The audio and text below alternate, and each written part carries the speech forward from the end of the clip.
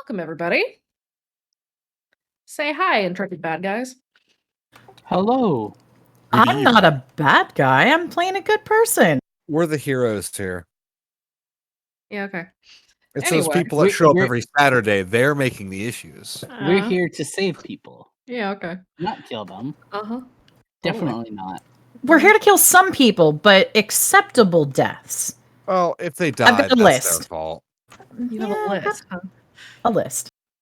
Why was you making a list the most predictable thing? Anyways.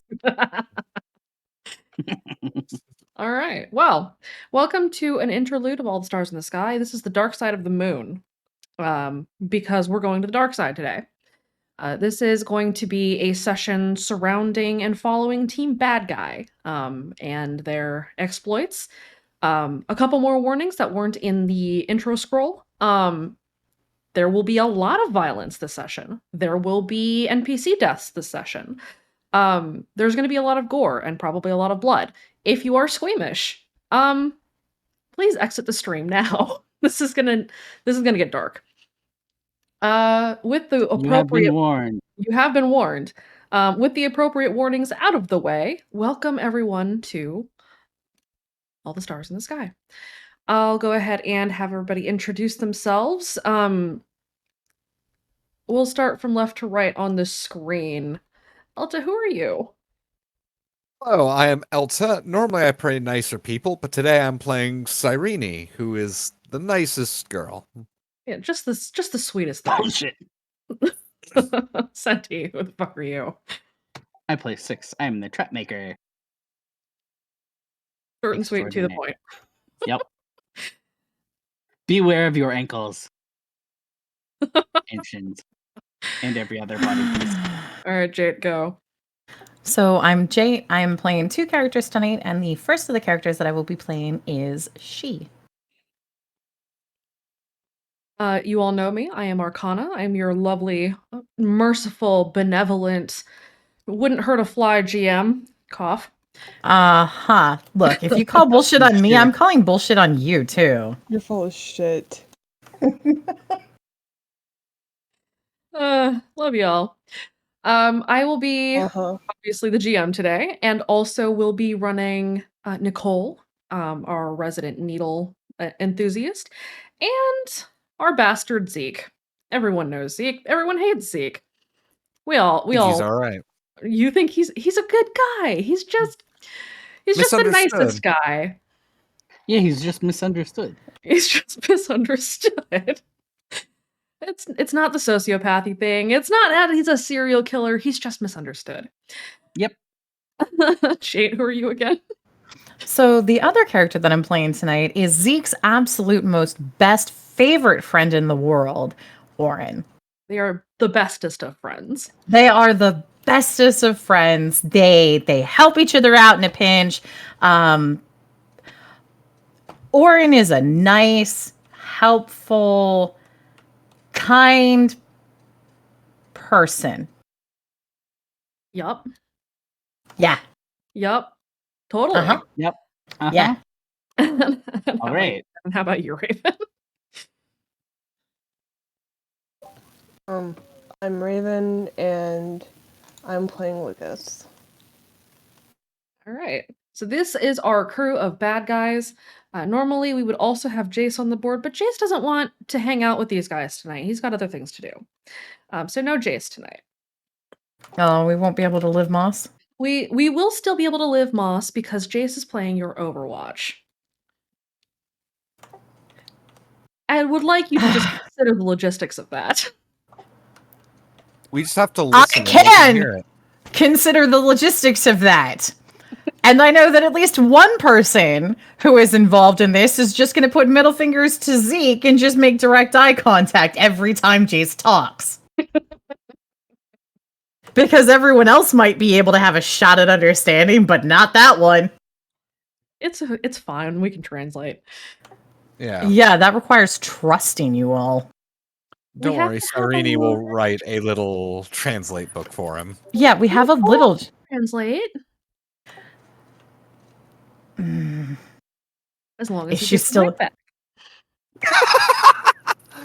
but he's not done with it yet. I need it. Give it He back. has Not done with it yet. You can wait. Now, children, you're both pretty. No, Nicole is prettier. I don't know. Nicole's very pretty. Nicole raises a needle.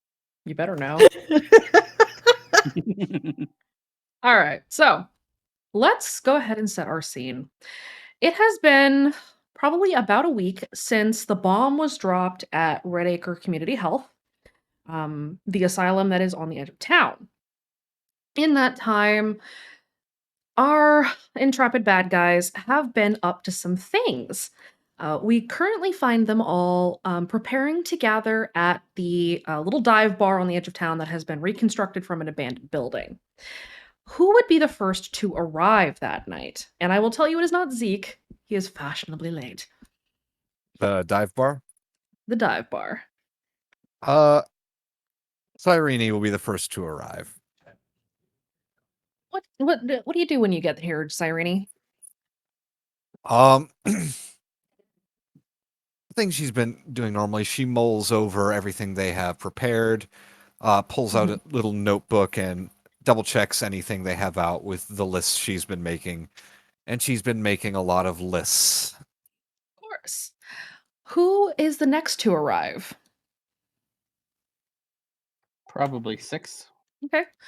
6, you arrive at the bar. Just to set the kind of scene for everybody, the bar has been repaired pretty well. There's a fire in the hearth. There's booze behind the counter. There may be some underage drinking in here, just be warned.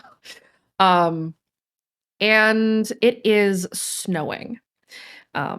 It's not snowing heavily, but it is snowing. It is still late February, so it's probably the last snowfall of the season before spring kind of rolls in. And as you arrive, 6, are you carrying traps? What are you doing, buddy? He is carrying 2 boxes filled with traps. And a backpack as well. With different sorts of traps. Yeah. So 6 and Cyrene, you're both at the bar. Cyrene looks up when 6 walks in. 6, it's so good to see you. You as well. 6 is gonna take a corner in the bar and put down his traps. Preparing for... And we know we're going on a mission tonight, right? Yes, we've been preparing for this. Made anything for our little outing tonight? I made a bunch of traps. Let's see, there's some modified bear traps, there's some modified coyote traps. There are different sorts of trank darts. Or darts in general. Okay. Cyrene examines him, and I'm going to go very quickly on our first roll of the session. Could she roll an empathy just to see if 6 has an aspect related to trap making? Or go ahead and roll an empathy. 6, are you trying to hide this information? No. That's probably safe. 6, do you have any aspects related to your trap making? He is trap maker. There you go. Oh, there you go. Wow. That was easy. Yep. Yep, fair enough. I'm going to get it as everyone's aspects. Okay. Not long later, or not long after, rather, Nicole arrives. She is wearing her usual fur-lined coat.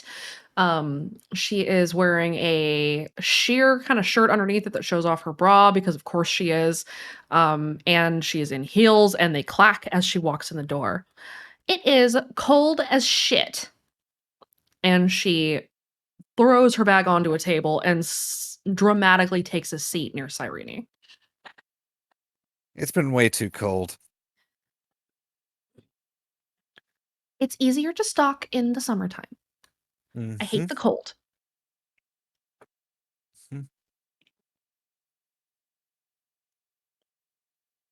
Who is next to arrive? Probably she. Okay.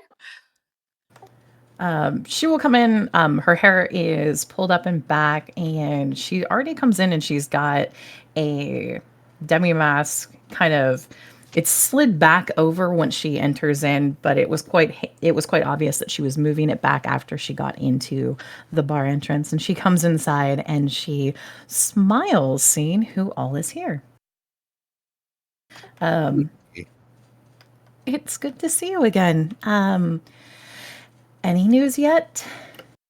I'm just about ready to be off of my sabbatical, so she smiles at Cyrene. Yeah. GM, am I allowed Yes. to give the details? Yes, you may. What day of the week is it? It is probably a Friday night. Yes, I do actually. You'll be meeting my Cyrene kind of holds her chin in kind of like a thinking expression for a second. My friend, next Tuesday at around 1 in the morning or so. Akai watches Cyrene's expression and gives an impish smile. Perfect. I have a few other things that need to make sure that they make their way there, but I'll be able to add that in once I pick everything up.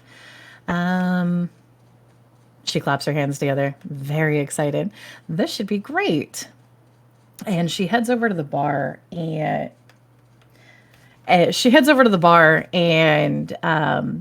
she pulls down and starts looking through the booze that's stocking everything up to just kind of see what's there and if there's anything that she actually wants to drink other than whiskey.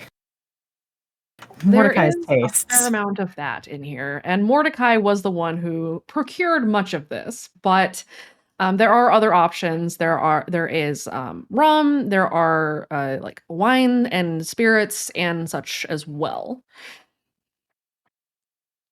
All right. Well, if that's the case, she is going to grab. She'll grab something that she can mix, and start mixing something where it's very little liquor, and see what mixers are available as she just kind of hums. There's sodas, soda water, tonic water, Coke, that kind of thing. So there are non-alcoholic beverages here. Is it Coke or is it Chorus brand? I mean, well, actually, roll a random. Oh, please, oh gods of out of town beverages. Or Coke not found.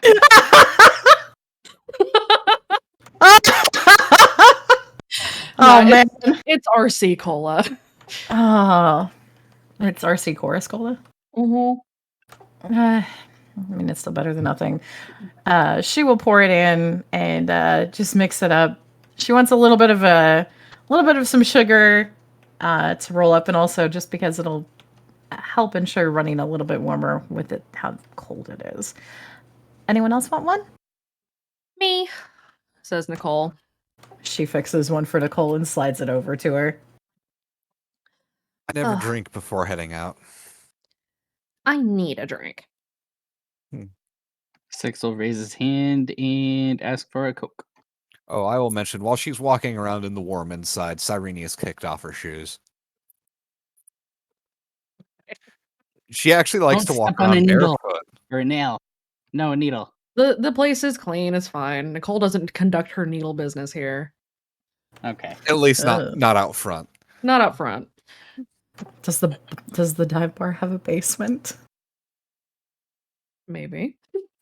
Uh-huh. Who arrives next?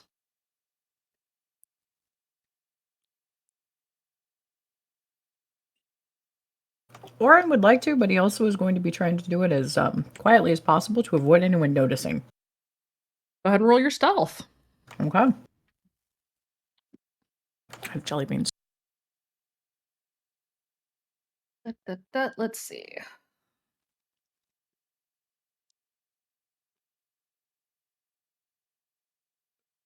Cole's notice.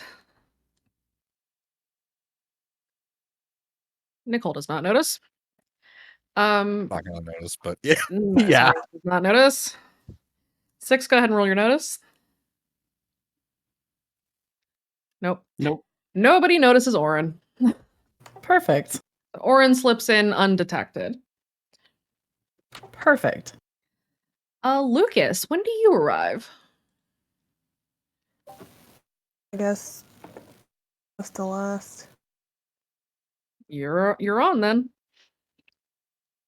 I mean, I don't know, because he went with Zeke, didn't he? He went with Zeke for a little bit of time, and then he was cut loose, basically, and then called for this particular mission.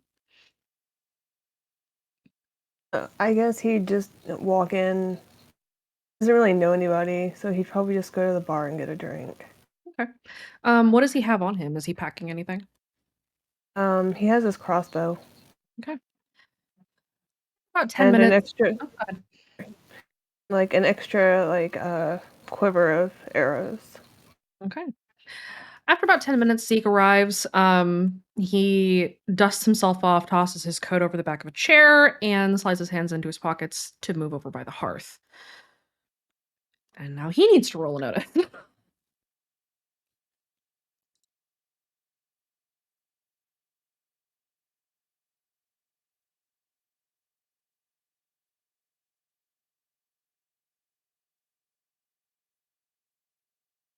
He also does not see Orin. Orin, you are concealed at this time. Wonderful. If and when you speak, you will break concealment, just as a heads up. Okay.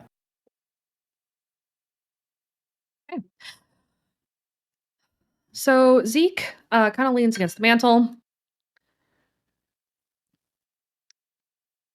Is everyone ready for tonight? Absolutely. Of course. Does everybody She remember said- what we're doing? She nods her head.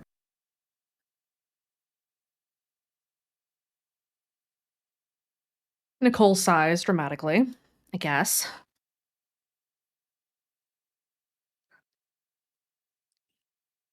Nicole Ready will for then whenever kind you- of lean over to Lucas. Are you ready? She is absolutely trying to make him uncomfortable. He just kind of looks at her and then takes another drink of his drink. He doesn't really say anything. All dark and brooding. How unusual in this group. And she leans back in her chair again. All the guys in this group are kind of brooding, and all the girls are really happy. I don't know. Lucas is definitely broody. Orin's usually theatrically playful, especially if it pisses Zeke off. Yeah, but we're working together right now, asshole. Yeah, well, what you can't see doesn't hurt you.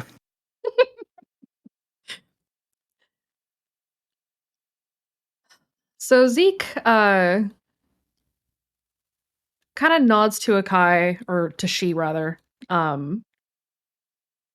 as if to say, can you make me a drink as well? And she will go to the bar and start making. She would know what Zeke tends to prefer, yes? He just does whiskey on the rocks. She will put it together a whiskey on the rocks and set it in front of him. He's not a complicated young man. He is, well, He's a budding alcoholic. He's discovering so many things about himself. on the list of things wrong with him, alcoholic would be probably a step up from some other shit. Hopefully. From most. From just about everything. All the things. He's not a good human. Once she brings him his drink, he kind of swirls it around. Okay, so you two. He points to Cyrene and she. You have the teams picked out that you want to send at ZatCon? Yes, and Cyrene refers to her. At this point, does she have an entire catalog of the club, or not quite? Probably not an entire catalog, but probably a pretty exhaustive list of the kids who make the most noise. I was considering. I don't actually have a list, obviously, so GM, just feel free to make your move here. Go ahead and roll me an investigate and an empathy. And a random for fun. I love fun. Fun is good. Fun is good. It's fine.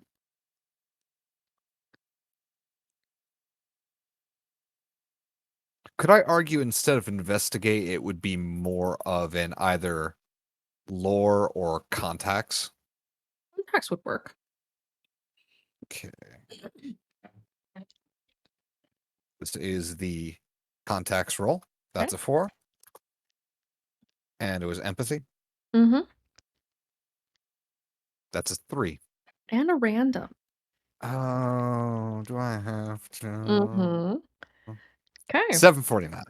You were able to identify 3 different teams that are kind of high profile because they not only do they more or less get the job done, but they're typically tough to catch. And so you have these teams available, and you know who is in these teams as well. Each of the teams is a team of 4. Each of them kind of has the same sort of makeup. They have a shape runner, they have a sneaky stealth person, they have kind of a tank, and they all have a techie.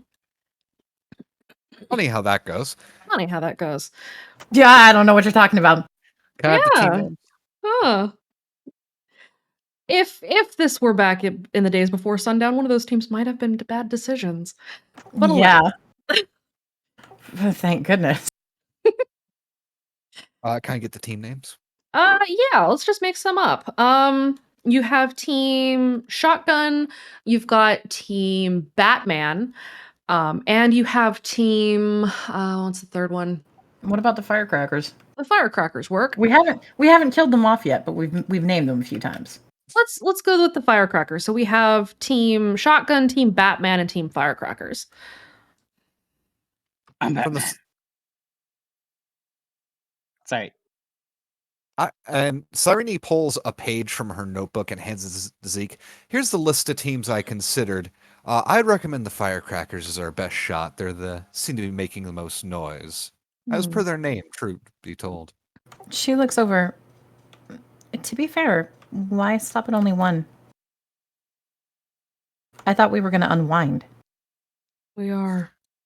So, besides the Firecrackers, which of these do you think would work as well? Akai would probably have a little bit more intimate knowledge of the teams. Mm-hmm. Akai, yeah. She has a little bit more intimate knowledge. So between those, would the recommendation of Batman or shotguns be more on the impression that they want to leave side? Team Shotgun is probably the more rowdy and easily provoked of those two. You have a list of probably 7 or 8 teams. These are the 3 that are the highest profile. Would there be another team that might be more of a blow to have lost versus just the high profile teams? That would be Team Batman.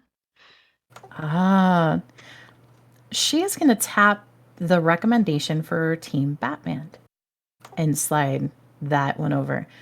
If we're going to have more than one, this one will make a really good impact.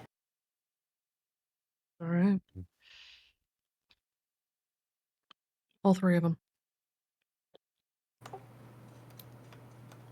She smiles and nods her head. Cyrene makes a note, says, I appreciate a man who knows what he wants. Zeke needs to roll random.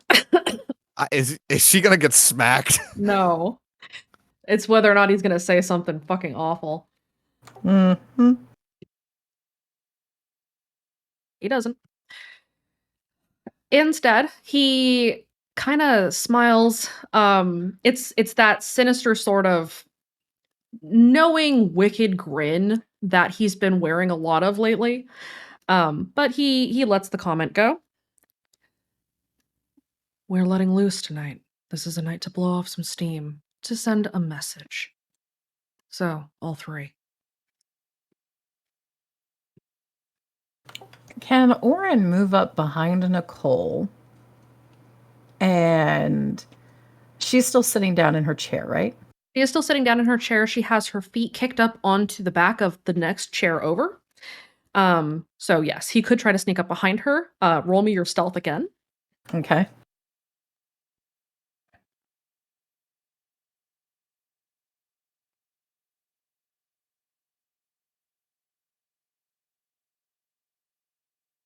She does not notice you. He'd like to lean on the chair back behind and just basically at the back of her hair go, and are you planning on letting loose too tonight, dear? At this time, you have broken stealth. Yes. Nicole needs to roll a will save to see if she squeaks. She squeaks. She goes, "Eep! Oren! Of course I'm letting loose tonight. Obviously." She kicks open her bag, and there is an array of syringes. They're all capped. Each of them is containing different liquids. It looks like the rainbow exploded in her bag. Also, where's my wig?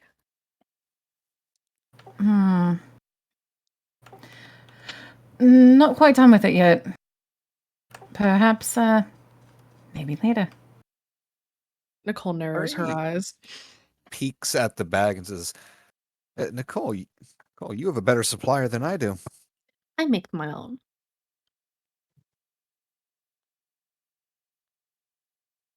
What?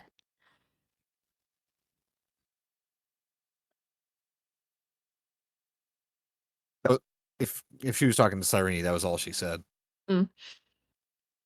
I just think she's jealous. And that's all, love. I want my wig back.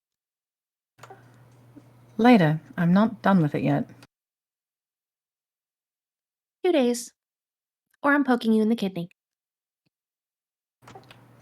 He puts a hand dramatically over his heart. Cyrene, when Nicole says that, she stifles a giggle. That would require you to be able to find me. And he grins. She narrows her eyes.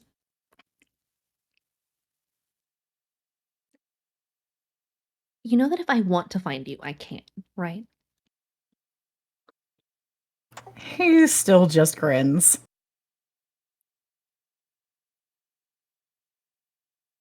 I would say get a room and fuck already, but we have shit to do, so we can move on. Oren rolls his eyes and looks over at Zeke. Yes, yes, yes. Timetables and all of that. Timetables. I want to have fun tonight. You can fuck after. He looks at Zeke. Maybe would have almost said something, but just grins instead. Let's just let off some steam.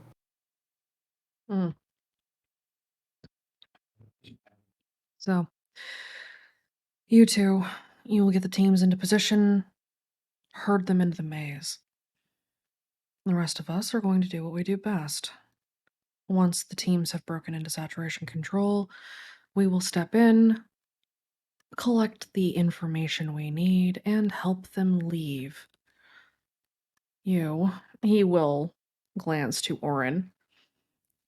Once they're out, herd them into the hunting grounds, and then we play after that. 6, you'll prep the hunting grounds? Of course. All right. Questions?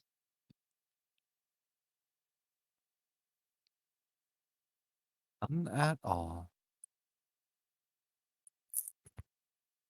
All right. He will down his drink. Let's go. He will slip into his coat and open the front door. Now, the directive for getting the teams into the positions, that was given to Cyrene and Akai, right? Yes. Yeah. Cyrene Perfect. and she are going to be moving the teams into position, so we are going to see what the Blackout Club is up to in a minute. Wonderful. Woo! It's time for some club kids to report some suspicious activity. Excellent. So Woo! everyone kind of heads out, and you start making your way to your various locations. Zeke and Lucas are headed towards the maze. Um, Nicole kind of branches off on her own, gives Orin one more of those looks, you know the one, and then heads off. And uh, Six, you are given instructions to head towards the hunting grounds. Yep. Zeke glances sidelong at Lucas as they walk. Have you ever been in saturation control? No. No. I need to keep your head down. Stick by me. Do what I do.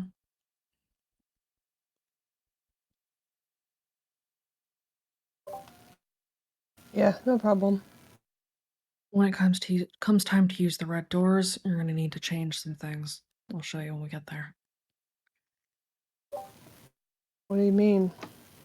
And you've got another voice in your head now. Oh, yeah, forgot about that. It's not difficult. You just need to remember to do it. Cool. And into the maze they go. Cyrene and she. Do you do any prep before you head to the boxcar? She is going to change her appearance. Okay.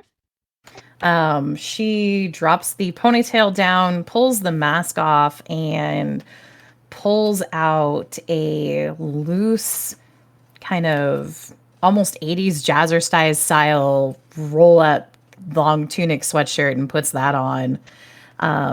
And spends a moment adjusting her bangs and then, okay.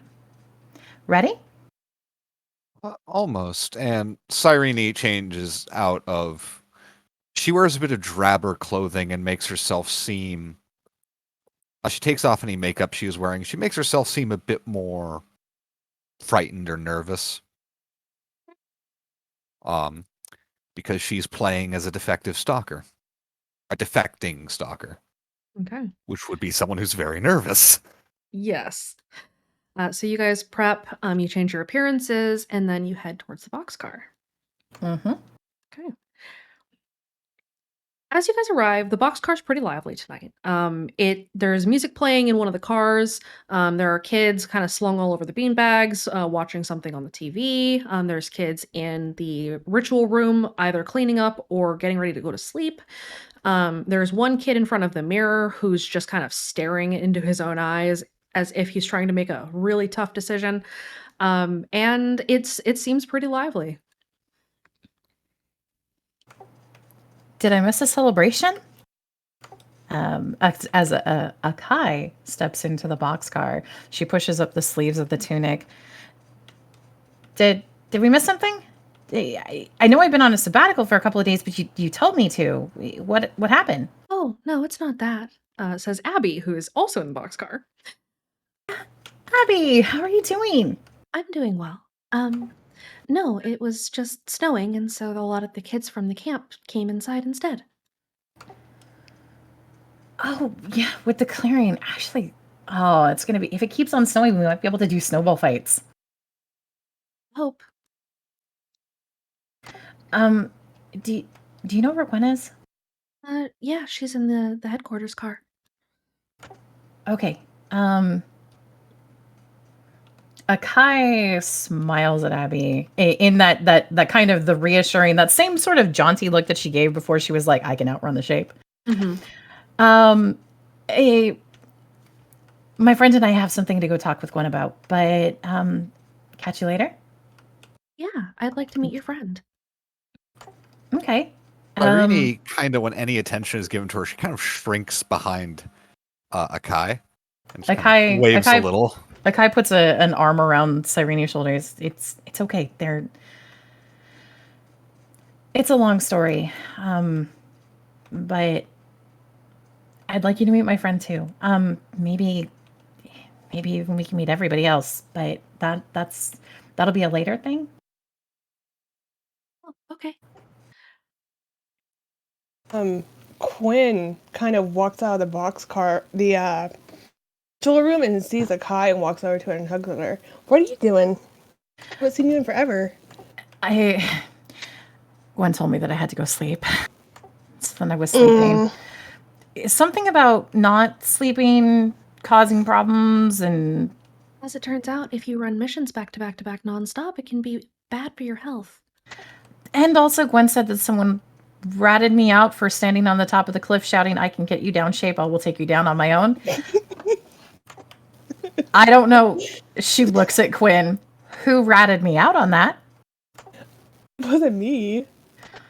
Somebody did. I Well, wasn't even there, I don't think. we all know the national no snitching policy. Snitches get stitches. Absolutely. But I've got one more night where I'm supposed to be resting, but my friend, and she gestures to Cyrene, and she kind of gives Cyrene an encouraging hug. We've got something we need to bring up to Gwen. Okay. Well, we're gonna go back to watch the movie. You should join us later. If Yeah, I we can. miss you. I mean, I'll be back soon. I am certain that after this, Gwen will say that I have rested enough, I hope, and we'll be right back. Okay? Okay. Good luck. Thanks. Enjoy them. Which one is it? We're watching The Princess Bride again. Oh. Okay. Best incentive. Well, I'll catch you guys later. Go back and watch the movie. Bye. A very Bye. quiet voice, and he says, "Nice to meet you." It was nice to meet you too. And she does like a kind of a side conversation. I thought you said you were joking about that. To she, in reference to the yelling about the shape thing. Look, it was very important to establish dominance. Oh my god.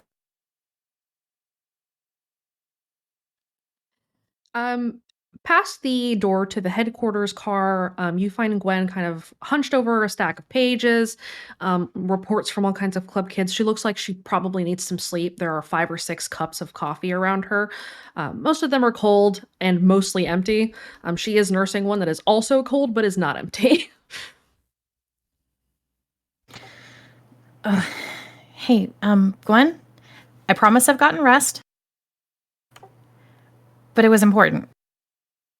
Uh-huh. Really important. What is it? Is something shaking down in SatCon? What do you mean? She looks at Cyrene.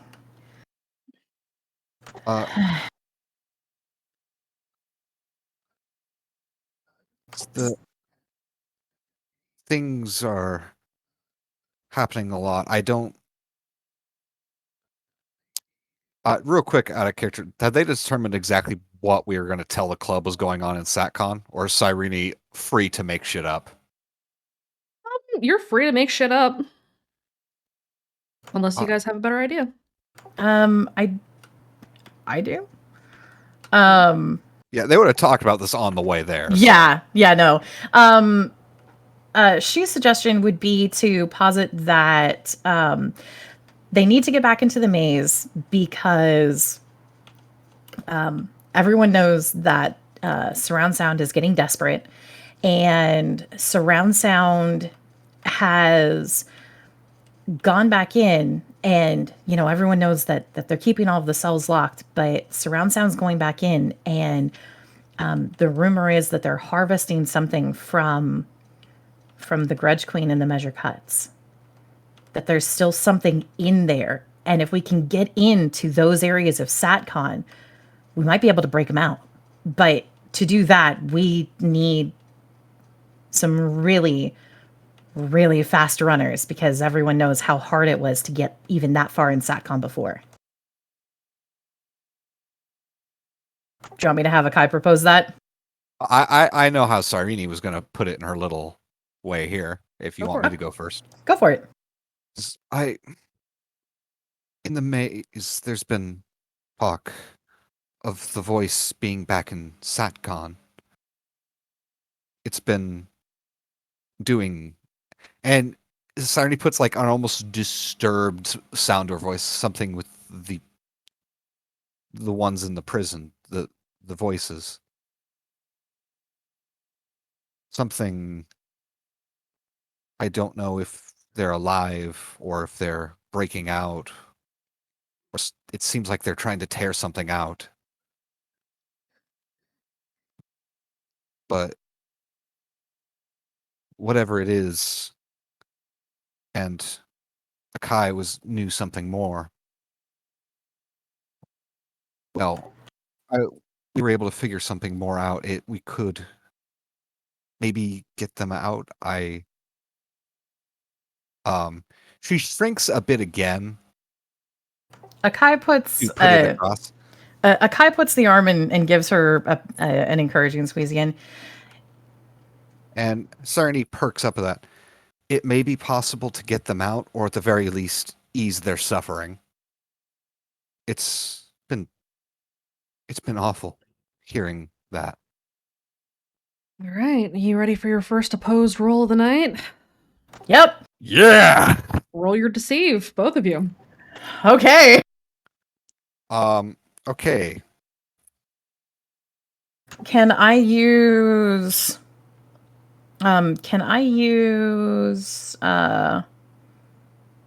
together we can save them, but not them, to add a +2 as well? Burn the fate. Okay. Which would give me a higher bonus? Voice like silk or Pretty Little Liar? Pretty Little Liars are high concept, so. Probably your high concept. Jesus fuck. Okay, so I'm going to invoke that as well for.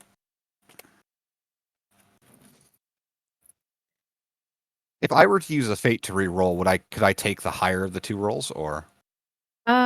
Sure. Okay. There, we both have 9. Well, Gwen looks alarmed as you say this. She looks between the two of you. They're tearing them apart. I think they're still alive, and the voice, with all the preparations for sundown, they didn't finish what they started. I think with how desperate they are now, they're picking it back up again because they want something from them. But if we can get in there, if we can get, I mean, Akai gestures to the maps on the wall, which probably still include the map that the club had been making of SatCon. It sure does. She gestures, we got, and we found, we know where they are. We just need to be able to run it. You think this has something to do with Red Dawn? I do. I think there's something that they want from them for it. Gwen kind of scrubs her face and sips her cold coffee. Okay. Yeah, You said this is happening now? Now, we need teams that can run tonight. All right. Look, I've run with a couple of the others. Can we call in some friends? That might be yeah, we probably need to. Okay, yeah. Let me put a call out. There's a couple of teams that are already in the field that can probably break away. I sent out Team Shotgun like 20 minutes ago. Okay. Is Batman out yet, or are they off tonight? They were going to be off tonight, but they said that they'd be on standby if we needed them. We might need them. Yeah, let me. I mean, this is. Akai looks at the map and then she looks troubled. Let me text Ferret. Okay. I promise I was taking some time off. I really was. I I believe got you. sleep. You look more rested than you did when I sent you out, so I'll take it. It was... It's my fault. I dragged her. It was too important not to. This is pretty important. Gwen starts sending out text messages, lifts her phone to her ear and makes a couple phone calls. Okay, Batman and Shotgun are on board.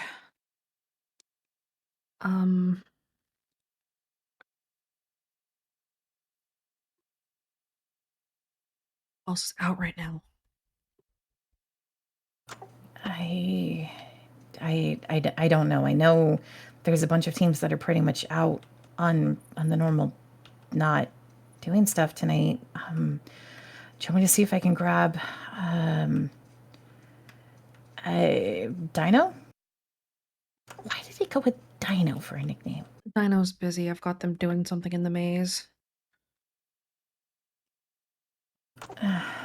Okay.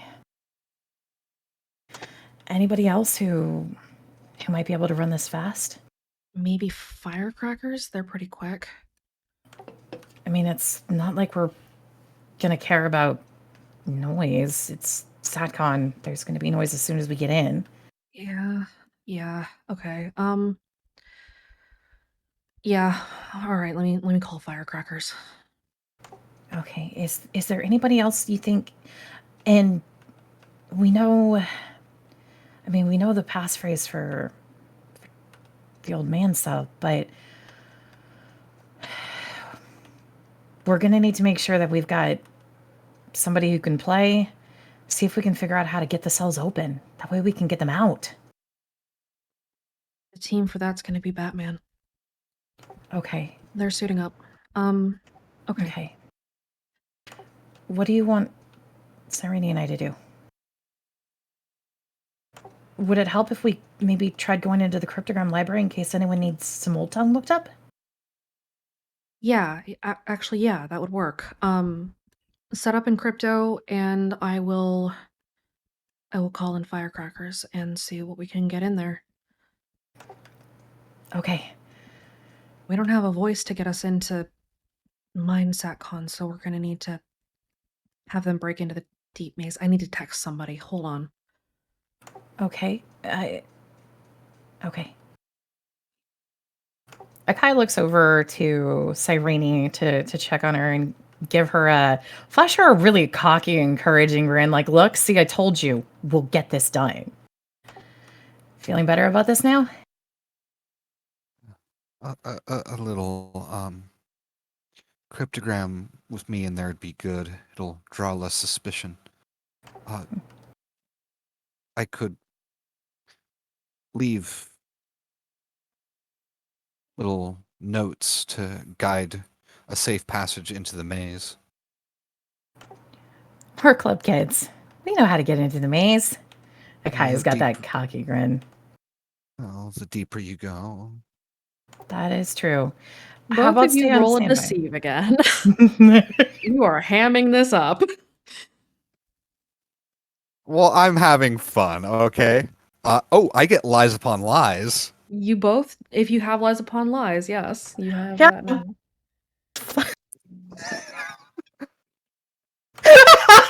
Holy shit. Gwen rolled a fucking 6 and you still beat that shit. My fucking god. Holy shit. Bad guys, we have been instructed to hydrate. Oh, okay, hold on. Hold on. Thanks, Aaron. Get some sip. Okay. Sip. As per our last few things, could I start the long process of working it into Gwen's mind that Cyrene is trustworthy? Yes, you can. Does Akai need to, or is that already firmly established? You've firmly established this. You've been doing this for months. Yeah, but Cyrene's slipping in her little poison. Not an actual poison, but a poison of words. Poisoning the well. It's fine. Everything's fine. Okay. So Gwen kind of rubs her face. Okay. The entrance to the deep maze is in the back of the signal relay. Okay. Yeah, set up in crypto. I'll give you guys the team's contact info. They'll be heading to the field in 5, so hopefully it'll Okay. be good. Cyrene nods rapidly. Akai heads over after that. She just looks down. I'm gonna go grab a sweatshirt real fast. Just to, get ready.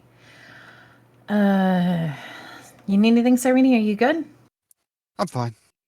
Okay. Akai peels off the jazzercise 80s tunic sweater and heads over to the wardrobe as long as Gwen doesn't seem to have anything else for them. Doesn't seem to. She's kind of staring off into the middle distance. She looks a little bit haggard. She's tired. Gwen Yeah. is so tired. But she kind of gives you guys both a very tired smile and thanks for bringing this up. Hopefully we be able to intercept something. Of course. So That's the hope. yeah, stay safe. I'll be in touch. Stay awake. You too. Mm-hmm. Akai just grabs a random ass sweatshirt and leaves her jazzercise tunic. She's gonna wave in the direction of where everyone is sitting and watching the TV to Quinn and Abby. Hey guys, I gotta head back out. I'll catch you guys afterwards. Are you sure you don't need help? I think we're good right now. Gwen's calling in some really good backup. Oh, okay. Well, be careful. Good luck. All right. And Akai goes and heads out and waits in the clearing for Cyrene to join her. And then Cyrene follows, waving over her shoulder as she heads back, and follows Akai. And as soon as they're out of possibly getting heard by the club, she asks, "So, how was I?" Akai looks over at her and gives a very slight shake and continues on. There's a brief moment where she puts a finger to her lips as she heads in. Come on, we've got to go ahead to crypto. And she pulls out her phone. Cyrene follows. Okay. Akai texts Zeke. What does she text him? Akai texts, teams will move into position. He sends back a message just says acknowledged, moving into position ourselves. As a question, if they've got someone on Overwatch, is that person going to be able to do something with the cell phone signal, their blackout club phones? Yes. Can they make sure that geolocation shows that they're underground in the vicinity of the cryptogram library? Yes, that is something that can be done. Fantastic. Hey, Perfect. Overwatch. I'm waiting for the Taco Bell gong. Live Mas. Akai text over and says, club phones need to be in crypto. You get a text message back from Jace that is just a thumbs up. Awesome.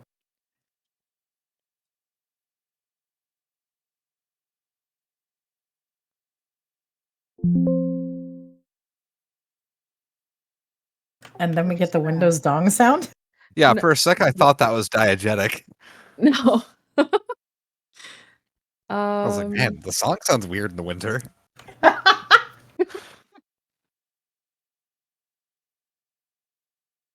No, we're adding Overwatch into the upper corner here. Yay! Man, the unfuckable. The unfuckable. He is unfuckable. He cannot be fucked.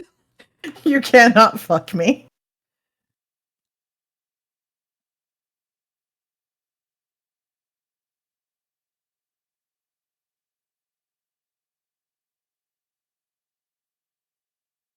This is where we find out that Cyrene is a flesh puppet controlled by Jays.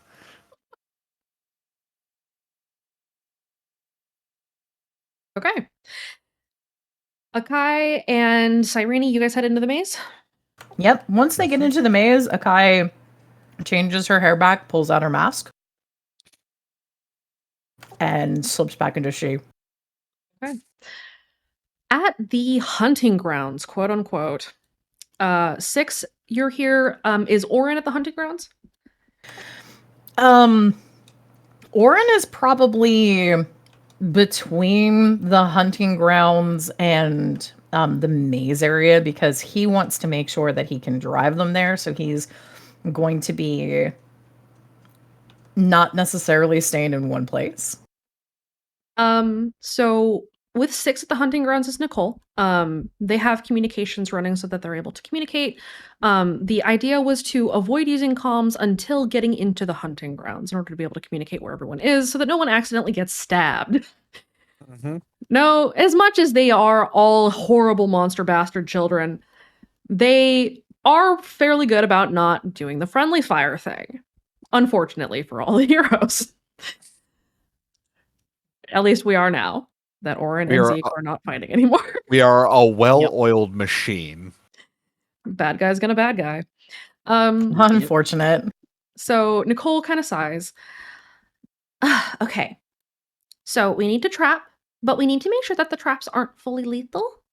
We want them to spread out, you know? Yeah. 6, you are working on the placements of traps. Go Yep. ahead and roll me.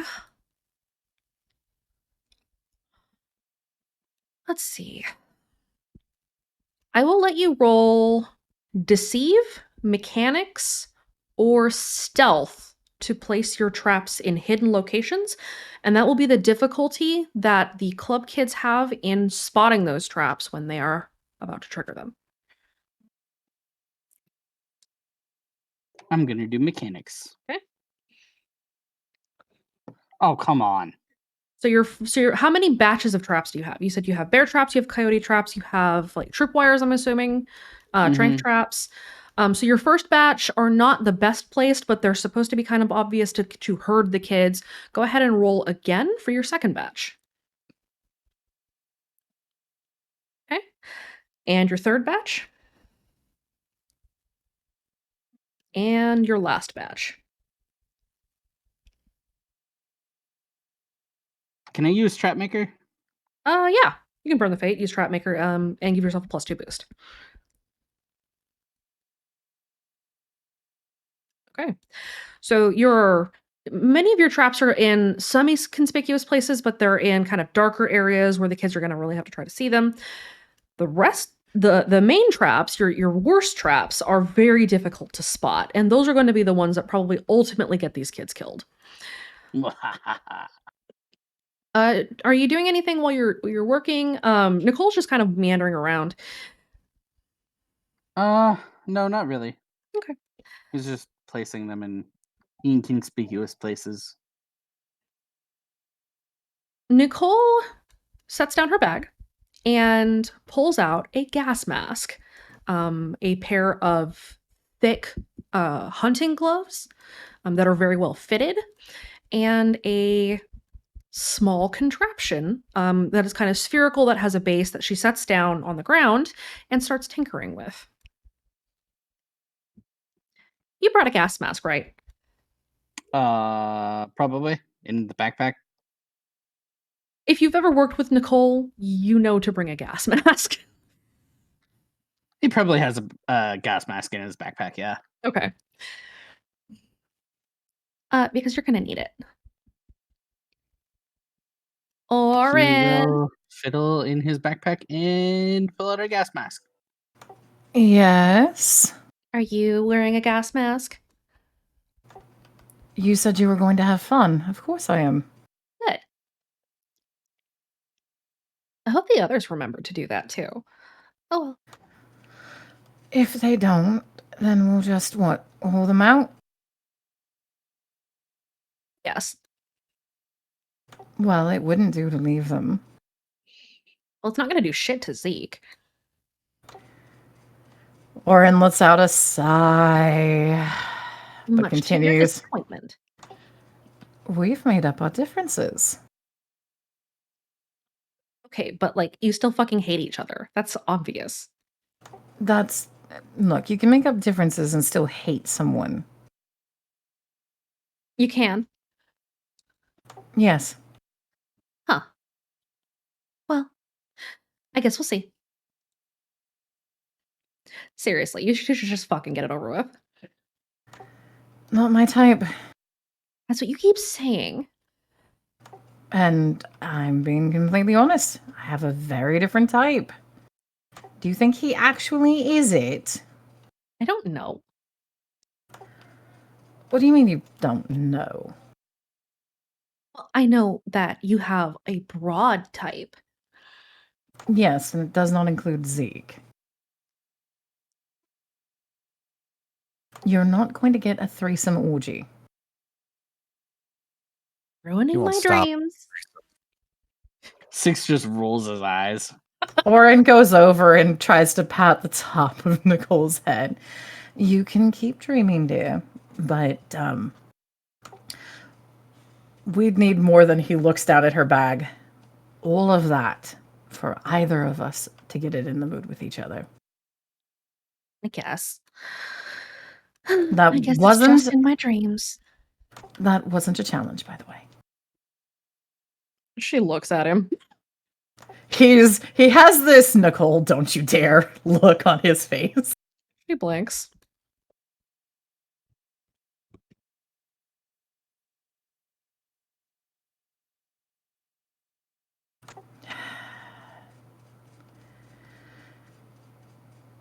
Is there anything else that you're going to need before I go and have my own area to set up?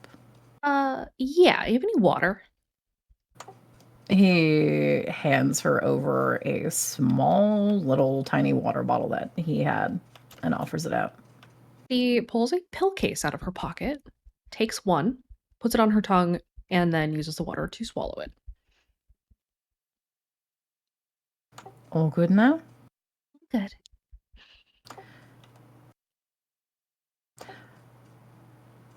He looks like he's about to ask something and then looks at the hunting grounds and just gives her a grin.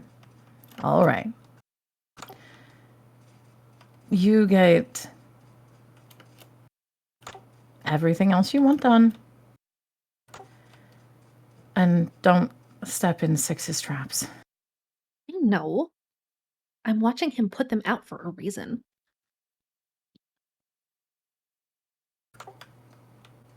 Fair enough. And he will head out. He's also done his best to mark where Six's traps are. Because, It's probably wise. yeah. Yep. Very wise to do that. You don't want to get caught in a bear trap. No, he really doesn't. Don't go the way of Harry. No. Poor Harry. Motherfucker took some shit to his grave. Anyway. Yep. Harry set us back like 2.5 months of what we could have jumped on. We still don't know that yet. Fuck. Ah! We still don't The know. whole- Mhm. And the whole reason because someone cut in line in front of him one day. Fucking Harry. Not my fault. And no longer You're- his problem. Yep. Meanwhile, That's the Connor's bonus of being beating him fair. in the afterlife. Oh. So, in the maze, Zeke leads Lucas down towards saturation control and sets up shop in a small office off to the side. So here's the deal for us. We need to make sure that they can get in, so we're going to be running some very quiet interference with upper management. Quiet interference. We don't want them to know that we're making sure these kids get out with the information. Essentially, we're going to be slowing down the others. You've got Got tranks. it. Well, my crossbow bolts can do that. Just make sure they don't die. Oh, right away.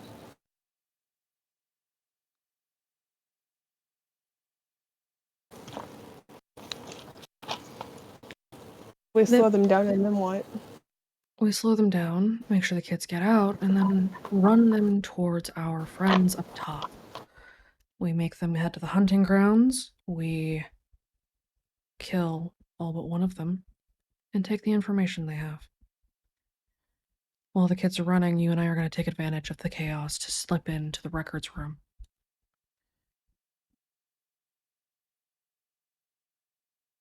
Orcs.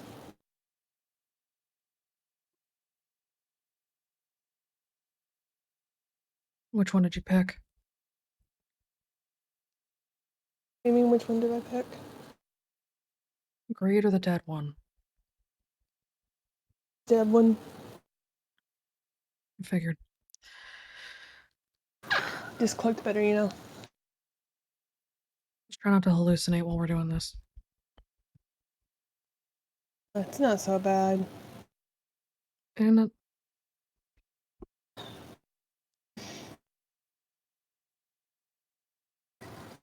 Just seemed like Circle the Dead was more my style.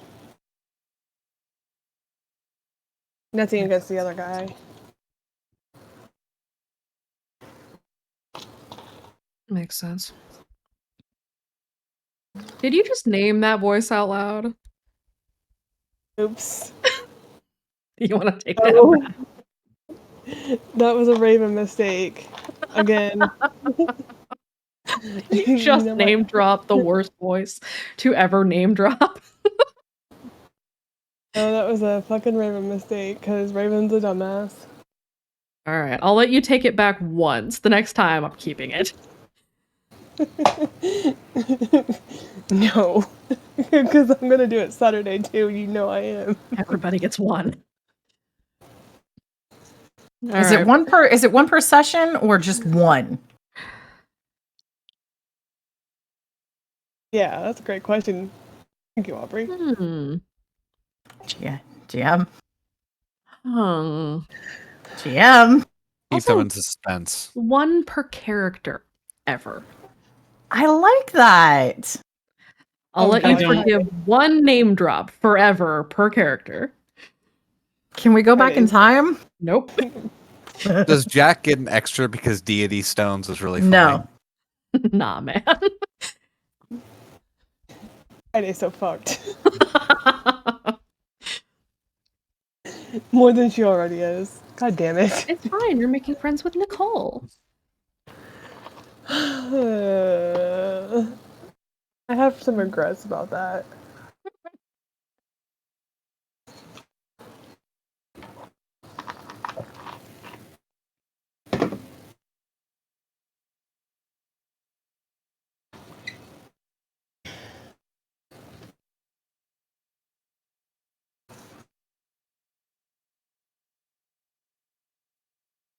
All right. So, Lucas and Zeke both receive a text message on their phones. A message pops up from Jace that says, "Teams are moving into position. Are you ready?" Zeke glances up. You good to go? Good. Okay. Do you want to take the old tongue or do you want to take the records of the inner circle? The records of the inner circle. I'm not good with Old Tongue. Okay, I'll take the old tongue.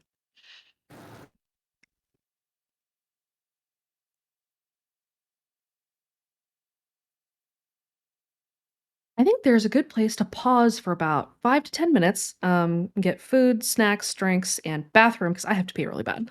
So let's pause real quick, and you need to take your dog out. Yes, she's asleep on my feet, but that will change as soon as I try to move.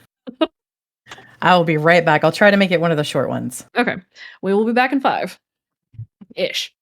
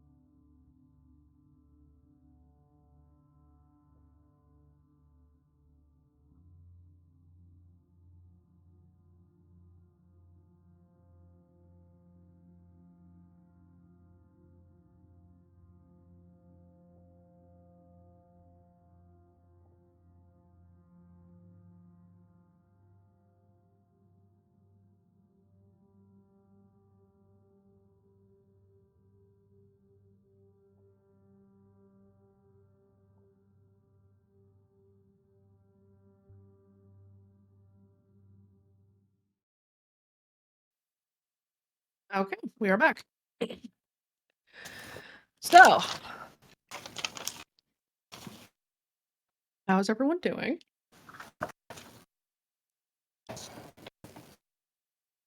Excellent. I'm just happy we have all these festive lights up for the season of a month ago.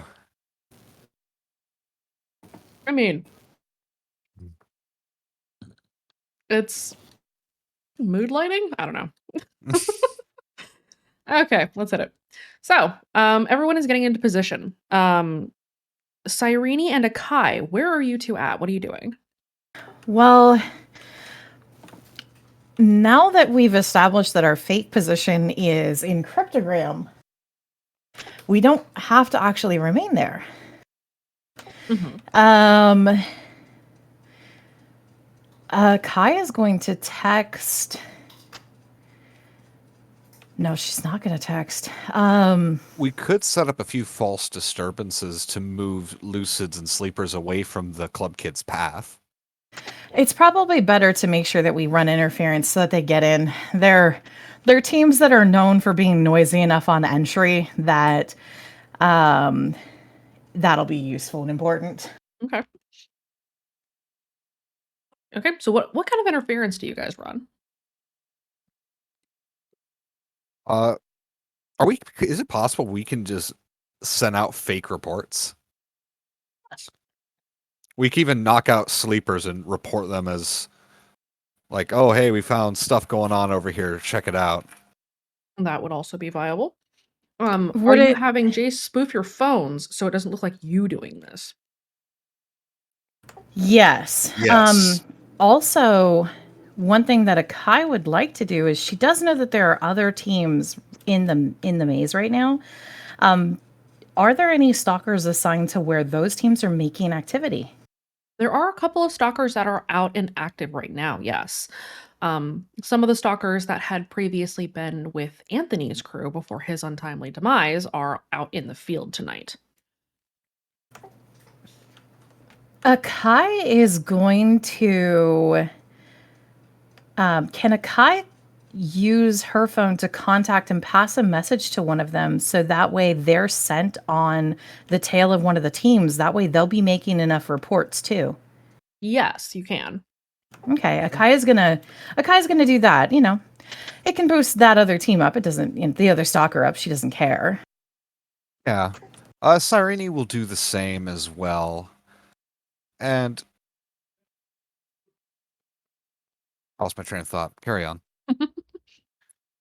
Cyrene will do the same, just with a different stalker, just to depart the Red Sea, as it were. Let me go ahead and have you both roll two things for me. Mhm. First, roll me a deceive.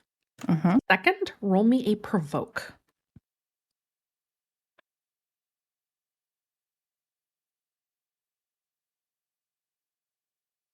His first roll is my deceive. Can I actually use? Did you think we were really friends to re-roll that, Yes. or add a +2? Either way would be fine. I'll add a +2. Okay. Can I invoke I like controlling people to get a bonus to my provoke? Yes.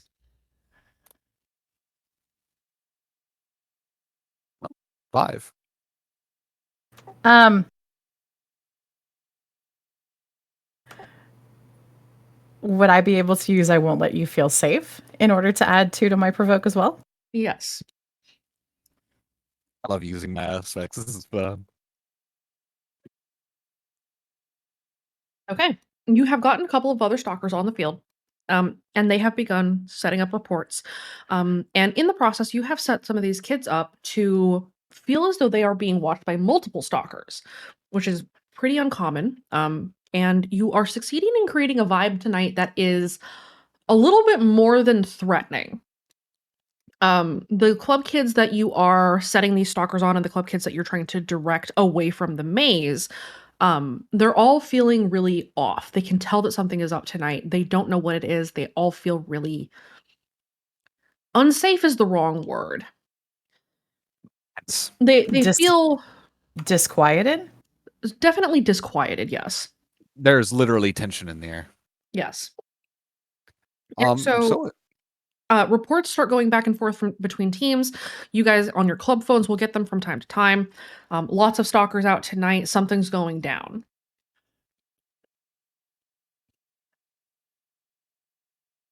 Which, correct me if I'm wrong, really cements their story to Gwen. oh yeah. Yes, it does. It absolutely lends to the story that you'd spun to Gwen that Speak as One is doing something real fucking sketch in the maze related to Red Dawn.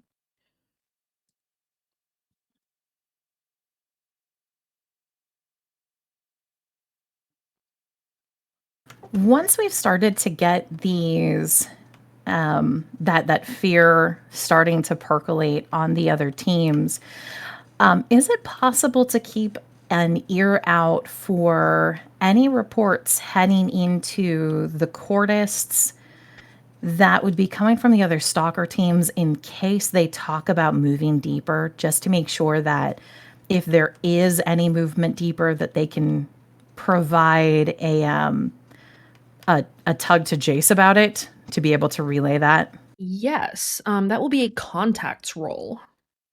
I was actually about to mention, can I, with my contacts and also young cult leader in training, can Cyrene kind of use a bit of her charisma and a little bit of her position as decently a stalker in good standing to just ensure, no, this area is covered. Don't worry about it.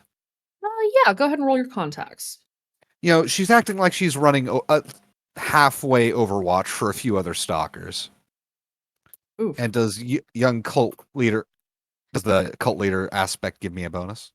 Yes, you can take a +2 boost since this is your first invocation. I don't really have anything that would work well, but it's more that Akai is fairly certain that this is something that they should do, so she's trying to do it, whether or not she can succeed. You can pass a message off to Jace to do that for you. Jace is also capable of doing things in that department. Okay. She probably has a feeling that what she's tried to do, like maybe she can hear a little bit of it, but just not enough. So she will pass a message to Jace. Okay. Could I spend a fate point using that sweet girl next door just to re-roll that to see if I can get a higher thing? 6. Okay. Yeah, a lot of the teams have started moving out of the deep maze. Even those with the chorus feel that something is off tonight. You get the distinct impression from the chatter of the Lucids and the Courtists and the reports that are coming in that everyone is feeling the tension. Everyone thinks that it is the other side generating that tension. No one really knows that it's you. So that's good for you. Do we need to roll anything like a stealth to make sure that our activities definitely fall below notice? For your actual physical activities, roll me a stealth. And for anything where you are communicating with other stalkers, go ahead and roll me a deceive. For Okay, Cyrene, would I just have to roll a deceive? Yes. And since this is kind of the greater song, and she already did a deceive on that once, do I get lies upon lies? I'll Do allow we- it for this one. 6.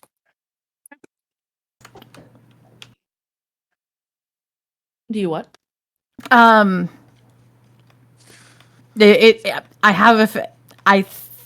think that right now I'd rather not burn more refresher fate on boosting it, because I have a feeling that right now that's high enough. Okay, doke. So, as you are working your magic, teams of club kids are kind of moving away from the maze because they are getting sketched out. Teams of stalkers are sort of driving them further into the neighborhoods. And lucids and sleepers are all kind of moving further out from the deep maze. There are not quite so many people in saturation control now. At this time, the first team, the firecrackers, enters the maze.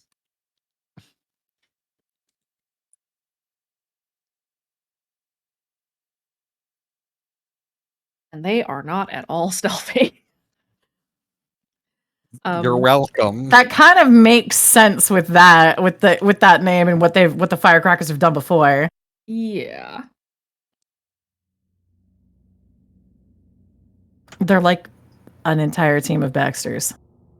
Do Oh no, we're doing. they kick doors open too? Please tell me they do. Oh yeah. Yeah. There They are use Yeah. many doors off their hinges. This I is the also more remember proof. the firecrackers got their name because they used the bottle rockets to open doors once. Oh, I should do that. No! You should not. Yes. No. Remember the happen. last. Remember what happened the last time you played with flammable stuff. Yeah, your friend died. Wow. Oh, Must be Ew. savages. So We're savage, being evil tonight. We're being evil tonight. Of course I'm going to be savage. so savage. I invoked one of his negative aspects when he's not even playing that character. Jesus. Baxter wakes up crying. Why am I crying?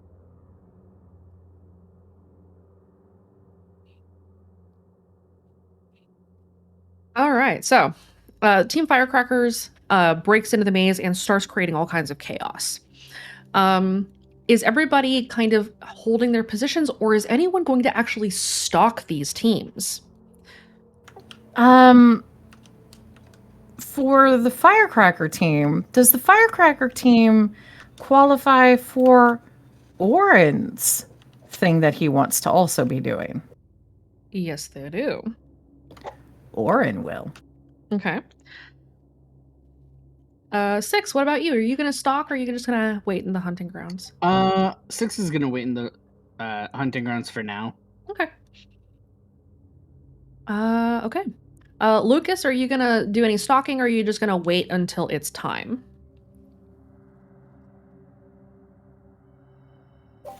I actually kind of want to stalk for Lucas's own benefit here. Okay. That's cool. Yeah, that is fine. Okay. So Oren is going to stalk the firecrackers. Does Lucas want to stalk team... The team that they assume is going to actually get out successfully is Team Batman. So does Lucas want to stalk Team Shotgun? Yes. Okay. So we'll start with Team Firecrackers. And then we'll move over to Team Shotgun, and then we'll finish things off with Team Batman.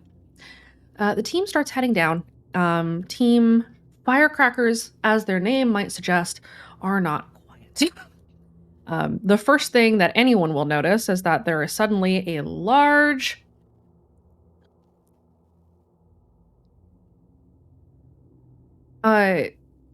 Sorry, I totally lost train of thought there. The first thing that you'll notice is just a large amount of noise suddenly descending into the maze. Oren, you are stalking these kids? Mm-hmm. Okay. What is your tactic here? What are you doing? Oren is a stealth assassin. He is going for whoever... If he knows from the firecrackers that they meet his criteria, does that mean they have an HTS chosen? They do. He's going after the HTS chosen first. Okay. Oren will pull out his own HTS mask, put it on, and then go into stealth. And he is aiming for being able to... he wants to go for a leg and a face or back wound on whoever the HTS kid is. Okay. So the firecrackers descend into the maze and they're headed through ingestion. They make their way through the nerve center and they're headed back into the signal relay. You are stalking them? As much as someone who can't use red doors can, yes. Oren is doing it in his typical manner, which is actually he tends to move high up to be able to jump down and strike.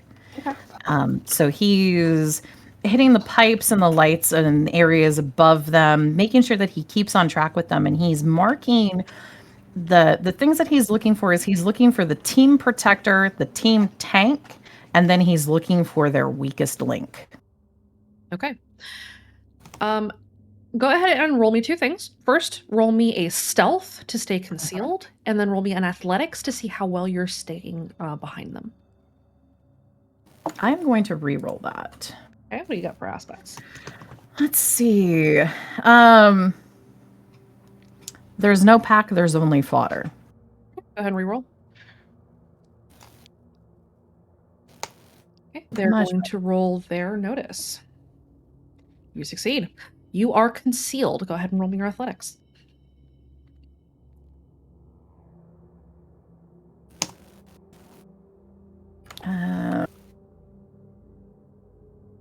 If you have hardcore parkour, that would be useful in this situation. I should have that one, actually. I think I forgot to write that stunt on my sheet, though. Can I quickly put that on? You may buy it for refresh. I'll buy it. I have refresh. Okay. That will put you at a 4. So you are maintaining pace behind them and above them pretty well. And so you are slipping in behind them, staying out of sight. They make their way down into the plexus. Do you move yet, or do you let them get a little further in? He wants them to get a little further in because if the entrance that they're going for is signal relay, what he wants to do is start funneling them and making them panic as they get to the entrance. So that way they're going to essentially get themselves killed while they'd be doing the run. Okay. Did I say he was nice at any point? No, you did not. And he is assuredly showing us that now. Okay. So as they start making their way down, a couple of them pause to look around. You see that each of these kids is wearing a voice mask. There is a Hunt the Strong kid that you see, who's kind of a lankier kid, taller, doesn't appear to be the group leader. There's a nerdy looking kid wearing a See the Grudge mask, with glasses over top of the veil. There's a kind of a bigger, bulkier kid who is, she's like 5'10". She's well built, and she's wearing a roll the dice mask.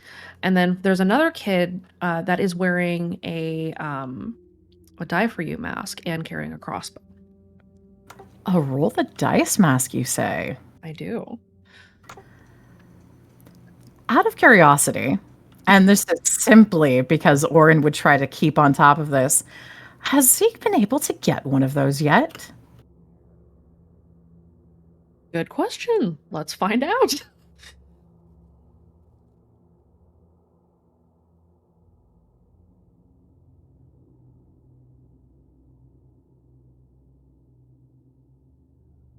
That's technically mid. He has not. But he also hasn't been trying to fill out his collection in the last few months. He's been busy. He's been in love. That's not what I would call that.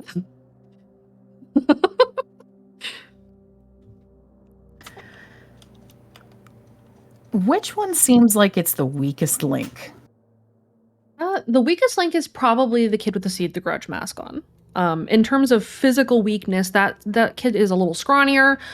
She's not very tall, but she does have a hacking phone deck that she is using. Which is the one that the team seems to look out and protect more? And who is the one doing that? The techie, the See the Grudge kid, Okay. is definitely the one that is being protected. The Hunt the Strong kid seems to hover around her the most. Okay. Perfect. And where does that roll the dice kid fall in? The Roll the Dice kid is kind of lingering in the back and is keeping an eye on everyone in the team, and is just kind of generally looking around to make sure that they're not being followed. Okay.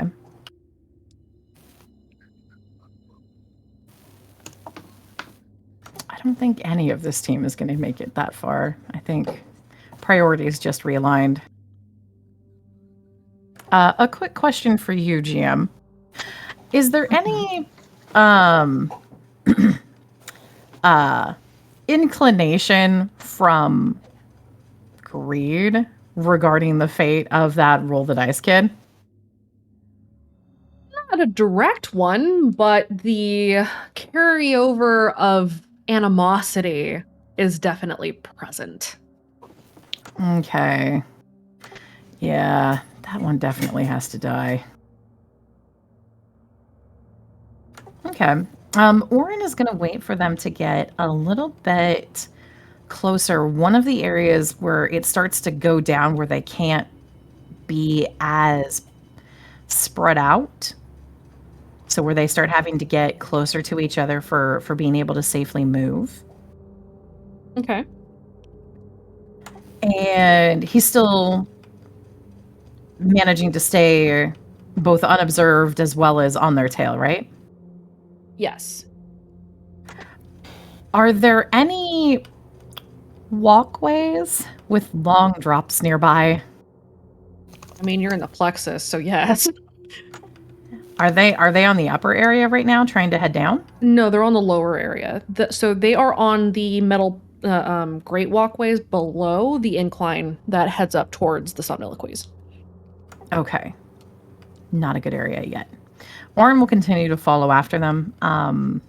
He wants them to get preferably some nice ledge area, which might have to be once they start getting closer to the deep maze. Okay.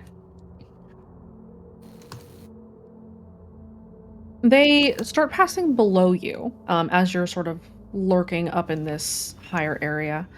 And they're moving a little bit quieter now. Not terribly much, but they are trying. It's cute that they're trying. Okay, they are moving a little quieter now. They haven't attracted quite as much attention. Most of the sleepers that they had been dealing with have been downed. They're not exactly subtle about their use of trank darts at all. How does it look like they are running in terms of supplies? Light, or are they starting to deplete fast by just how much noise and how much they're having to take down? They have a lot of supplies on them. They definitely supplied up before coming down here. But because of the number of sleepers and lucids they've already taken down by the time they've gotten this far, they're depleting pretty quickly. Good. Do they look desperate yet? Not yet. Okay. Orin will continue to be following along. When they're heading towards the entrance to the deep maze, which particular method of going to the deep maze is this? Is this like a stairwell down? Is it an elevator? As they enter the signal relay, they check the instructions on their phone, and it's not a stairway down. There is a hidden compartment in the side of the grating in the signal relay. There's a switch. One of them fumbles around for it, kind of taps the wall until they finally stumble onto it, hit the switch, and the grate opens into the tunnel leading down into the deep maze.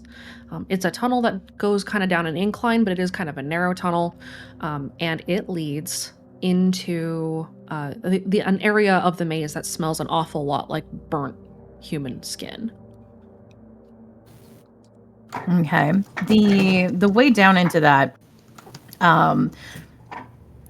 is it long tunnel, spiraling staircase? Is there a way that he can get one of them to fall? Like slip and fall, or Like, push them to fall? yeah. You'd have to sneak up behind them carefully, and then you could push the one at the back. Okay. Is the one at the back their Seed the Grudge kid? No, she is in the middle. Oh, who's at the back? The tank is in the back. Oh, good. Roll the dice, kid. Oh, good. Orin is going to sneak up and see if he can do a kind of double whammy and get them to fall, but he wants to see if he can angle it so that their head would hit the wall side to see if he can get them to lose consciousness or snap their neck. Okay. Oh, damn. I support this man. First and foremost, roll me your stealth. Okay.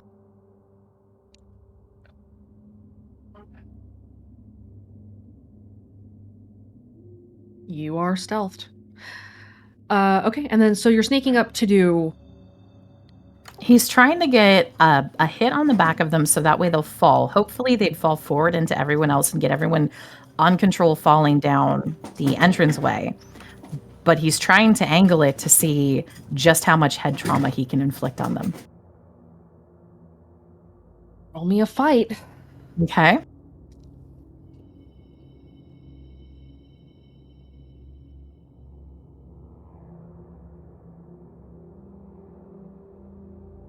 Oh boy. Is this a good time to invoke maybe a fighting aspect too? Which one? Well, let's see. Pulls up. Give me a second. Okay.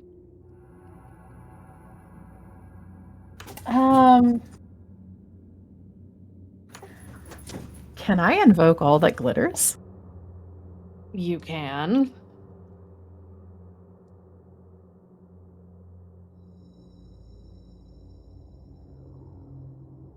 So can I invoke all that glitters and Dig. she's running figure eights around my feet right now. She's literally figure eighting up the recliner, around the computer chair, up the recliner, around the computer chair.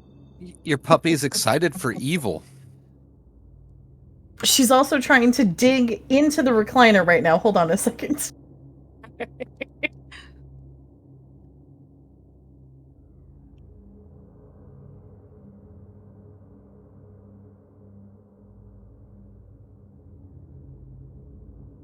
She thought she lost a toy down the recliner, but she hadn't. She just forgot that it was at the foot.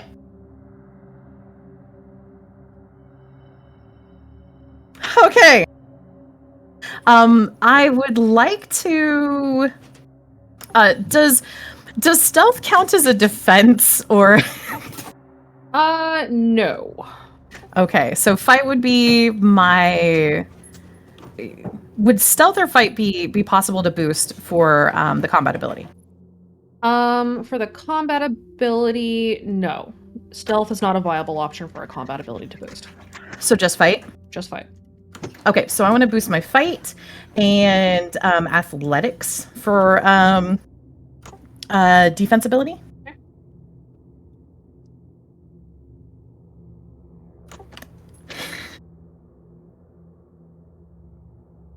Does that count as succeeding with style? For free invocation? Didn't notice you, so yes.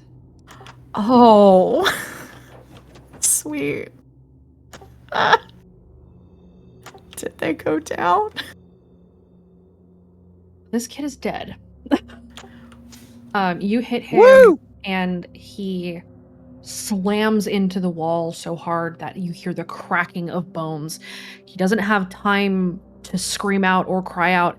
All you hear is a gasp, and then nothing. The rest of the team stops dead and turns to look. Can Orin take the mask off of their face? Yes, you can. He will take the RTD mask off of their face, tuck it into his jacket, and you can't see any of his expression because he has a Hunt the Strong mask on. And he looks at the team, and from behind the mask, you can hear, well, that's one link. How's the rest of your pack? Is that a provoke? That's a provoke! Roll it. And I've got a bonus now. Yep.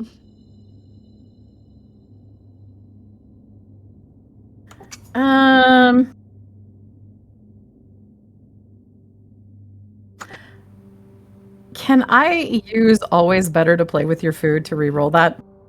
Yes, you can.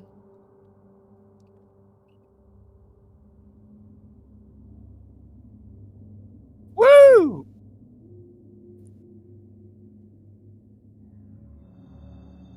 You have provoked them. What are you looking to provoke in them?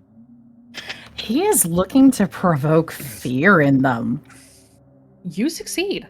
All three of the remaining ones, the See the Grudge kid, she looks down at the RTD kid that you have just killed, and just kind of locks up. The strong kid grabs her around the waist, hefts her up, and sprints further into the deep maze, followed very closely behind by the Die For You kid that is carrying the crossbow. As they start to run through, is there something that Orion can use essentially as his to pull himself back into stealth? As they run ahead, and they're making a dead run down into the deep maze, it seems like. So can Orion use that chance to get back into stealth so that they don't know where he is anymore? Yes, go ahead and roll your stealth. Okay. Any communications they sent are getting spoofed by Jace. Mm-hmm. Do we see their communications, or? Yes. He is broadcasting to everybody's phones. All right. Okay. You have reestablished stealth. The kids have taken off there at a dead sprint going back into the maze. While this is happening, Team Shotgun arrives. And they start making their way into the maze. Lucas, what is your stalking tactic?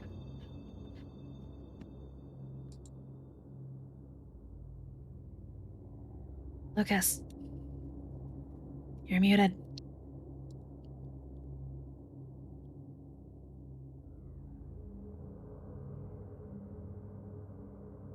Oh, Lucas is dead. I can't believe Lucas is dead. F. Can we get an F in the chat for Lucas? Sorry, my fucking Discord messed up again. No worries. So, what is your stalking tactic with this team? Before we start with them, let's just see how noisy they're being. Hey, like shotgun. Not noisy at all, actually. Team Shotgun tends to get in first and then start creating chaos. So they are moving pretty quietly through the maze, and they are headed, very similarly to the previous team, they're headed down from instrument supply into digestion through the nerve center and then into the plexus. What is your tactic for stalking these kids, Lucas? How close is this team? Like physically close together? No, like relationship-wise. Roll an empathy. Okay. Or you I can roll an want- empathy, or you can roll an insight. First, I want to burn a fate point. My first fate point. Oops, that's a refresh, not a fate point. And I'm going to activate my next level. However the fuck you pronounce that. So I can get a bit. Yeah. Okay. Because my empathy is shit. Okay. So that's a 3. That boosts my empathy to a 3. How many times can I do that? Like once per round? Once per round, so you can only do it once for now. Have any empathy perks? You can also roll an insight instead if you have more in that. My insight. No, my insight's worse. Okay. The team is pretty close. They all seem very, very familiar with each other. They move together very well. They communicate very well. Like this team looks like they've been running together for several months, if not longer. So this is a pretty close team.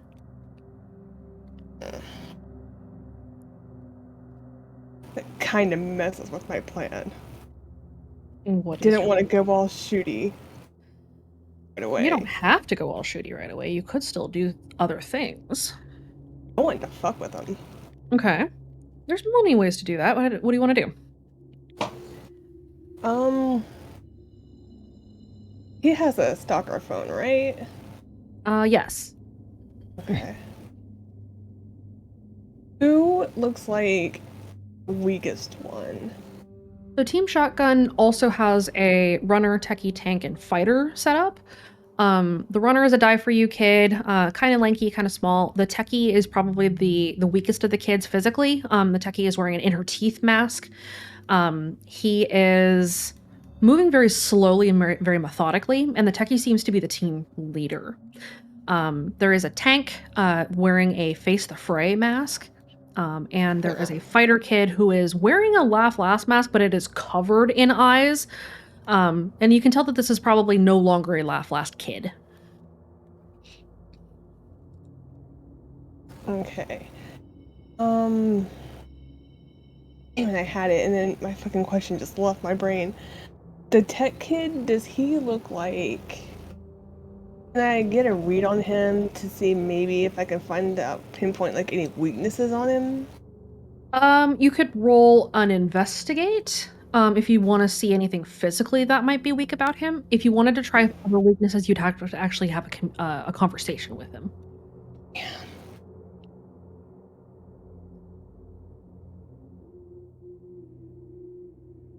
You see what I'm trying to go for here? Mhm. I have the stuff for it.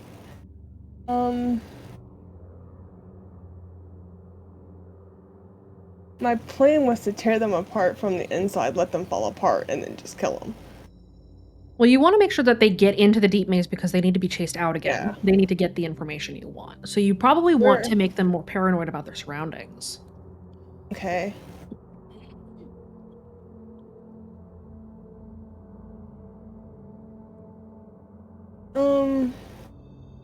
If Yeah, you what really else? wanted to fuck with them, you could send them a picture of the dead body that Oren just made.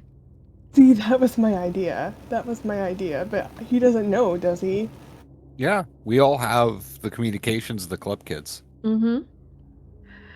There is a text message going out from Team Firecrackers that says we're down 1. Yeah. I guess I'll send them a picture of the dead body. Okay. Go ahead and roll me a provoke.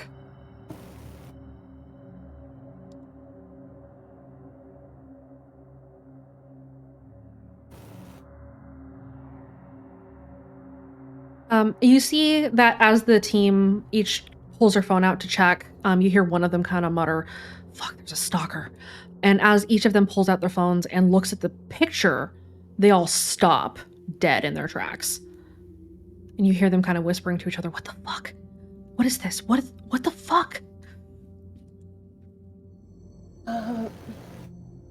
And after like maybe 10 seconds, he sends a message with it. Like, this is what happens when you're not careful. Okay. Another provoke. Oh, damn it.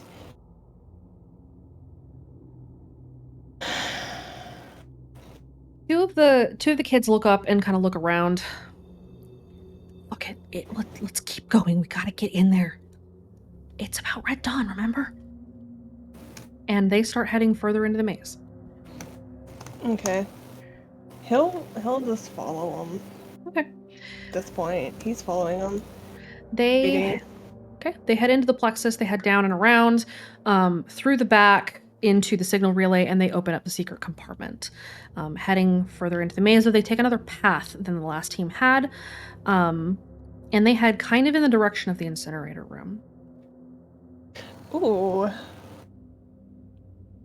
Is there like back way into the incinerator room?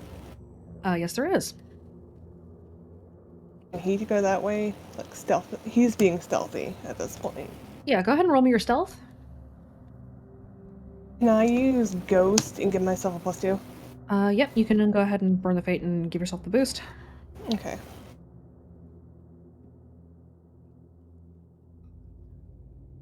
Okay, you are fully stealthed. So you sneak off from the group. You can see that they're headed towards the tunnel that will take them to the incinerator room, and you loop around the back. What do you do in the incinerator room? Are there any bodies in here? There are 2 bodies that are on gurneys that look like they've been prepped. They're gonna be going in soon. I return. Welcome back.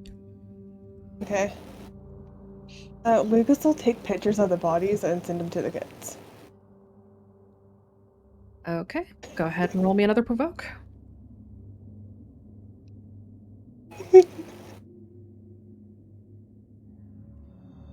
As before, the team, you can hear them in the hallway just beyond. They're murmuring amongst themselves, and then they go completely dead silent again.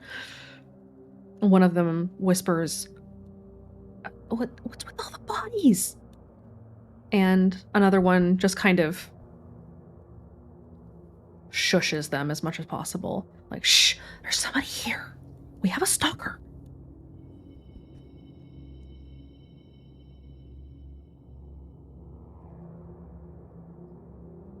He's not allowed to kill them right now, so he's just going to continue fucking with them at this We want point. most of them to get out so that we can hunt them at the hunting grounds. Most of them. Most. Look, it was an RTD kid. They had to go. Thanks, Oren. Your sociopath is showing. I'm trying. You're He's doing fine. he's trying to like use the bodies as like I don't fucking know. I'm going for mental damage right now, not Yes. physical. Yeah, you do have them on edge. They are going to start rolling things with disadvantage soon, because you have them completely rattled. Are there any bodies in the incinerator? There is a body that's currently in the process of being unbodied. The incinerator is on. It's very warm in this room. Okay. And there's no way for me to get a picture of that body, is there? Not unless you want to burn everything everywhere in the room, at least. No, I'm good. But yes, so the kids slowly step into the incinerator room, and one of them covers their mouth and just says, it smells awful in here. What is this? The techie kind of looks around the room, holds up their phone, and are you still hidden? Yep. Okay. They're going to roll their notice. That's going to go up against your previous stealth, your 8, so it's unlikely they're going to spot you. If they do, that's gonna be a real bad day for them. Nah. They have no fucking idea that you're here or where you are. And so they start to try to cross the room, heading towards the back door. One of them whispers, "Where the fuck is Satcon? We need to get down there." The techie goes, "Shh." And they head through the back door of the incinerator room down towards the stairwell that leads them into the upper level of physical Satcon. You continue to follow. Yep. Okay. Go ahead and roll me one more stealth. Yeah, they have no idea where you are.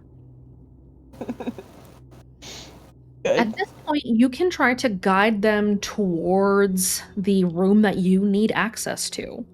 This is something that you would be able to do to make sure that they get into the room with all of the personnel records effectively for Speak as One. And that's where you know you're going to have the best chance of getting the records that will identify the inner circle. Okay.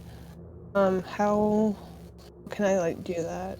You can sneak ahead of them and open or close specific doors to make sure that they take certain paths.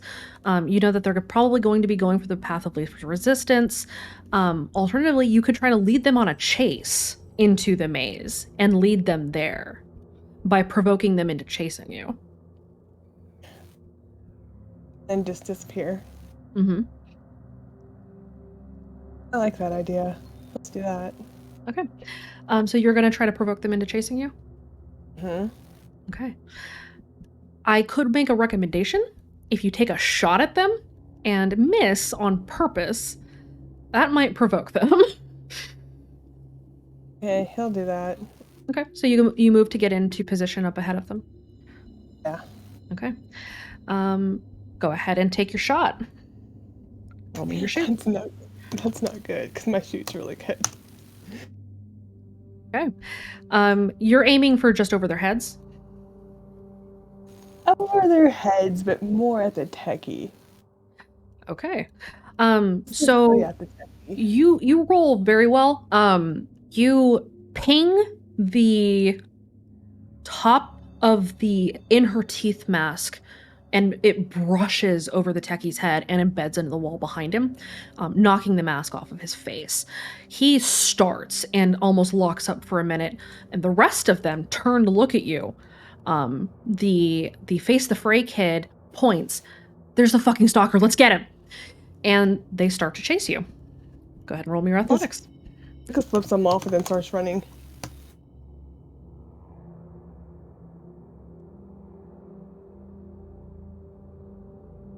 They stay on you. They don't catch you. They're still right behind you, but you have them right on you. So they are following you straight through the maze. They are not looking around. He's running for the records room. Okay. Go ahead and roll me one more athletics. Shit. Can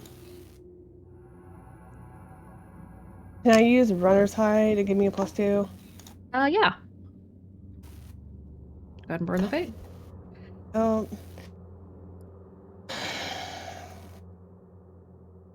Athletics 4, so that makes it a 6. Okay. They're still moving pretty quickly, but you have put some distance between you and them. They're having to really, really chase to be able to see which turns that you're taking. They're behind you just far enough that they can see where you're going, but at any time you can easily duck out. You can hear them behind you shouting, "We need to get the fucking stalker or we're not going to get stuff out of here," as they continue to chase you through the maze.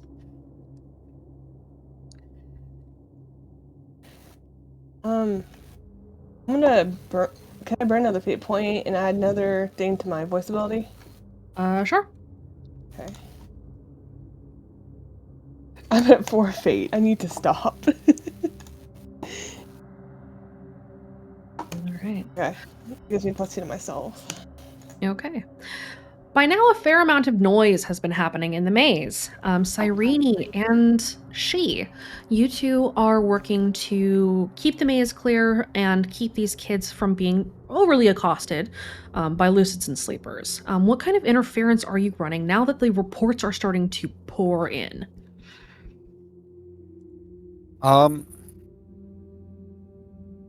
Cyrene, for what she can do, will just try to make sure that, due to the fact that they have more stalkers focused on the other teams, that they would still have the majority of reports, i.e. the shape would focus on them.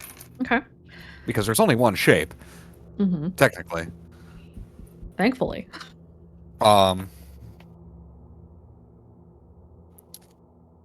And she might, because she and Akai are officially stalkers, right? Yes.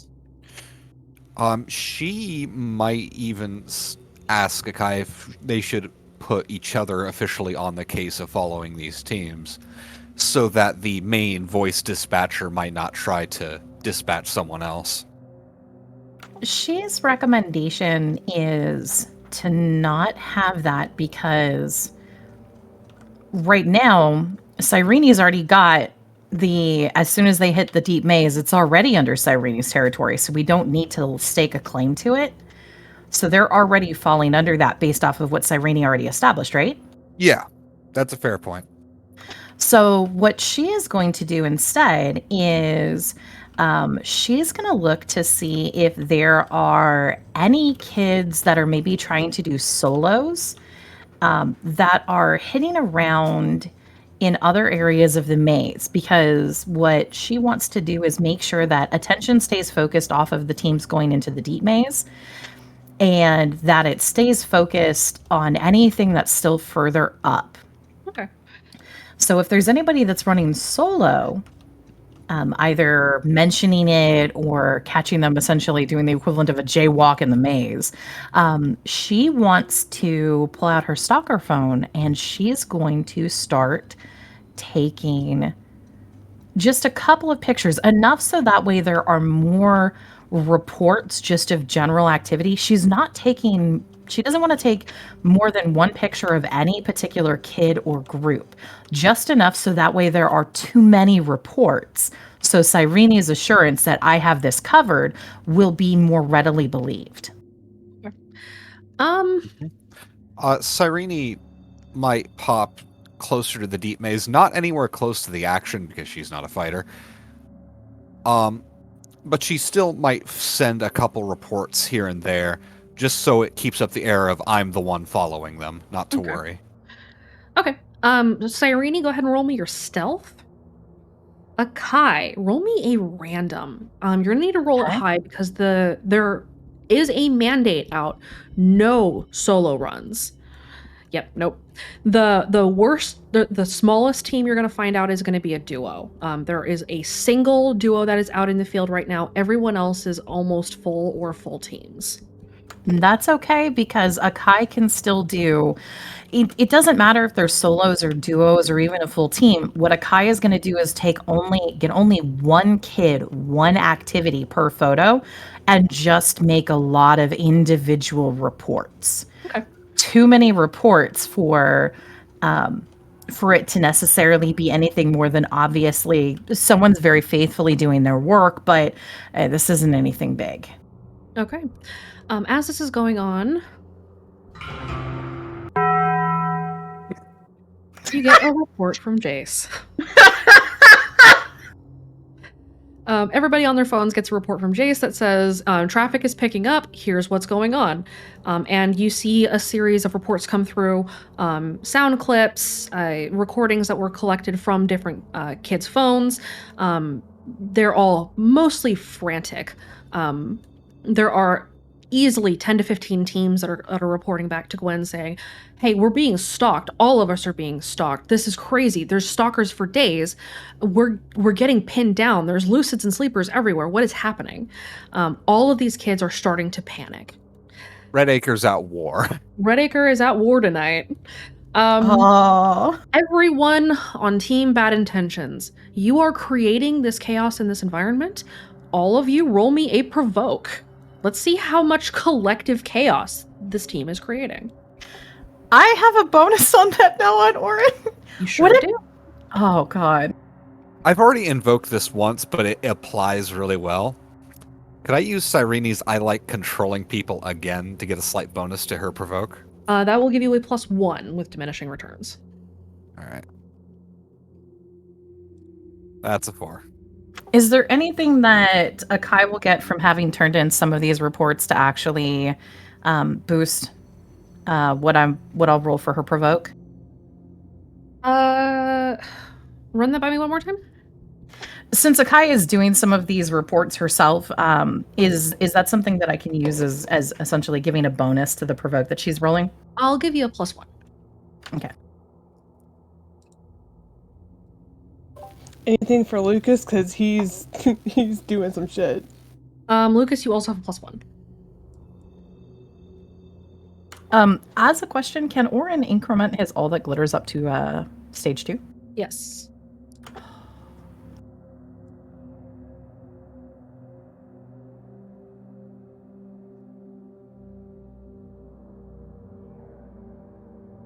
Okay, let's take a look at these rolls. Okay, woof.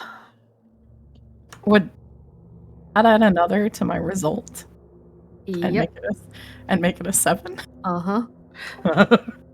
So the teams that are out in the field hearing about this, the word has already gotten back about the tank for the firecrackers being dead. They were only gone 20 minutes before this kid was killed. The entirety of the club is freaking out.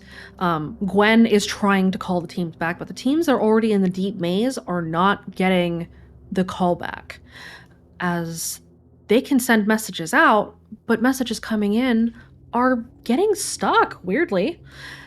Oh man, I don't understand. Live Moss. We praise Jace here. Jace is just doing what he can. He's doing his best, and his best is also his worst. Okay. So the club is by and large panicking. Kids are being called back from the field as they have been made aware that shit is going sideways. Gwen, go ahead. I was about to ask, does Gwen call Akai and Cyrene back? She tries, yes. Both of you get text messages on your club phones from Gwen saying, things are bad, get out of there. Can Akai text back? Did the teams that went down, are they back yet? Replies, not yet, can't seem to get through. Akai is going to text, we're already here. we can try to help them. Do I need to roll a deceive? Yes, you do. Do I have advantage and Yes, you do. uh-huh. What do I get on that? That's a +2.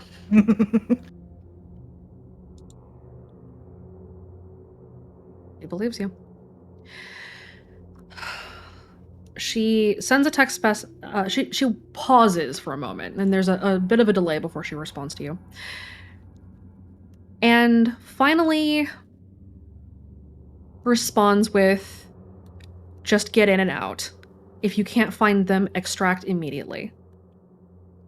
Akai will send back, understood, and put her club phone back away. She will. She's assuming at this point that Jace is actually watching that club phone for the exchange. Mm-hmm. So Jace would know to start moving her club phone signal. Okay. Yep, Jace is moving the club phone signal. You get another report forwarded from Jace as another team has a kid killed by the shape. And you hear the great instrument.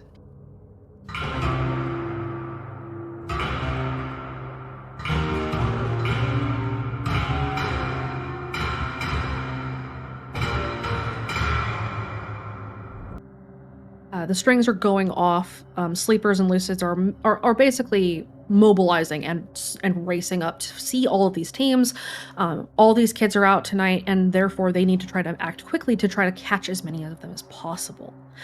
They don't know what's going on. They don't fully understand exactly that this is not just a coordinated or organized attack. Things are weird, and they're not happy about it. It seems more to the song that looks like the club is making a coordinated, almost battle. Yes, They're going all out. It seems like the club is coordinating an attack on the song. Oh, noted. I need that. Mm-hmm. We've escalated the conflict. Live Moss. Thanks, Jace. Okay. Just somewhere deep inside the song, there's just a bell, and Jace has just a little hammer. All right. At this time, Team Batman enters the maze, and they are being tailed by Zeke himself.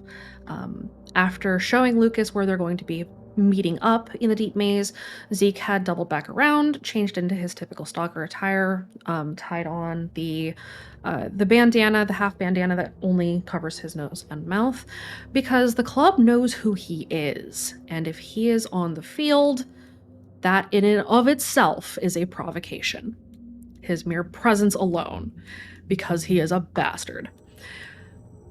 And so Zeke goes to follow Team Batman. Akai and Cyrene, you two notice multiple reports go in suddenly as Team Batman is suddenly being hounded by lucids and sleepers, carefully guided through the different rooms and chambers and hallways of the maze to maximize their visibility but minimize their actual exposure. So there are a lot of lucids and sleepers like seeing them across catwalks or spotting them on the other side of the throat, and then by the time they get there, they're gone. Okay. I feel like they're gonna get the Death Star treatment of they stopped firing. Huh. No, okay. Nope. No one? All right. Sometimes you throw stuff out there and it just doesn't stick. Sorry, I was typing. Okay. And on that note, actually, suddenly the stalker reports cut out completely. And Zeke sends out a message to everyone that says, lay low for a minute, as all three teams enter saturation control. Irene pulls herself into a dark corner. Okay, what is everyone doing? Six, what are you up to? 6 is waiting in the hunting grounds. Okay. You still haven't left? You're not going to go down to stock at all? No, Okay. he'll just wait and watch. Six is the trap master and supply man extraordinaire. Yep. Six is used to waiting. Long-term hunting. Cyrene, you duck into a dark corner. Where in the maze are you? Are you following the teams in SatCon, or are you kind of hanging out up in the upper maze? She was in the deep maze, but not quite in SatCon. Okay. She was making sure no one would bother them as they get into where they need to. And as soon as they're in there, she holds off and sits down and pays attention to the reports and just kind of sees what she can do remotely to make everything go smoothly in this little game. Okay. And it is a game. Okay. Cat and mouse. Indeed. Lucas, what are you doing in the deep maze? Are you just kind of hiding off to the side and waiting for them to find the room in question, or are you preparing anything? He's off to the side waiting for Zeke to give his orders because he knows he can't fucking do anything until these kids get what they need. Okay. And he can do whatever the fuck he wants. So he's just kind of waiting. He is changing out his crossbow bolts. Okay. Swapping to the lethal kind. I have special tips, but yeah. What kind of special tips? Some he's broke apart the train darts and put the train darts on them, like soaked them in the train darts so they were in the train darts. Okay. And some of them just the lethal kind. Okay, Just to so talk- just him straight and Nicole bolts. him and Nicole need to sit down and have a talk. Nicole has lots of drugs in every color of the rainbow. TM. No, that's why her and Lucas need to sit down and have a talk. Does Okay. that mean Nicole can just say, "Hey, would you like to taste the rainbow?" and then shoot someone? I mean, yes, she Why can. why does this team work so well together? Because Why? they're monsters and they're okay with that.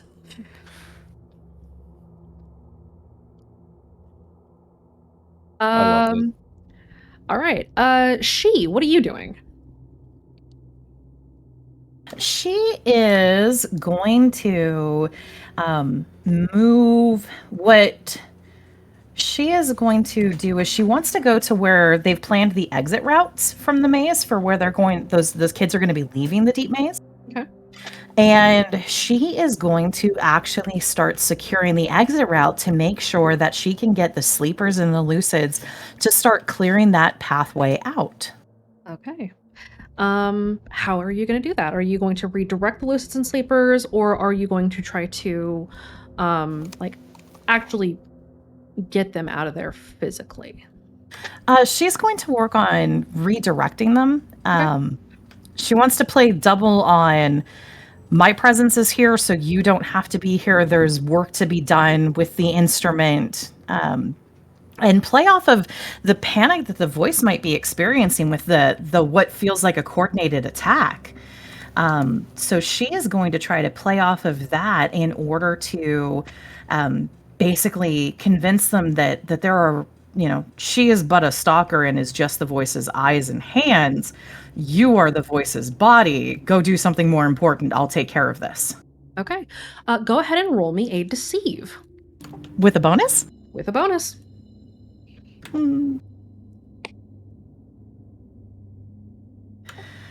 God damn. You're too happy about that.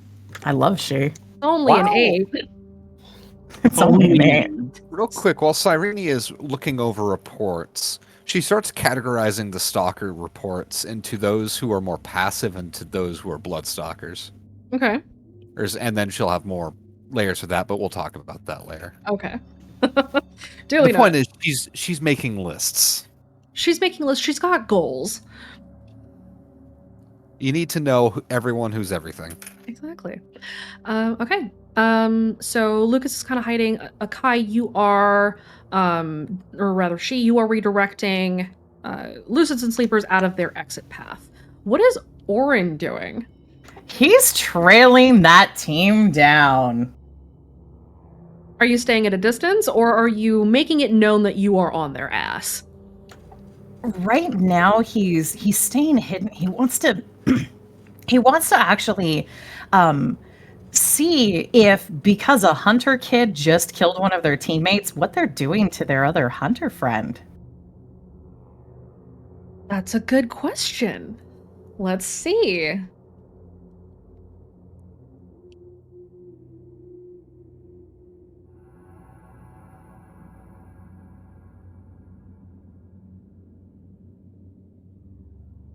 One of them is shooting the other hunter kid kind of dirty looks, but the other hunter kid, their team runner, is kind of head down, basically dragging the See the Grudge kid behind him, keeping her close as much as possible.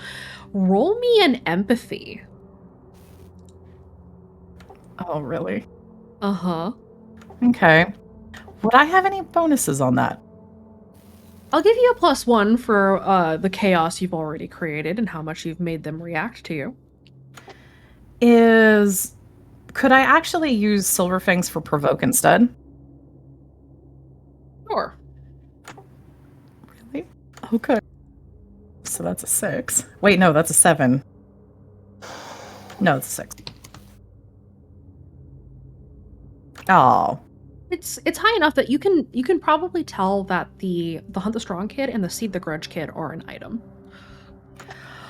Oh no, are they really?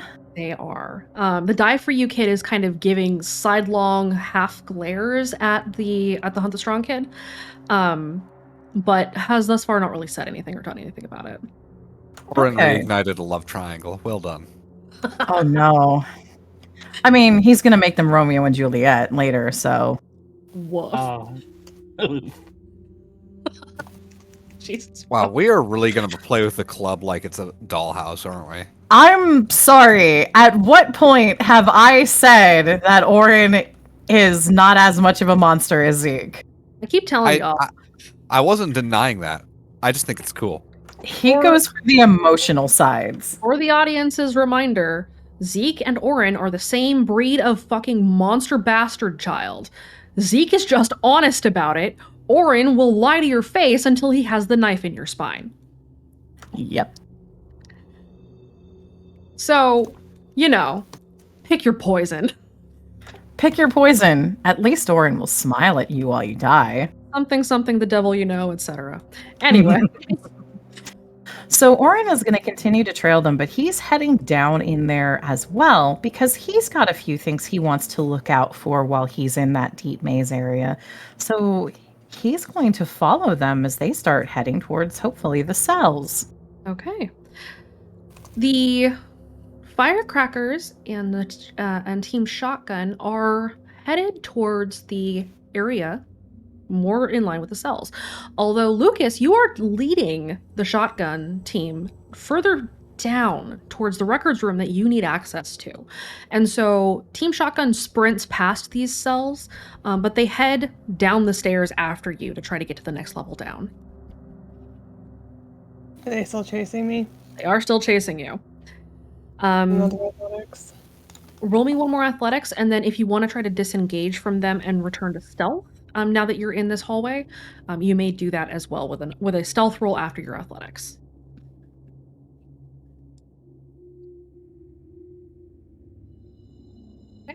Actually, no, that's wrong. I have a +7 in stealth. Jesus. To 9. Yeah, you lose them. The team comes around the corner at the base of the stairs and kind of wheels out into this hallway, this long sort of empty hallway, where normally there are lucets and sleepers that are kind of bustling up and down, carrying records or performing tasks, in the cases of the sleepers and the lucets respectively. But it is empty, and the kids kind of skid to a halt and start turning in place, looking around. The In Her Teeth kid puts his mask back on and whispers to the others, "Where the fuck did they go?" And they all look around, and you're fucking gone. Good. Can I take a picture of them and send it to them? That on my stealth? Yeah. Go ahead and roll me a provoke.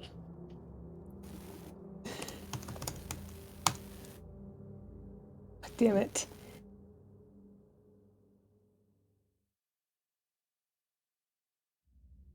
They all get the message, and one of them just kind of swears vehemently under his breath. The in her teeth kid turns back. Calm down. I think we're where we need to be anyways. Let's just do the mission and get out, okay? And so they start looking around at the doors as at the end of the hallway, the double doors there burst open, and another team rushes in. That team is composed of an in her teeth kid that's kind of longer and lankier. There's a lay on hands kid that's carrying a crossbow. There's two VI Dare kids, a fighter and a tank, and they are sprinting in, and you see a shadow pass behind the double doors on the other side, and you can probably know that that is Zeke, guiding them into the correct place as he moves on and ducks back into the shadows. Do you stay hidden for now? Yeah, he'll stay hidden for now. Team Shotgun and Team Batman sort of meet up together. Team Batman is mostly catching their breath. The in her teeth kid looks up. Hey guys, how's it going? And they start communicating back and forth, talking about, this is what we're doing down here. Well, we were asked to go and find something. There was something about the measure cuts or in her teeth or something. Or see the grudge maybe, but we weren't able to get to the cells. There was a stalker. But maybe there's records down here, and we can start here, and then we'll go up to the next floor. And they're having this conversation, kind of murmured and whispered. One floor above them, Team Firecracker is trying to find a place to hide. Oh, are they really? They're a little fucked up. They're a little scared. They need to catch their breath. They're not feeling awesome. Is there anything that Oren can do to get them towards the SatCon cells? You could chase them that direction.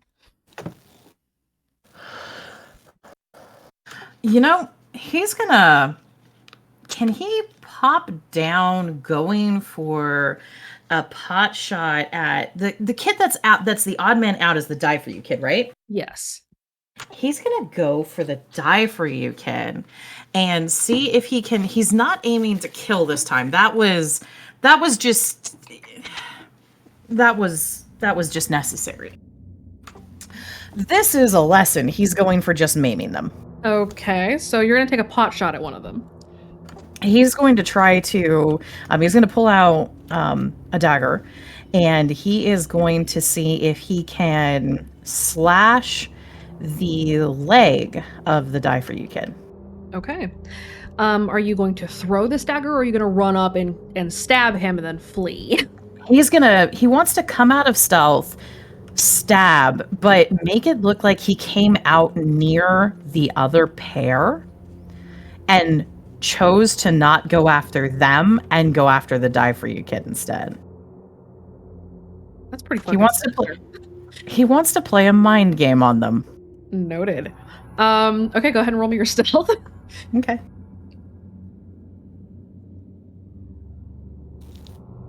This is why I don't usually get to play as many bad guys as I want. Can Zeke or can Jesus fuck. Jesus Christ. I don't see you. Oh, what were you asking? Can Lucas send a message to Oren? Sure. What do you want to send? If you get any more good gory pictures, send them my way. Oren is in the middle of about to make a good gory picture, so he doesn't check his. Give it a minute. Give Throw him that about, knife, it tears through that kid's ACL. Give him about 30 seconds because he's got a great idea. I hate this. Make it as gory as you can. Plan. So, Oren, they have no idea where you are. Also, content warning again. Content warning. Whoop, whoop, whoop. Content warning. So Oren would like to make sure that he comes out so that he's definitely passed by, and he quite clearly, to at least the die for you kid, is ignoring the couple. That includes the Hunt the Strong kid. Oh man. And he's going to come up to the die for you kid. And as he moves in and pulls the dagger, what he'd like to do is lean in and whisper to them as he's going to stab, and he's going for a hamstring stab, not a slash, but he's going for the hamstring stab just because of what that's going to fucking do to them. They need to run. And he's going to go, just doing a payback as asked. Roll me a provoke and roll me your fight. Okay. Oh god, both of those have been boosted.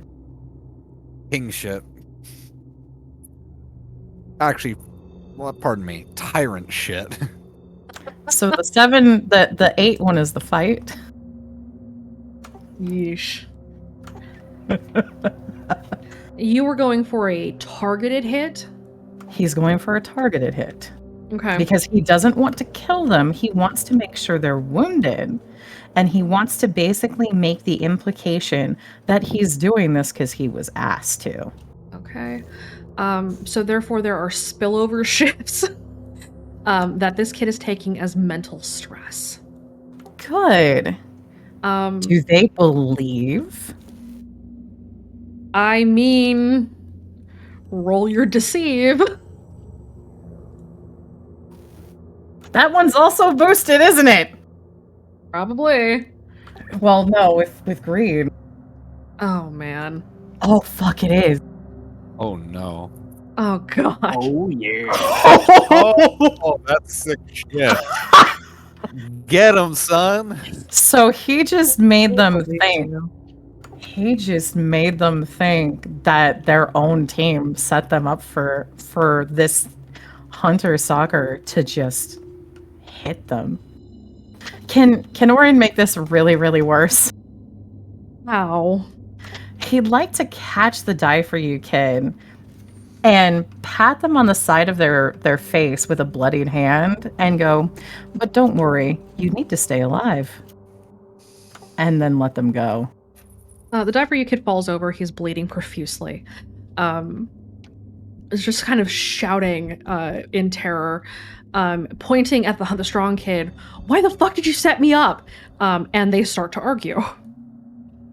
As the See the Grudge kid rushes over, pulling bandages out to try to staunch the flow of blood as quickly as possible because shit is getting bad. Warren would like to look at the Hunt the Strong kid and look at them just masked face to masked face and go, and now with that lesson taught, pup, don't you have something you're supposed to be doing? The Hunt the Strong kid just kind of locks up and looks at you. Who the fuck are you?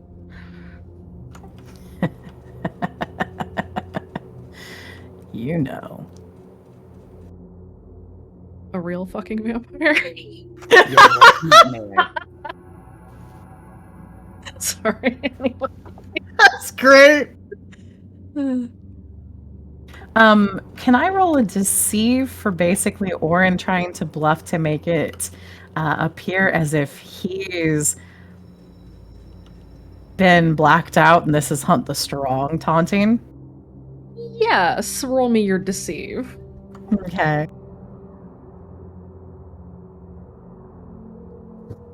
The kid stops breathing for a minute. What? And is just stammering and panicking and has no idea what to do. Go back to your job, pup. We'll test the rest of your pack later. And Orin is going to try to stealth back away from their sight. Go ahead and roll me your stealth. Do I have any advantage with how, fucked the scene is? I'll give you a +2 for being an insufferable bastard. Oh my Yeah, god. you're gone. You dissolve into the shadows of the hallway, and all this kid sees of you is you backing in, and the red eclipse glowing in the darkness before it too fades, and you disappear.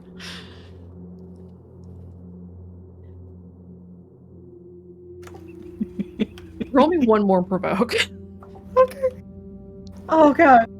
Sorry. You might hold have on, made just- you might have made a kid go insane. Oh fuck. Wow. Like he might just fucking lose it. As a question, can I increment all that glitters? Yeah, you can. Is this like a free incrementation with succeeding with such style? Yeah, well, yes, because you're not in a conflict. So that's 3. Yup. Lucas get one because of the stealth. Yes. Nice. So this is all fucked up. Um, Look, I'm the sorry. strong kid in the hallway with all the cells takes his mask off and looks down at it, and tears are rolling down his face as he drops the mask to the floor. You have destroyed this child. Holy shit, did I? Yes. Awesome. Oh no, it's fine. There's someone else who can help them out. Great. Okay, so the Hunt Strong kid, who is apparently giving up, the runner kid, we'll call him for now, just kind of shakily stumbles over to his other 2 teammates. The scene of the Grudge kid is just finishing wrapping bandages around the knife wound that you left in the dive for you kid, who is still just kind of half shouting, but seeing the look on the Hunt the Strong kid's face, he's sort of wilting at this point. And they all start talking. We need to get shit and get out of here. And so they start pulling their phones out. The Sid the Grudge and the Hunt the Strong kid both help lift the Die For You kid and help him walk. And they start taking photographs of the different cells. Based off of Lucas's request, was Orin able to get a picture of basically the bleeding out kid as they were getting triaged? Yes. If you could get a video of like, why the fuck did you betray me? That would be great too. Would that have been possible? I don't know if it would have, just based off of what Orin was doing at the time. You were not able to get a video of it, but you definitely Jace might did be get able to. photos of Jace probably could. Jace has control of the cameras right now. Just ask Liv Moss. Is that his call sign now? Live mom. Only because he hates us and he can't say no. The only English words he can say about how he's unfuckable. I am unfuckable. I cannot be fucked! And only to Nicole.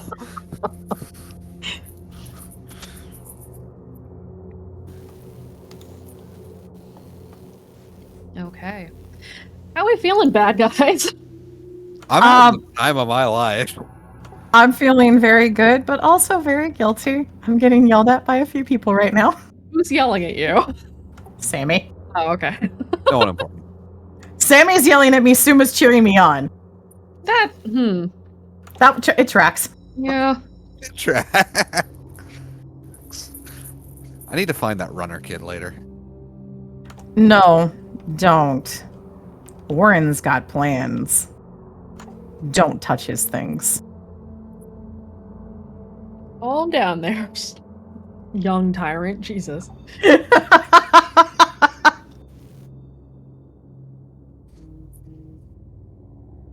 All right, so just as a heads up for everybody, we are at the 3-hour mark.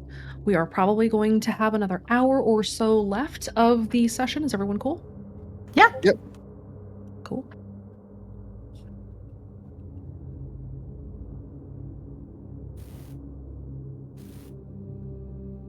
Give me one moment. That is a great point, Bubbles. Oh, our kill count? Yeah, we need our kill count. Look, I'm just gonna say,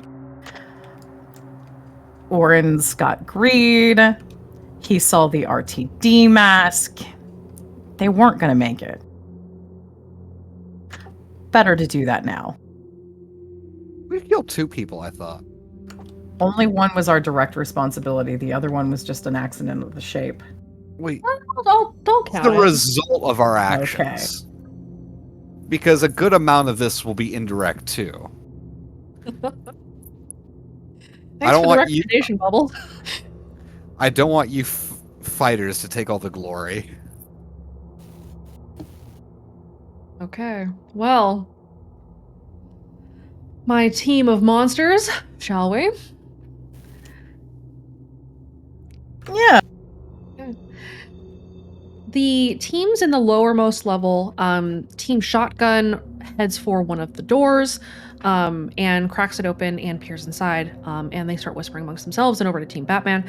Hey, there's a records room over here. We're going to start looking through here. And then Team Batman, they kind of murmur amongst themselves, turn back. Okay, well, we're going to go try to find the old tongue that Gwen was talking about. We'll swing through the cells on the way up, yeah? And they all make their agreements and they start searching.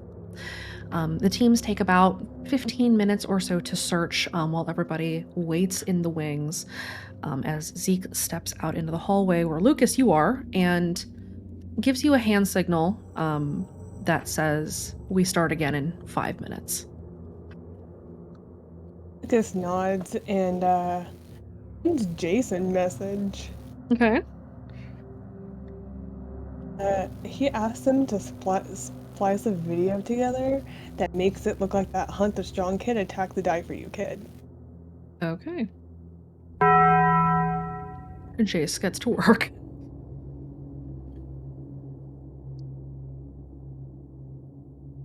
It takes him about 3 minutes. You get a short, sort of 15-second clip back that sort of shows a glimpse of Orin's mask, but it looks like it's on the Die For You or on the Hunt the Strong kid, and it basically looks like they had a fight. As the Die For You kid kind of falls to the ground bleeding and shouts, "Why are you trying to betray me?" at the Hunt the Strong kid. And then the clip cuts off. That's perfect. I'll send Jace a thank you message. I need to find more bell noises for him. Just get him the bells of Notre Dame. That's very loud, though. Okay. So, everyone else gets a message from Zeke after a few minutes. The teams are collecting the info. We will be funneling them out soon. At this time, Nicole affixes her gas mask and sends everyone a message that says, if you don't have a gas mask, get one or don't show up at the hunting grounds. Cyrene and She, do you have gas masks? Would she have known about Nicole's proclivity to gas? Probably. Then yes. Okay. I remember that she also is aware of Nicole's tendencies. Playstyle. Yeah, we'll go with that. So she will pull out a gas mask, but it's been a little bit modified on the top. It still has the little Oni horns that are her signature as a stalker. Okay. Okay. Cyrene's relatively unaltered, but she has a tiny heart painted on it. What, no little bow? No, she stopped carrying bows because they kept getting caught on the strings. Huh. Okay. As everyone gets into position to start funneling these kids out of the maze, Jace transmits another series of club coordinated communications. We found this information in the maze. We're coming back out soon. We found some records for Speak as One, or rather surround sound, or the Talking Heads, or depending on whoever is sending the message, what colloquialism they use for Speak as One. And then the team upstairs saying, hey, we found the rooms. They're done.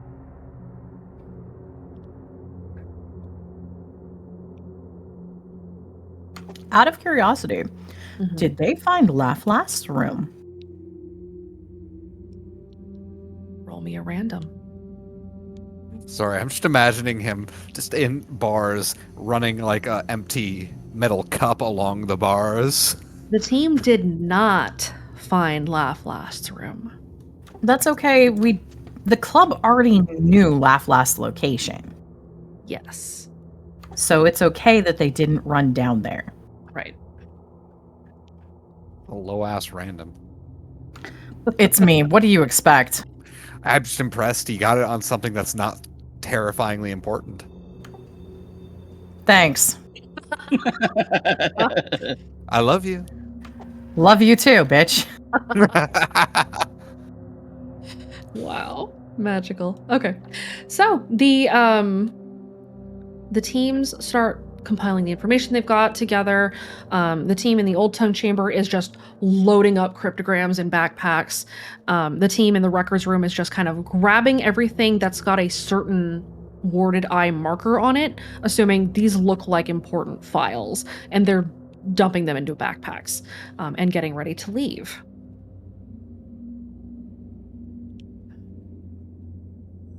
Zeke sends another message to everyone that says, the chase begins in 10. Make sure they get to the hunting grounds before you start your hunt. Everyone gets to have fun tonight. He sends a message to She saying, hey, should we act as friendly faces and try to lead them out, telling them that, hey, the way back to the boxcar is blocked, we have to go a different way? She's return message is going to be no. Once they get above ground, they could send signal. Don't risk it. Yeah. For the biscuit. Thank you, Six. You're welcome. Okay. I'll be here always. Not just all week, always, forever. Yep, forever. And Oren's response to Zeke's message is a thumbs up. He's been having his phone as needed, but he'll leave the rest of them alive until the hunting grounds. It's not like you have to wait long. I know. Hey, if Patience is a Cyrene, virtue. can Cyrene open a red door but not exit immediately? Yeah. Okay. Because I just realized something they can do as a fear tactic. Ooh, pretend the door's open. Yes, pop the door open and you just hear the sound of it and they're going to run. Because shape. So it's only when the shape exits the door that the noise explodes out of it. When a stalker okay. leaves the door, it does not. Damn. The shape wasn't gets a grand entrance. I wasn't sure if that was specifically only for gameplay purposes or if Tape that was record the lore. sound. It's just for the shape. It is the shape Okay. manifesting. So we can't tape record it? What do you think a god rock is? No, that's true. Do you really want to risk a god rock? They annoy us. Yeah. No. Tape the Make a the sound recording of of their the noise shape. to play it? Yeah. Well, I mean, like, you Well, can't make no. the like hellish red light spill out without the shape. Yeah, that would True. take some setting up. A Just personal red lights. project for Six. Yes. Six will Alternatively, ring you all the could doors just that summon way. the shape. Yeah, we could That- summon the that's shape, true. but if we do that, there goes our fun, guys. Yeah. Do you really want the shape to have all of your fun? No. No, Fuck so the let's shape not right summon now. the shape. And Cyrene's going to start working up, just kind of closing off a few escape routes so they get all corralled through a single way route. That'll just lead them straight to the hunting ground. Okay. Everyone on Team Bad Guy, roll me a random.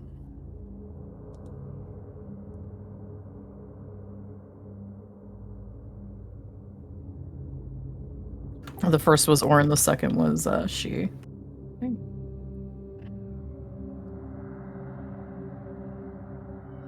Nicole, no. Okay. You hear reports come in that the shape has taken down 2 more kids tonight. You hear reports coming in from all over Red Acre. Gwen is calling kids back. Everyone get out of the field. This is bad. We need to stop. kids are being dispatched to do emergency pickup for other kids who are either severely injured or down a teammate or pinned down. As the club goes into emergency mode, the likes of which the club has not yet seen. Pulling out her club phone, Akai is going to message Gwen as a response back. We're on our way. We'll make it back. See you before sunup. Gwen sends back a message that says, "Okay, hurry, be safe." And Akai will shoot back, "You too." And she's trusting that Jace is going to run her club phone on a panicked kid's flight route. Yep, he sure is. As Jace alerts you that he is working. Akai will put her phone away and keep the club phone locked now so that she doesn't accidentally disturb what Jace is doing. Okay. Something else Cyrene does if they're both going to go back to the club is she doesn't rough her stuff up too bad yet, but she gives herself a few tiny cuts just to add to the belief that they were running through the maze in a rush. Okay. Oh, we have to hit the hunting grounds up first. That's fair. I'll wait. Okay. All right. Team Batman and Team Shotgun step out of their respective rooms, full to bursting with data that they need to try to get back to the boxcar. They regroup in the middle of the hallway, and at that time, Zeke gives Lucas the signal, because we need to chase them out of here. He rounds the corner without masking his presence and slides his hands into his pockets. Lucas, what do you do? He's gonna send that video to both groups. Okay. Actually, no, he's gonna send that video to the entire fucking club. He'd do that? He could Ask Okay. Jace to do it. That messed everything up if he did that, though. no, I'm trying to think of if Lucas has access to the club's roster. Lucas might not have access to it yet, but he could get the teams that are there. And he's infected, right? Mm-hmm. Can't it jump from their phones to anyone else that they contact, so it might slowly spread? Yep. Ooh, thank you, Aubrey. I like that idea. Mistrust is like its own kind of sickness, its own infection. There's a reason Oren's been setting this up. Dear God. Okay. The club. What's that? I forgot he was infected. Mm-hmm. You send out a message to this team, their phones send it on and so forth until every kid in the club, slowly but surely, pulls up the video and stares at it. And though you don't see this and though you don't hear this, throughout the club, kids start to whisper to each other that Hunt is strong. Is he the hunter? He's acting against us. I thought he was on our side. Well, maybe he's not. Maybe he's changed sides. Maybe I don't know. And slowly but surely, every kid in the club not wearing a hunter mask starts to give the side eye to those who are. Oh, snap. Oh, I am so happy with you, Oren. Well, I hate you, but I love you. This is what he's been working on. He's been setting this up for a while now. I helped. Yeah, no, this was the perfect culmination for what he's wanted to work on. It's a team effort. It is. Horrible, horrible team effort. Oh, it's It was great. my idea. And then, we'll have to send the picture of the kid's leg bleeding out to that team as well. Okay. And as before, the photo slowly makes its way throughout the club.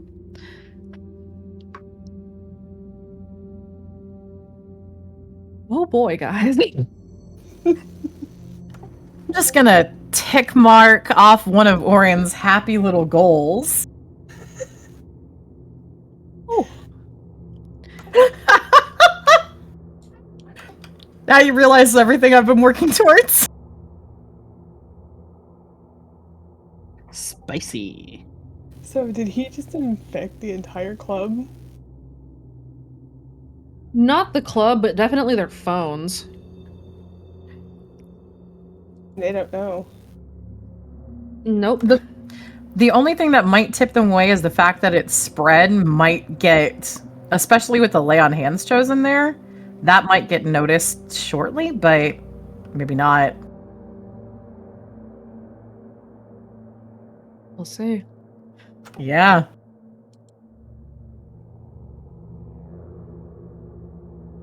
What are the two teams doing? Looking at Zeke, who is strolling casually down the hallway towards him, or towards the two teams, and both of them sort of lock up and back away. And they're whispering amongst themselves, fucking Stalker 1. Once Cyrene's done setting up the sort of, what's the term? The corral path. The cordon? Yeah, she cordons off there, so they know where what's the term? The sheep know where to go. She sends that info to the stalkers that are taking the more active physical part of this, Okay. just to help out, make things easier. Oh boy.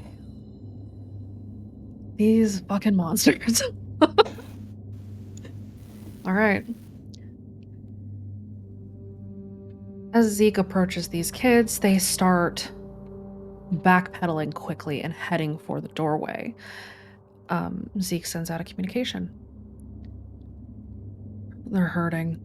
We're gonna move them up into the deep maze, or out of the deep maze and into the exit. You two ready to herd them up? And that went to she and Serene, right? Yes. She sends a response back of already in place. Here they come.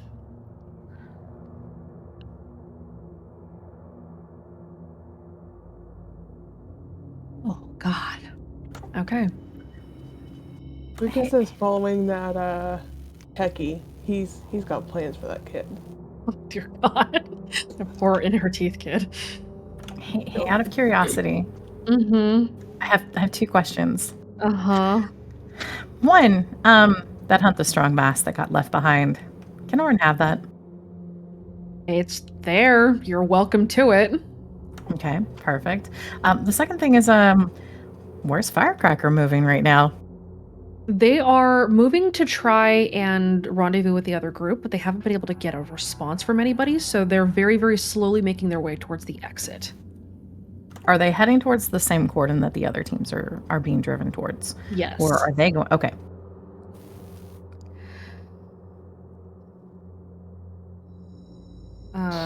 Reminder, content warnings ahead. Big red flags, big bad time red flags. If you thought it was bad now, it's gonna get worse. These kids are being herded to a place called the Hunting Ground. So, the kids are herded up out of the maze and into the cordon. Cyrene, how are you directing them?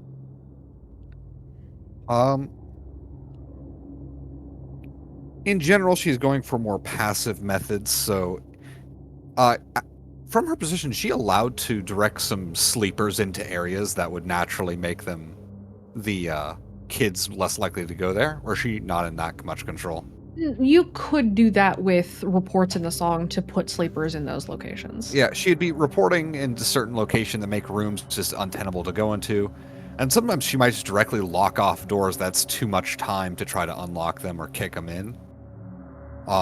She basically makes a path of least resistance. Okay. That will lead them right where they need to go. All right.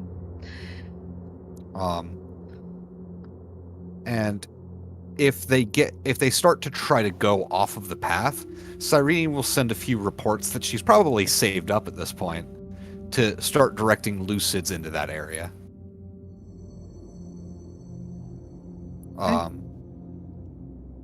The kids are trying to navigate their way back out. They do make it fully out of the maze, but the normal paths that they would normally want to take to get back to the boxcar are restricted with, throngs of lucids and sleepers, or otherwise, unsafe terrain because it is still snowing. And so they follow the path that has been outlined for them.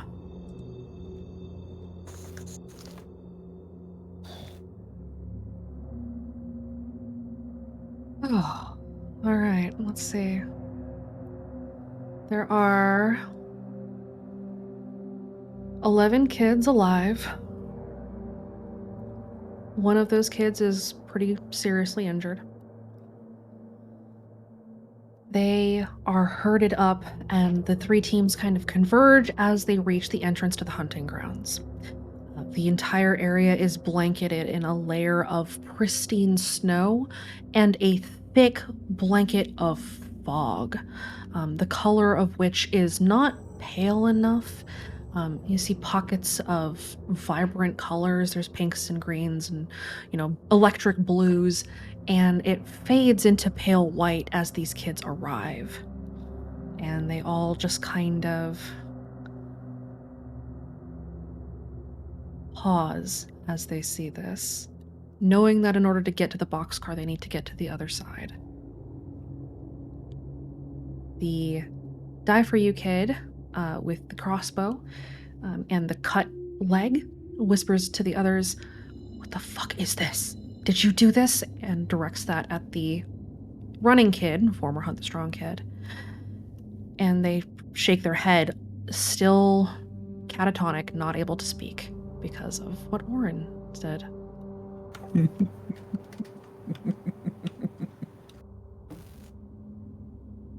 Team Bad Guy, is everyone at the hunting grounds now? Oh, yes. Yep. I imagine so. These teams are being observed. Okay. The hunt is on. Six, are you actively going to hunt, or are you just going to kind of hang back and watch your traps? He can hunt too. Okay. And watch his traps. Okay. I can do both. I mean, his fight is a 5-2. Okay. All right. The teams start kind of murmuring amongst each other as their phones each start shutting off. One kid, a kid wearing the I Dare mask, pulls their phone out to try to call and sees that it is dead. What the fuck?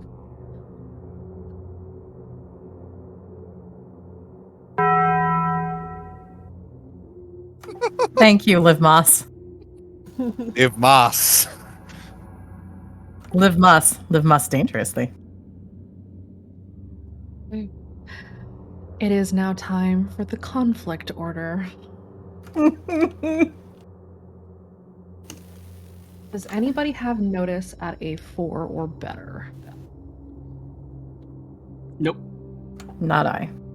I have it at a 2. Not Nicole I. goes first. I'm proud of her. Okay. Anybody have notice at a 3 or better? Yes. Does. She has- Lucas, what is your athletics? 4. What is your physique? 3. She, what is your athletics? 5. What is your physique? 4. He's built. Wait a minute. I have the wrong damn sheet open. Did you have Baxter's sheet open instead? No. I had the non-modified sheet open. Oh. The one that we didn't have the superior. What is 6's notice?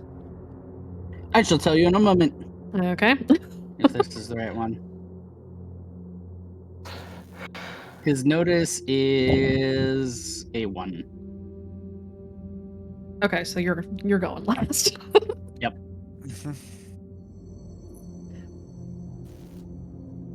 I now have the right sheet open. Oren, what's your notice?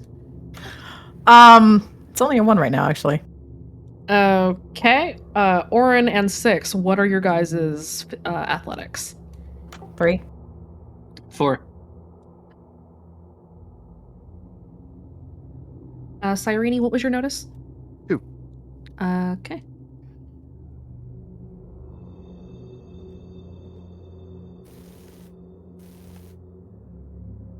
We'll put the turn order in the table or in the voice text channel. Okay.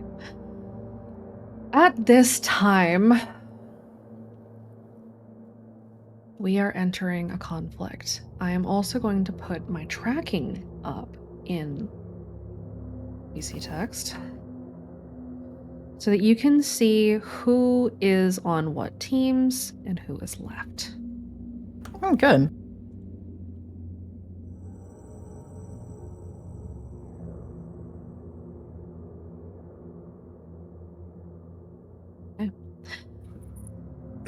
When you are called, identify your target, tell me how you are going to hunt them, and then how you choose to attack. You are going to be able to also make use of the traps on the field. Although, if you run a kid into a trap and the trap kills them, 6 gets the kill. Yes. Okay. Is everyone ready? Yeah. First up on deck is Nicole. Nicole is blending in with the snow, and it's suddenly kind of apparent why she wears so much white. She's kind of hard to pin down. Part of it is because of all the smog, and part of it is because there is a sort of a field around her. She sort of warps in and out of reality as she approaches. As a flashbang goes off behind the kids, and they start racing into this almost clearing, sort of a thicket that's surrounded by an empty space and then the woods. As the kids race out into the clearing and suddenly scatter. Nicole targets the I Dare tank on Team Batman. She rolls a stealth to sneak up behind them.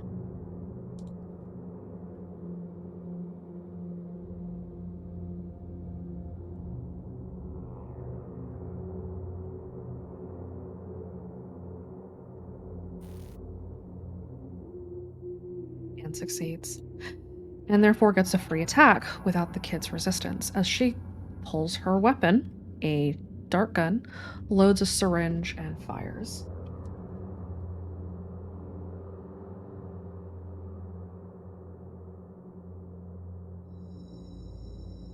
A dart containing a bright pink liquid embeds into the base of the spine of this kid.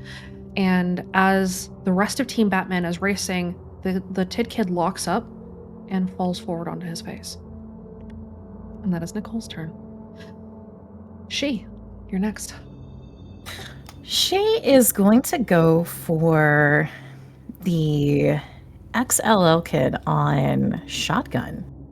And she is going to in the fact that they scattered, are they running in an area close enough where she's going to be able to grab them out from where they're running and be able to try to do a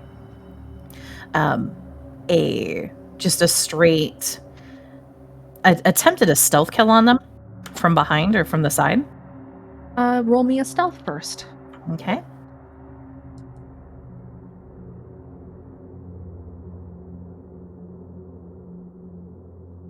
You are stealth. The kid does not see you coming. All right. She's gonna go and attempt to basically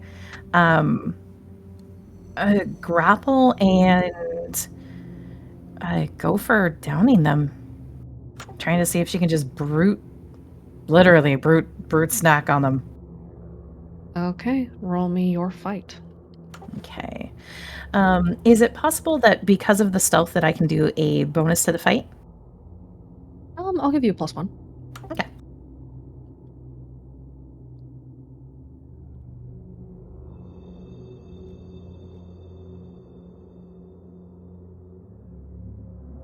That is 5 shifts of damage on a kid with only 5 hitboxes.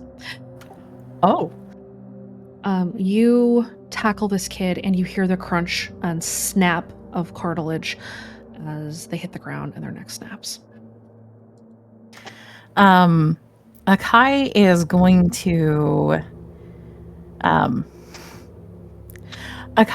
to roll them over and make it look like they're slumped, because if any of the other kids stumble across them, maybe they'll try to stop and save their friend.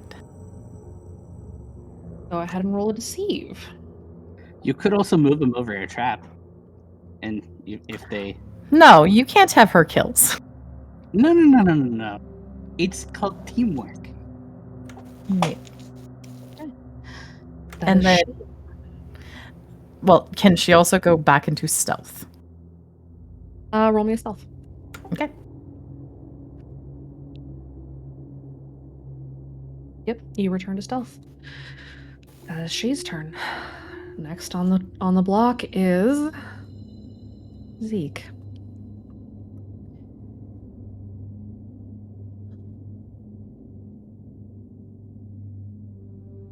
He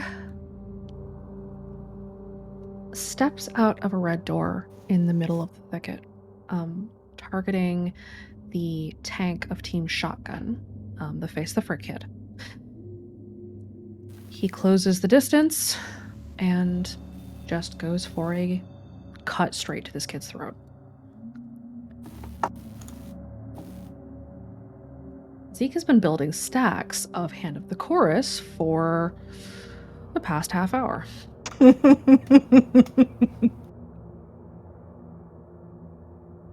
It's gonna be a bad night. Up.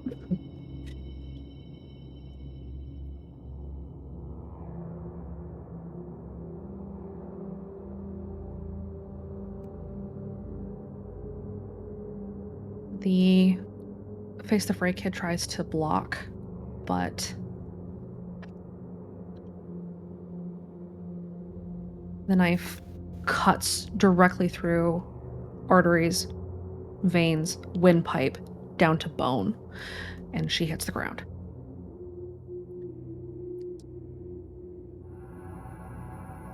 Lucas.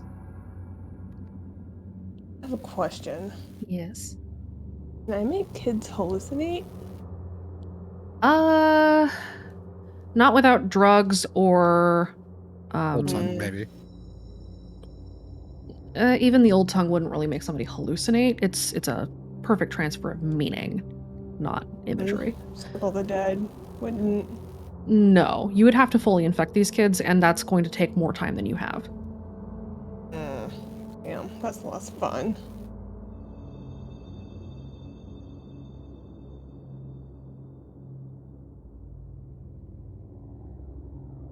That was my plan. Now my plan's kind of ruined. You have other options. You are standing in a field full of hallucinogenic fog. They're already walking through it. Mm-hmm. Nicole has set you up already. Oh, that was nice of her. How long would it? Could I like make the kid hallucinate and attack one of his friends? You would need to try to set up. So you personally can't hallucinate or cause a kid to hallucinate, but you could try to set it up so that it looks like the other kid was attacked by their friend, and then create an advantage that way to make them attack each other. I'm gonna do that. Okay. Go ahead and roll your deceive. Actually, roll your stealth first. I'm going to burn one of my more fate. Add to my ability. I have 4 stacks now. That's a +8 to my deceive.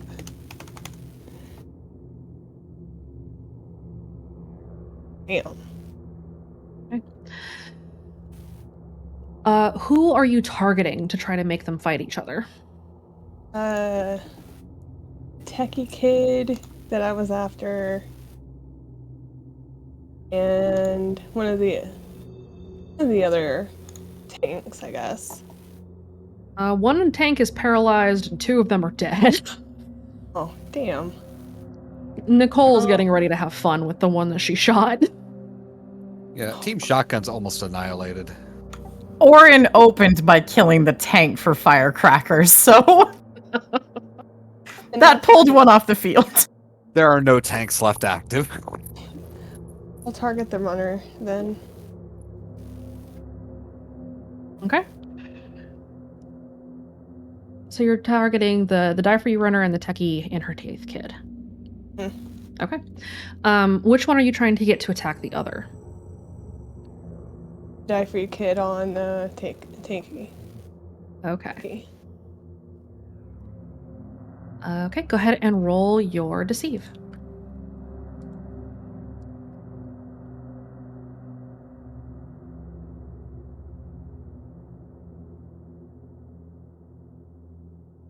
Yeah, nah. So what do you do to make it seem that this kid is attacked by his friend? Do you take kind of a pot shot at him? Do you how do you do this? I'll take another pot shot at him. Make it look like the kid did it. Okay. The 2 kids are trying to like sneak around. They hear the sickening squelching sound of a blade rending flesh, and so they back up away from the thicket and try to go around. And as they do that, a stray bolt glances off of the Die For You kid's shoulder, and he whips around holding his shoulder to look at the In Her Teeth kid, who is still holding their phone and a crossbow. And you hear them kind of shouting back and forth, "What the fuck was that, man? It wasn't me. We're being hunted. What are you doing? Are you crazy? No, you shot me." And they start arguing. In Her Teeth kid was that arguing? The In Her Teeth techie for Team Shotgun. Okay. Hey, no, these are mine. Get your own. Mutual self-destruction. Is there anything else you do for your turn? Nope, I'm just gonna stay stealth and make sure, see what happens, see if I need to intervene. Okay. That is Lucas. Cyrene, what are you up to? Which of the kids does Cyrene see that are obviously not claimed by her good friends? Team Batman's looking pretty solid right now. Yeah. More specifically, which of them seem most affected by Nicole's helpful fog? Roll me an investigate. Could I make it empathy? Sure.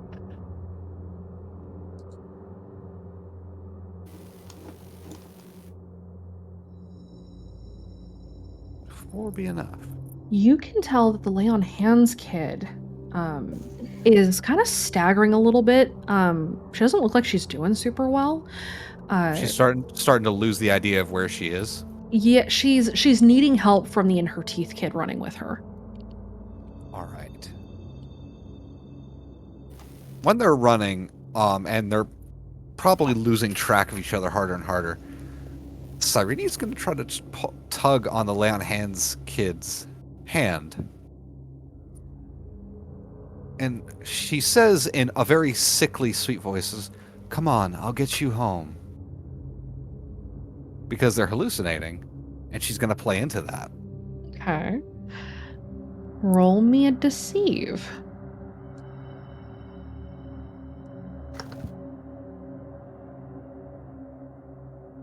And can I invoke Cyrene's voice like silk?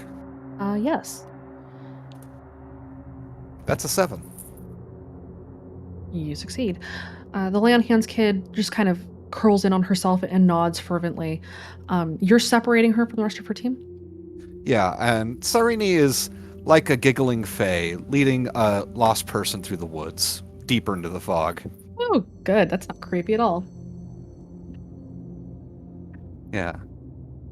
And she talks about how great this kid is and how much she appreciates her as she lets her get higher and higher off of the drugs. Okay. Do you do anything else this turn? Not this turn. She's getting her buttered up. Okay. Horrible. 6, what are you up to, buddy? He's hiding in the shadows at the moment. Okay. Are you going to go for anybody or are you just going to hang out there? He is going to go for. Come on, Discord.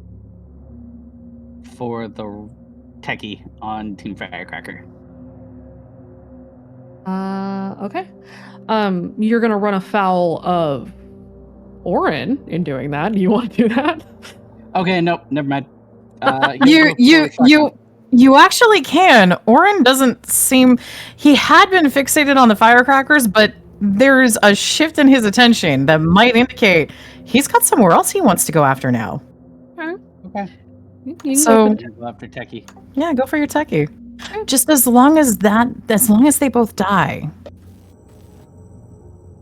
the techie and the runner kid, former Hunt the Strong kid, with Team Firecracker are helping the Die For You kid walk, but they are still very close together, and you can also probably tell that they are an item.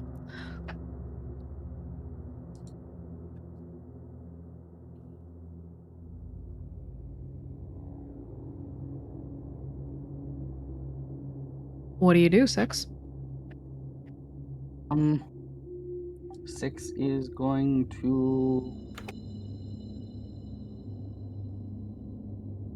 I suppose, go behind.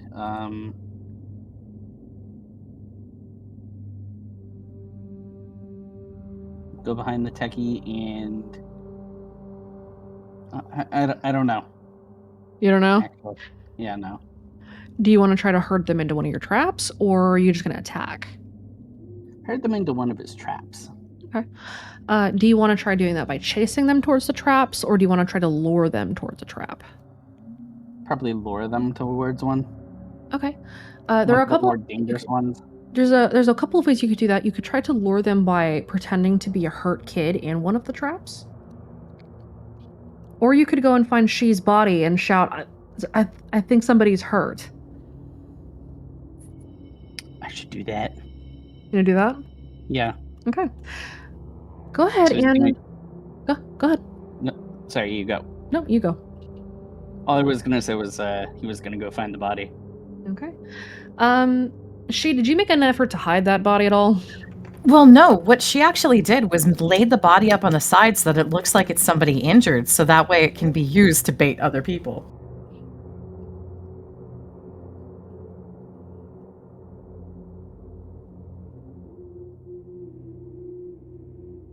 Okay.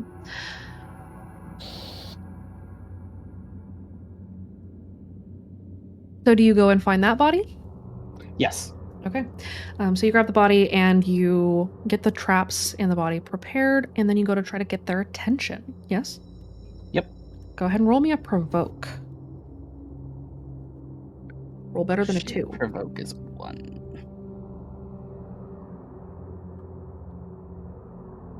Yikes.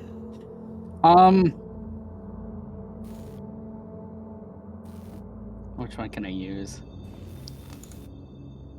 I'm gonna use In Pursuit. Okay, go I ahead and think. reroll.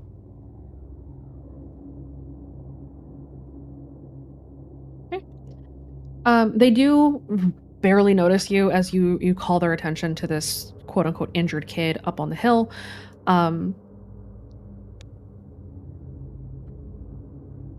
The Die For You kid kind of mutters to the other two, and roll me a random.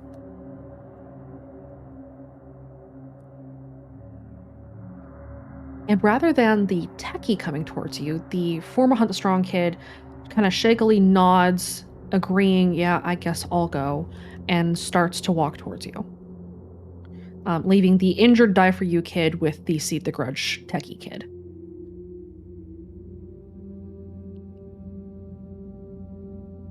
What do you do? I wanted, but I can make this work. Okay. What do you do? He beckons the person over, asks for help getting the body up, but Right next to the body, there is one of the stronger traps. Okay. Like one of the bear traps? Yeah. Okay. Go ahead and roll me your mechanics. And I'm going to roll this kid's notice.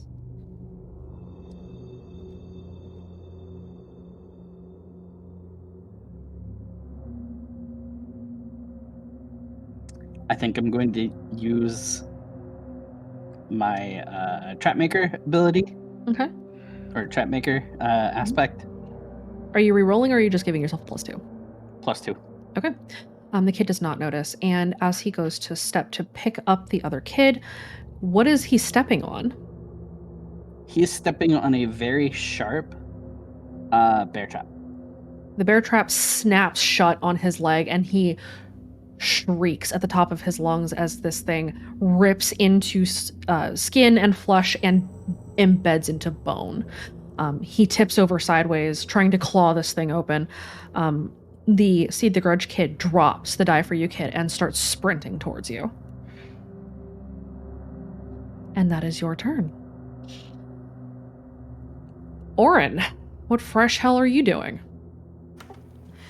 Orin, seeing who Cyrene went for, actually pulls out his phone. Do they still have capability to let each other know things? Has Jace given them that window? Yes. Orin sends Cyrene a text and says, I'm going to make a pickup. You okay with that? I'm happy to share heart emoji. And Orin heads over to Cyrene and the Lay on Hands kid.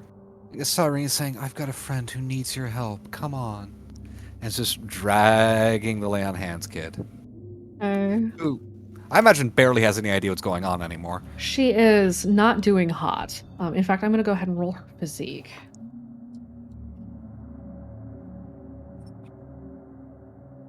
No, she is not doing well at all. She's caught in the web.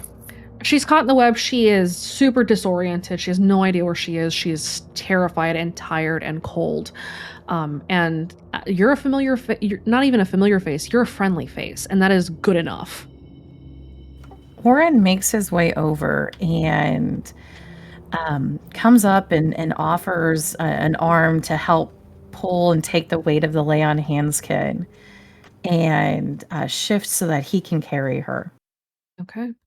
Irene nods and she cups the Lay on Hand kid's face like, you're doing so well. And just leaves her in Orin's capable hands. Unless I'm still needed. No. Orin takes her and turns her around and goes for one of the slight vantages at the end of the clearing, at the end of the gauntlet, and helps her sit down and makes sure that she is watching the field. So that way she can see that nobody but her will make it off. Wow. Is that your action? Yeah, do I need to roll anything to impress upon her? Because what he's going to do is for any time someone screams or dies, he's going to lean in and tell them how they're dying, why they're screaming, and that she left them behind. Jesus fuck, man. Roll me your provoke. Okay. You have many bonuses, just use them. Yeah.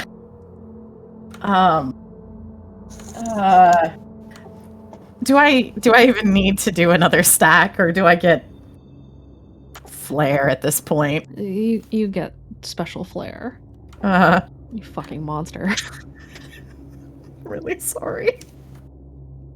So is that just a +4 that I'm adding on? Yes. Okay. That's her will. You're destroying it. Congratulations. Thanks.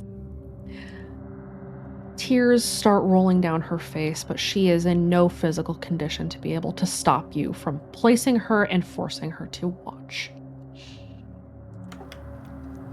Can I inflict a further mental strain to tell her that the whole reason that she's watching it is because she left them there. And that's why I wanted her to watch, so she could see everything that she did to them. I mean, Hey, I asked you a question. You gave me an answer. I'm delivering.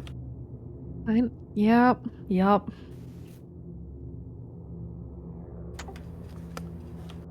Do I need to roll a deceive? Nope. Oh, does it just happen? You are breaking her. Welcome to what Orin does. Well, These kids are terrifying. that was Orin. Yep. The Die For You kid, with the firecracker team, pulls out his crossbow from his position on the ground and tries to take a shot at you, Six. At me? At you. How dare? You're the one This- leading his friends into traps. This is the first time since they've gone into hunting grounds that they've even been able to mount a defense. Mm-hmm. 6, roll your defense. You can athletics to dodge, or you can try to soak it or block it with physique. It is too far away for you to be able to fight.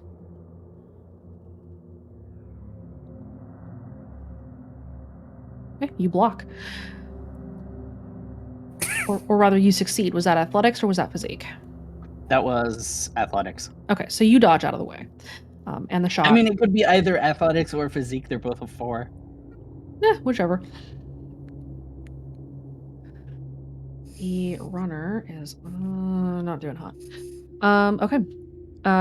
The techie is sprinting towards the runner.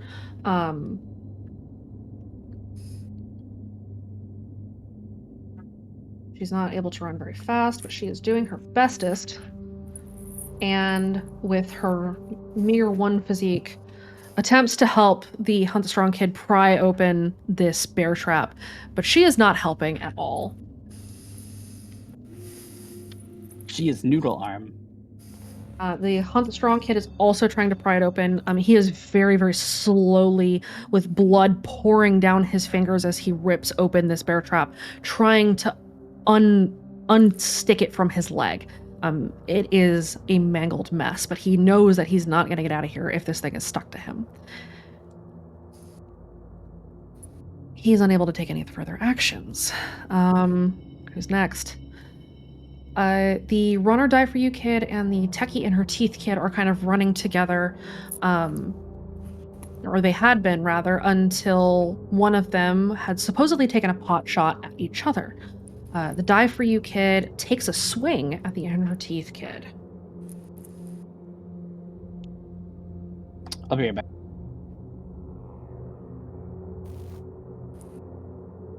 Oh, come on. Look, they're noodles. What did you expect? The in her teeth kid stumbles back and away, just shouting, "What the fuck, man? No, I didn't try to hit you." And does not take an action, is trying to calm the friend down. And Oh, that's not gonna work. Let's see. The in her teeth runner pauses and looks around and races back to meet back up with the fighter kid. And they're kind of communicating together. You know, what the fuck is going on?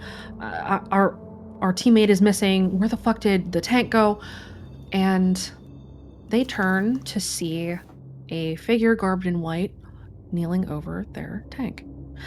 As we return to the top of the round, it is Nicole's turn. I cannot describe what she is doing here because it is graphic even for her. However, this kid on the ground is unable to fight back as she pulls a small scalpel and a bone chisel from her pocket, in addition to a small mallet, and kneels down over the tit kid, turns them over, brushes the snow off of their face, and smiles behind the gas mask in such a way that it just barely shows in her eyes. And she whispers, I want to see how long it takes to bleed out when I lobotomized you. And she places the chisel into position. This kid cannot fight back. Vicious. Oh my god. I have a very bad thing.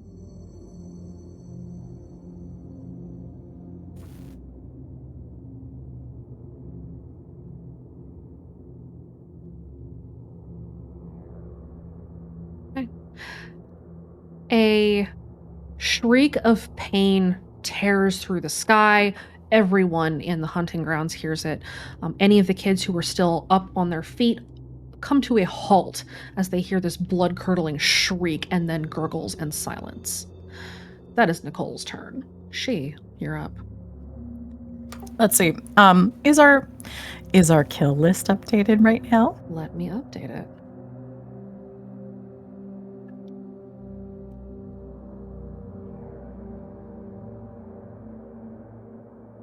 We gotten to 10 yet?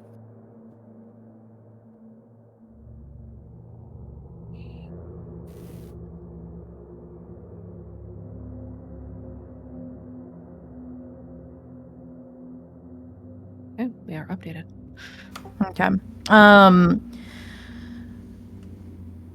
Akai is going to switch her target, and she is going to team Batman's Tit Kid, the fighter. Okay. She's still in stealth. Where are they currently on the field?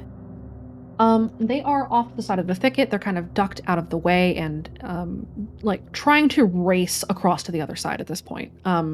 After having seen what happened to their tank, they are not sticking around. All right. Akai is going to, since she's already stealthed, she's going to come up behind them and go to see if she can hit them at the back of their neck. Okay, go ahead and roll me your stealth.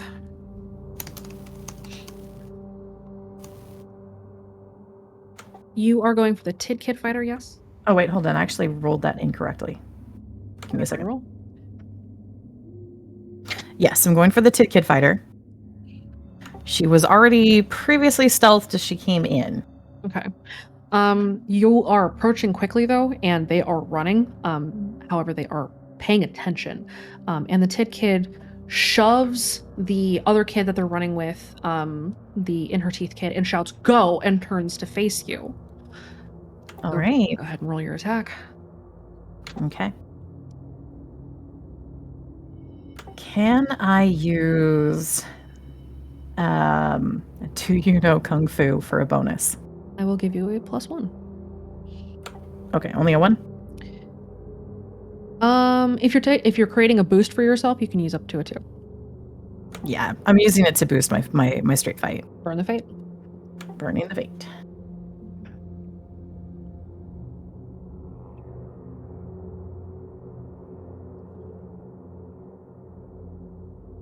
Okay, you hit them for a shift of 2. All right.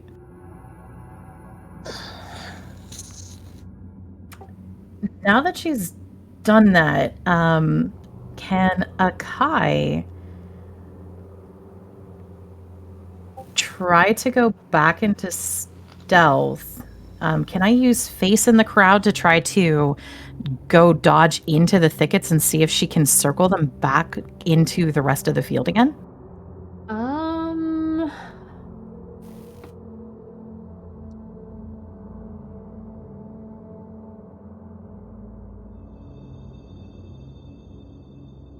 It's not really a crowd, but this particular... no.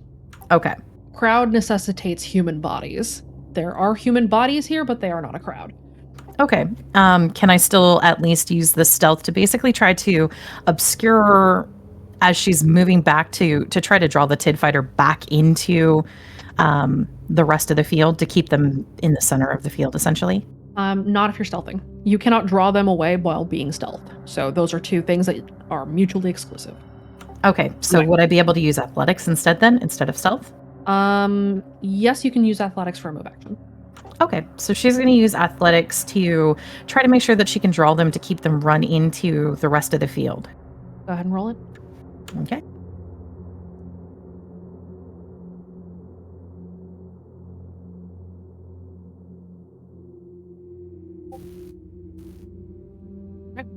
The Tid Kid is following you.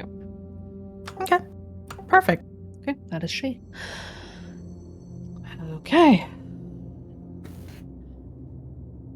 Zeke is on deck. He adds another stack of Hand of the Chorus, putting him at a 5. And targets who's left alive. I see. And seeing she draw off the Tid fighter kid, fixes his sights on the In Her Teeth runner kid, who is sprinting away at the behest of the Tid kid.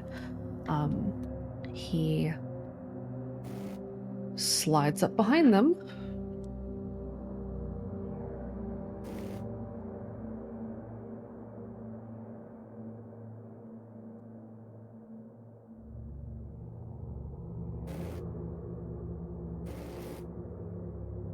And gets a stealth hit.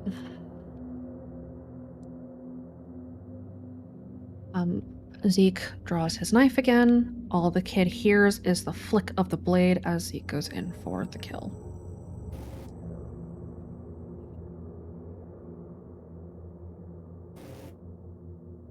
The kid comes to a stop very suddenly as suddenly their legs just stop reacting.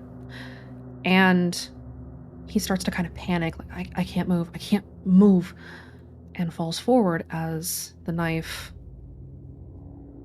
embedded at the base of his spine twists and pulls up along the spinal column.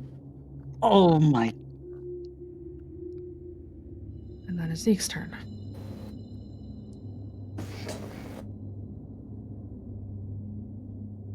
Lucas, what you up to, buddy? Lucas is getting bored because this isn't working the way he wanted it to. The kid's not hallucinating enough. They're not really fighting. It's more of a bitch fight. He's completely lost interest in this. Okay, what do you want to do? You gonna take a shot at one? Oh yeah, he's just gonna kill him now. He's done. Okay. All right, go ahead and take your shot. Which one are you targeting? Oh, how close are they together? You want to try to line up a shot and hit the both? Yes, I do. Okay.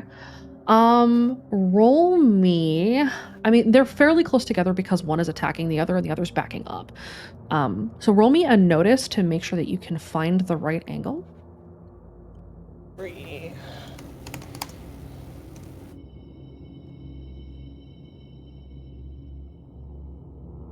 Yeah, you line up a shot. You're gonna take 2 shoot rolls. Your first one you will roll with your full dice. Your second you will roll with an onslaught penalty or a flurry penalty because you're trying to shoot one through another, and so the bullet is going to have a lot less force behind it. Okay? Okay. All right, go ahead and roll the first one.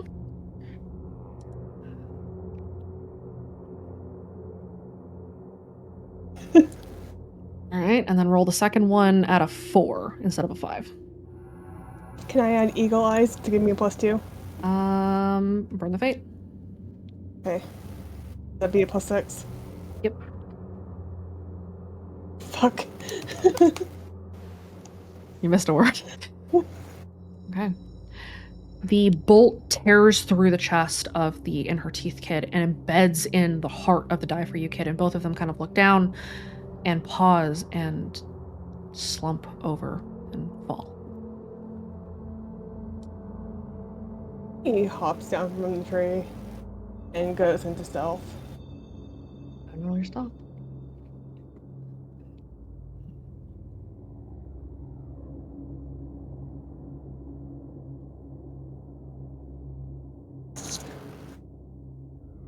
And that's all Lucas is doing. That's Lucas's turn. Cyrene, what are you up to? All right, so the runner HTS Oh, kid. whoops. Who's still alive? Hang on, this one ain't. I got 2 kills. I'm proud of myself. So Good job. Team Shotgun's dead. Yes. Firecracker is Oh, trapped, nice. and then one is helping. The other is scared. Team shotgun is Is- out. Yeah, the fighter for Batman is claimed, right? Yes. She is fighting the fighter. Or fighting the fighter. Is the Seed the Grud kid? Are you actively claiming all of Team Firecracker 6, or can I take one of them off your? You can take the shooter. 6 has the runner and the techie nearby. The shooter is taking shots at 6. Yeah.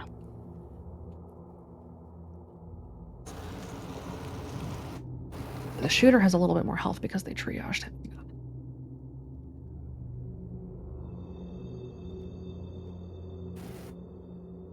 All right.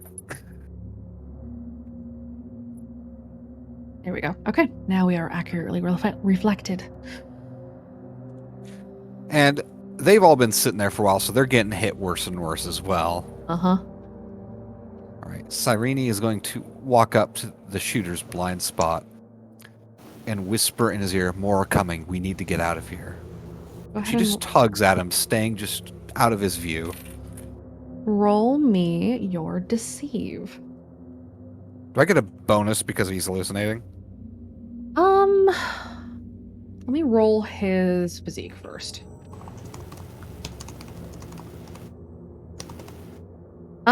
You may only have a +1. The hallucinations aren't bad, but he is also kind of preoccupied with what's going on up the hill. That's Jesus a 9. Christ. The die for you kid just kind of looks back and forth between you and the hill, and just kind of whispers, "Well, what about my team?" Take a deep breath and focus. Which, of course, taking a deep breath here will do the exact opposite, but he's not thinking straight already. The kid takes a deep breath and inhales just- a lung full of gas. Look back. They're fine. Come on. They've got it handled. He goes with you. All right. And Cyrene is once again going to whisper a bunch of nice platitudes and wonderful things as she leads him deeper through the gas till he's thoroughly pickled. Okay. But she's going to send a text to Nicole asking if she's had her fill yet. Nicole sends back, "Do you have more?" She says, "Yes, I've got a poor lost boy who just needs a bit of help." And she responds back, "I'd love to play more." Yep. And Cyrene, giggling, says, "I got a friend. You'll love her." And just keeps dragging him along. Okay, you drag him towards Nicole. Yeah. That's awful. Girls just want to have fun. Okay. Cyrene. 6, what you up to? 6 has a dart. Well, no, the dart. It hit the wall next to him, right? It hit a tree behind you, yes. Okay. How far away is the tree? About 3 feet. Okay. Can he go and grab the dart and then stab? Which one's nearby? The Hunt the Strong kid is the one that's got the trap on their leg. Yeah, he's gonna stab the Hunt the Strong guy in the throat. Alrighty. The Hunt the Strong kid is restrained but is aware of your presence, so it is going to be a contested roll. The Hunt the Strong kid will be rolling at disadvantage. So you go and grab the dart. The tranquilizer portion of the dart has broken, but the dart is still sharp. It is still a stabbing implement. And so for your purposes, it will indeed work. Go ahead and roll your fight.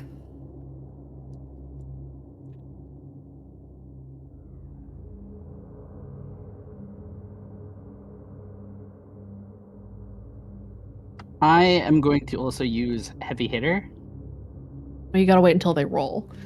Okay. So the non-Hunt the Strong kid is rolling with disadvantage, so he goes twice.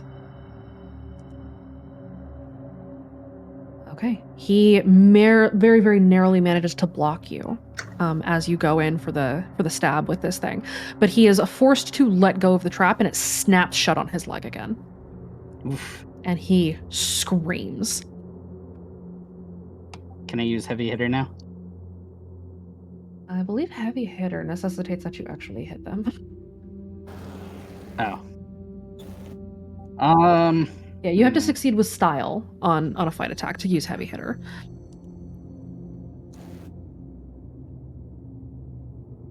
Okay. Do you do anything else?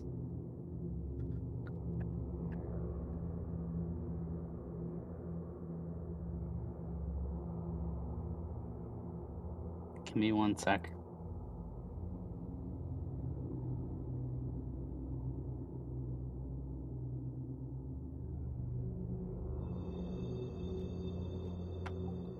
So since he missed, can he just swing his hand around like a blade, or like he's making a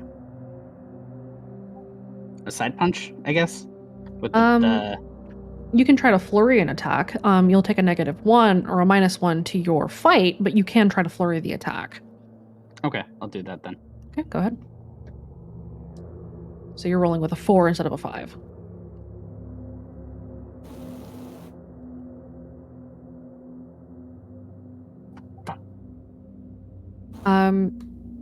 Actually, hold on. The Hunt Strong Kid takes an even deeper penalty because the Hunt Strong Kid is now trapped again, even harder than before. And has disadvantage. You hit him. Yeah. Where are you punching this kid? The side of the throat. With a knife? Yes. Okay.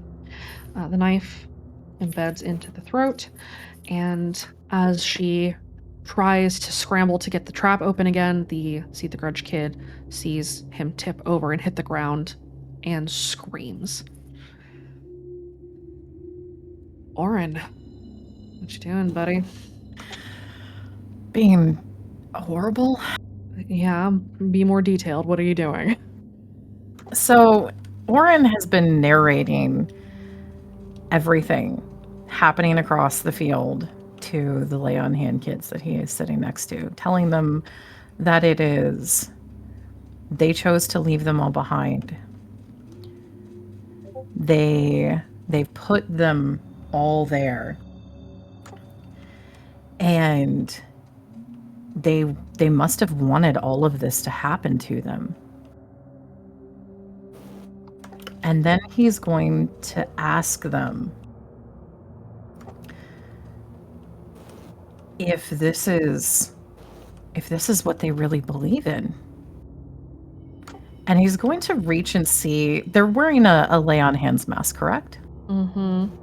He's going to reach for their lay on hands mask and hold it in front of their face, turn it around and hold it in front of their face and go, with everything you did, are you even worthy of this anymore? Jesus fuck, man. Roll the deceive. Can I, since this is not in combat, can I go up to 5 stacks of all that glitters? Yes, you can. Mm-hmm. And do I have a bonus with lies upon lies already? Yes, you do. You All right. fucking monster. Oh, yeah. Sorry, hold on. I've just got to count numbers.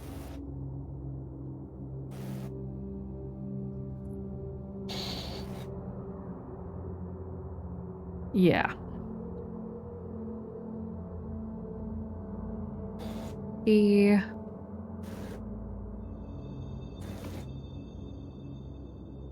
starts sobbing, trying to claw the mask away from her, trying to shove you away from her, just whispering repeatedly under her breath, I'm sorry, I'm sorry, I'm so sorry, I'm so sorry. You did this to all of them. That's why I'm telling you what you did, so you'll remember. It's important to remember what you choose to do. And all of this is what you wanted for all of them. Wow.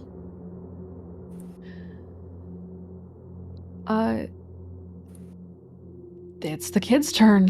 Whatever's left of them. Can Orin do one last thing? Okay. He's just going to send a message to everyone else and say, I've already got our survivor. She's perfect. Oh, did we need a survivor? Just one. Just one. Somebody made a has to mistake. sit. Someone How has many to does get it take to deliver a message? Just one. Neat. And Orin is just going to say, I have our survivor. She's perfect.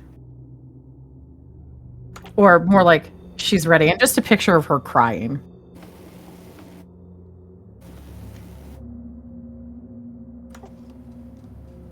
And that's the end of Orin's turn. Nicole sends back a heart. Because of course she does. Oh, I'm just going to put my head on my chest. It's the kids' turn. What's left Think of about what them? you've done, Orin. He's I on your think side. it's just the Seed the Grud kid. Well, no, there's one other kid alive. No, there's two other kids alive. So the See the Grudge techie kid is screaming at the top of her lungs. You just killed her boyfriend in front of her. And she Not my goes, fault. you stabbed him in the neck with a knife after you caught him in a bear trap. Not my fault. Explicitly your fault. You shouldn't have been standing there. You lured him over. You Fucking cannot implicate my client. She fumbles with her bag and pulls out a crossbow and tries to take a shot at 6.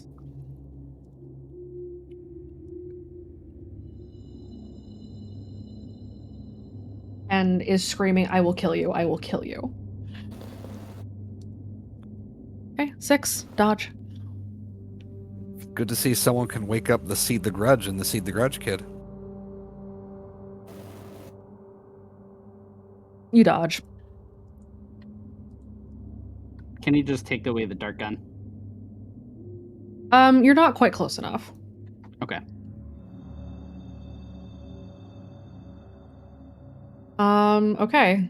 The Die For You kid is unable to do anything. Cyrene, thanks for that. The only other kid on the field who's able to take an action is the fighter kid that she is fighting. And so the Tid kid tries to take a swing at she. For the record, the Die For You kid can do something. She can run through a very nice field with this girl who's just so nice. Lead her into a trap. Okay. And I can use my athletics or physique would be if I wanted to block or push back on the attack, correct? Yes. And athletics would be just dodging away from it, right? Right. Okay. I'm going to I'm going to re-roll that and use that's what they call street fighting, right? Okay.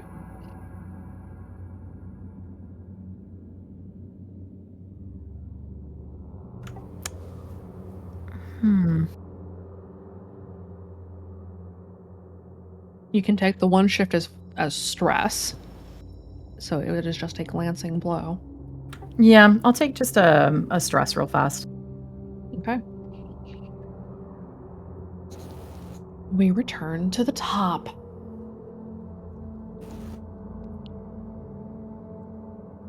Irene, by now you have wandered into the dark den of Nicole.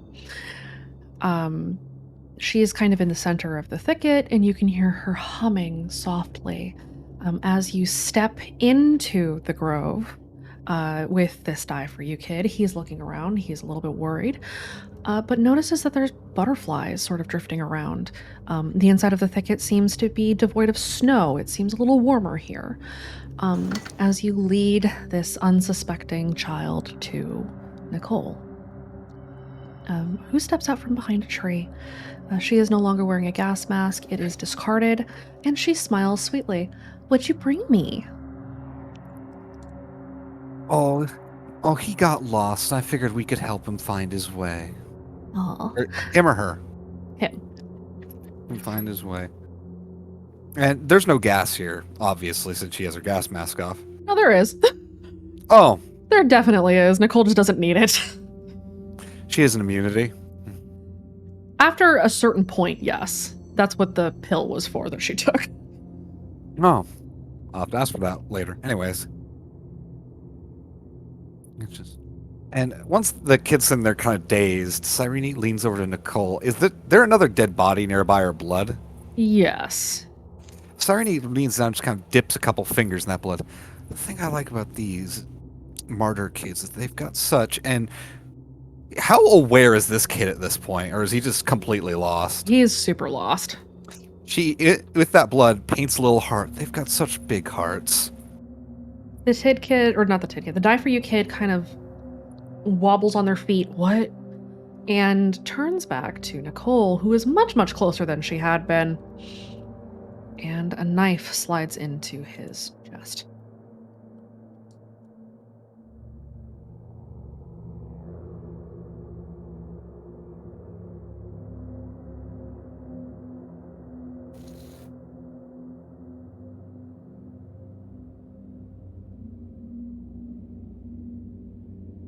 A stream of blood spills from his lips, and he sinks down, Nicole carefully helping him to lay down.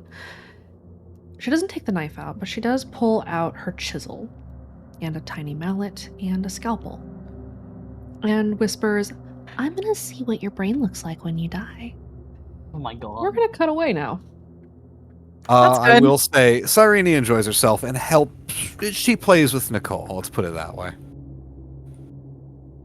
If allowed. Or you're up. Well, she has a friend, and they just hit her. Uh-huh. She wants to hit them back. Okay. Is it possible that she can try... I'm trying to think if there's something that she can do for either a deception or a provoke in terms of creating an advantage for herself.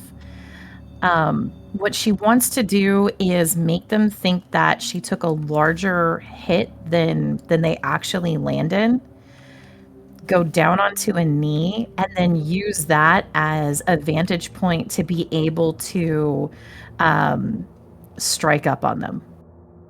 Go ahead and roll me a deceive. Oh, good.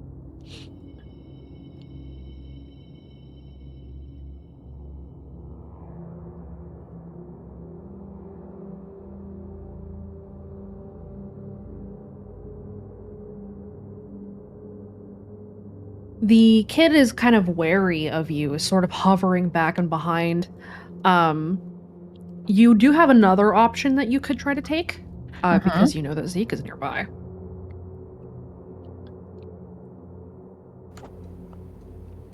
Get him directed to Zeke. You could direct him to Zeke, or you could use Zeke to direct him into you. When she staggers up, can she basically the movement is the Tit Kid reacting to her movements? Yes. So when she staggers back up, she's still playing that blow fairly heavily. When she staggers back up, in the way that she does it, she's going to angle him so that he sees Zeke, so that he'll come closer to her involuntarily. Okay. The kid has a decision to make. Mm-hmm. Which of you is worse? Akai's only killed... Well, she's only killed one kid that they've maybe not even seen. Zeke's killed a ton.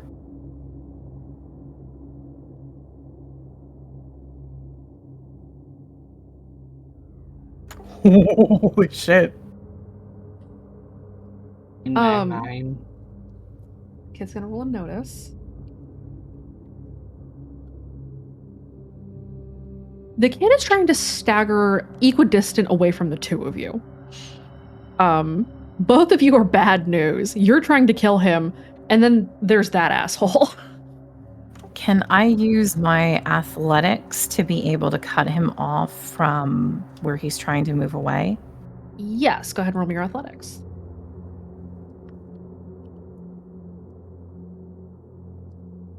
You cut him off, and he is forced to stop. All right, well, now she's going to go in for another attack. With Zeke there, can I use the I won't let you feel safe for a bonus? Or use Zeke as a bonus on my fight? If you use that one, you get diminishing returns. So you get a bonus of 1 at best. I understand that. But her fight's not too high. But her idol is there. I'll give you the +1. Thanks. You get a shift to 1. That's still something.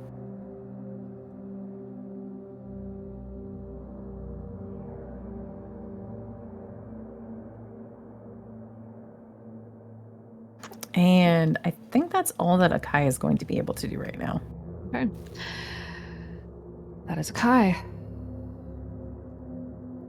Next is Zeke, who, after having licked some of the blood off of the blade and then cleaned it in the snow, has returned it to his pocket, and both of his hands are slipped into his pockets. And he is slowly approaching the Tid Kid from the other side. He glances over at Akai, looks at the kid, and holds his action and watches, coming to a stop to lean against a tree. Oh no, got to impress mentor. That is his turn. Senpai is noticing you. Oh no. Senpai. Just kill me.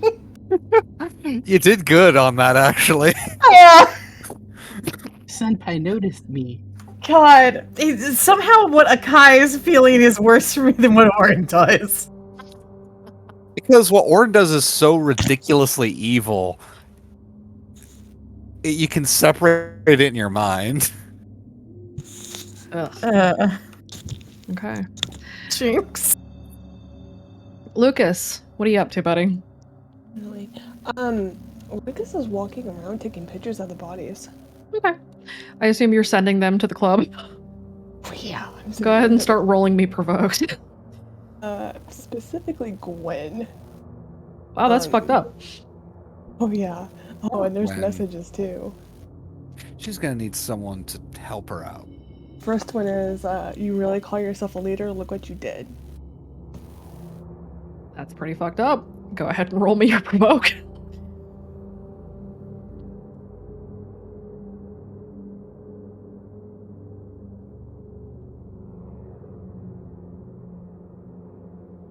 In the boxcar, though you don't see this, Gwen looks at her phone and drops it. Mortified. There's more. Oh, I'm sure. We'll get to those. Just wait until you get to the techie. I have an idea. Fucking goblin.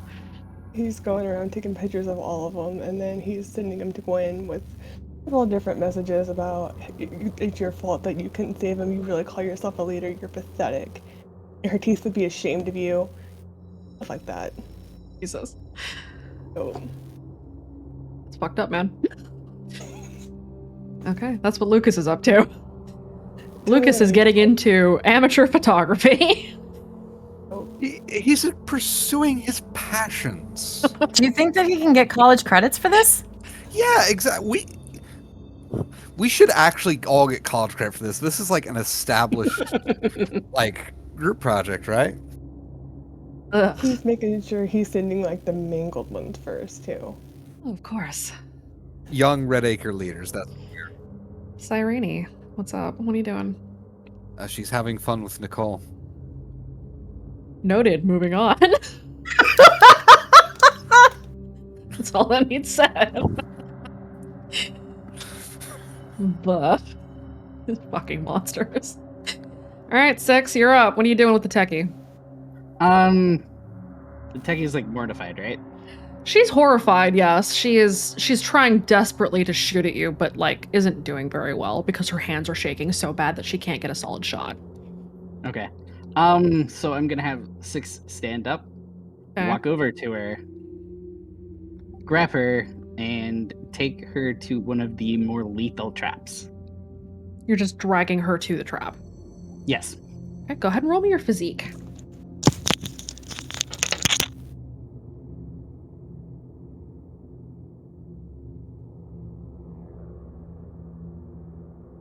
If you have grappler, now is a good time to use that.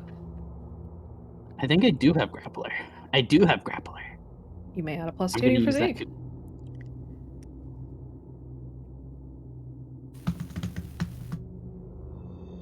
You overpower her and you drag her towards the trap. Which trap are you dragging her to?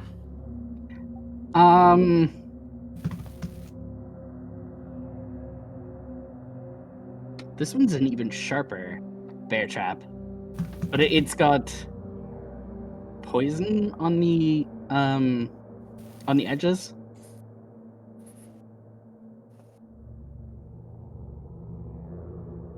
Okay. And you just push her into it.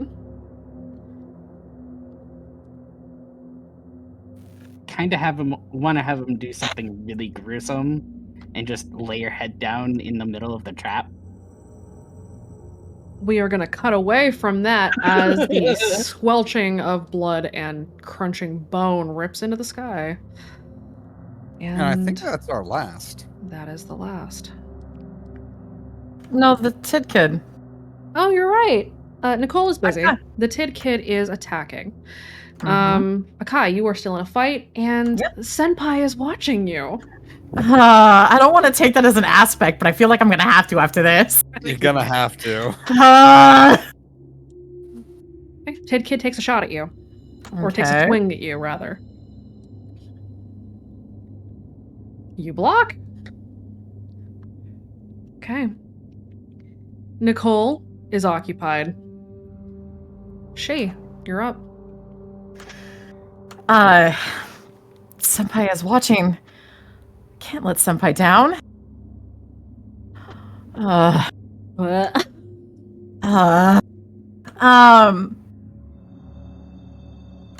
Is there any way to inflict damage with athletics over fight, especially with...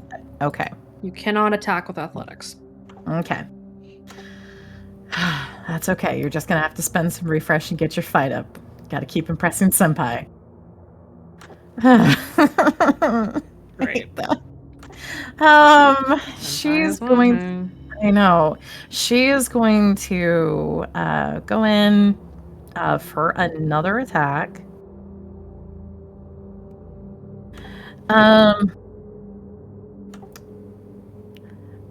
She cannot remove the gas mask to try to gain a better advantage, so it's just going to be a regular Fate 3. Okay.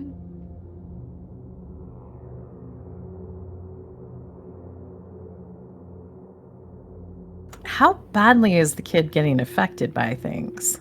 It is starting to come in pretty hard, but this kid is in fight or flight mode, emphasis on fight. Mm-hmm.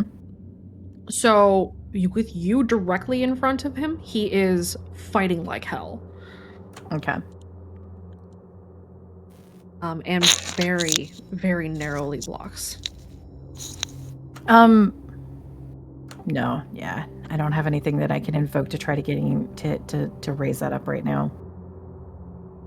You get a look from Zeke that asks, do you want me to finish this? Akai's expression is one of, I can do this. Okay. Everyone else is occupied. We'll go back to she. What do you do? She's going to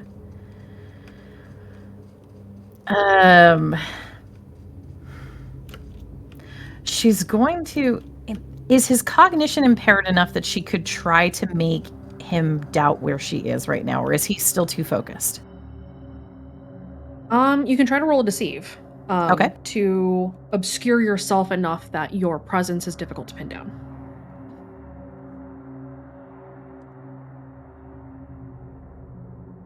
Okay. He's having a hard time following you. All right, she's going to go in for another strike. Is that going to be done with advantage? Yes, you will roll with advantage.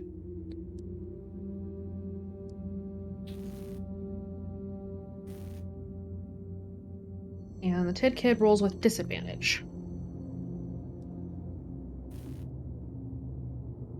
Okay, that's a shift of 3. That's the kid. That takes him down. That takes him down. How does he go?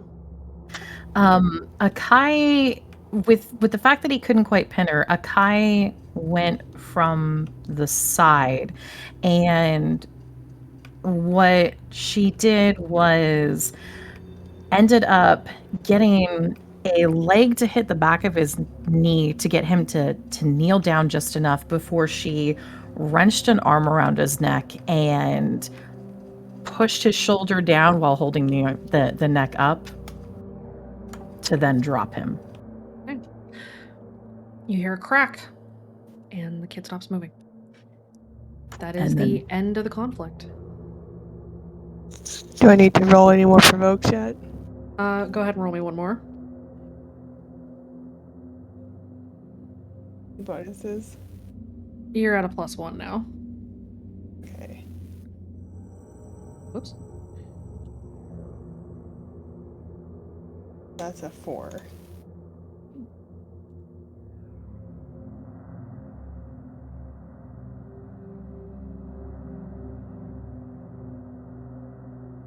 Damn it. Gwen is not looking at her phone right this moment. She is standing and pacing the HQ car. But you will get another opportunity to look or attempt again soon. Okay. The kids have all been wiped out, all but one. Oren, what you doing? Oren has continued to quietly narrate everything. Has she stopped sobbing or trying to push? Is she trying to push the mask that he was holding away from herself? Yes, that's what she had been doing. At this point, she is limp. He sets the mask down, and well, he puts it away. He's got a little collection that he's holding onto for a very specific reason, and I'm sorry in advance. And he takes both of her hands and gently helps guide her to her feet. And he's going to walk her back through the field until she's back in the field. As a question for you, since he's wearing a gas mask, but the gas mask isn't a face obscuring mask, the fact that he has 5 stacks means that he has the gold eyes visible. Yes, he does. Okay. He is going to lead her back to the center where all of the rest of the stalkers probably are going to congregate with Zeke. Okay. And lead her back in and pat her and say, "It's okay. It's okay." Because there's something you still need to do. It's the whole reason that you did all of this. And he's going to make sure as he leads her back that he walks her past each of the bodies.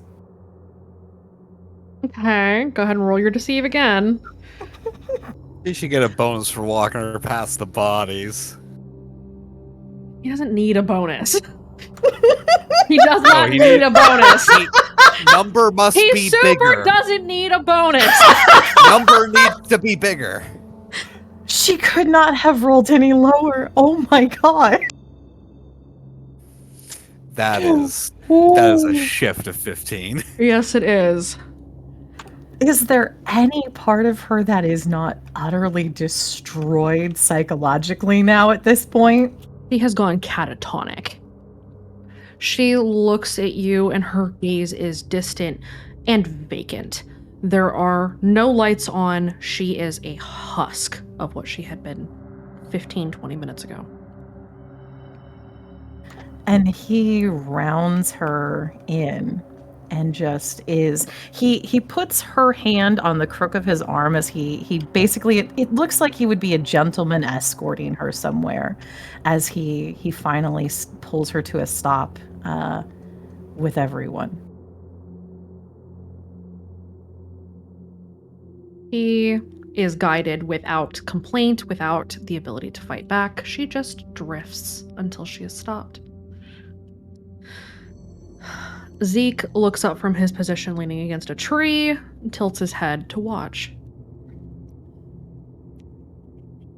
Had they discussed what their messenger needed to be able to bring back? Only that it needed to be visceral and pointed. He's going to... I think we have a head that can get brought back. I don't think anything more is honestly needed to be done to this girl. Mm-mm. He's going to take her hand off of the crook of his arm and guide her so that she's sitting down, take off his coat and wrap her in a coat, and see if she has her phone. He does. He's going to look and see when signal comes back. And he wants to type out a message to the club that just says, "Help me," and have it send her location. He's going to wait for the send for that for when they're ready to leave. Okay. Zeke looks around at everyone. All right, did you guys get your fill for the night? Definitely. Yep. Okay. Let's go. Should I leave my traps here or pick them up? Pick them up. Don't leave anything behind, Okie dokie. except for the mess. He's gonna pick up the trap that has the head in it and shake it off. No one will know who did this.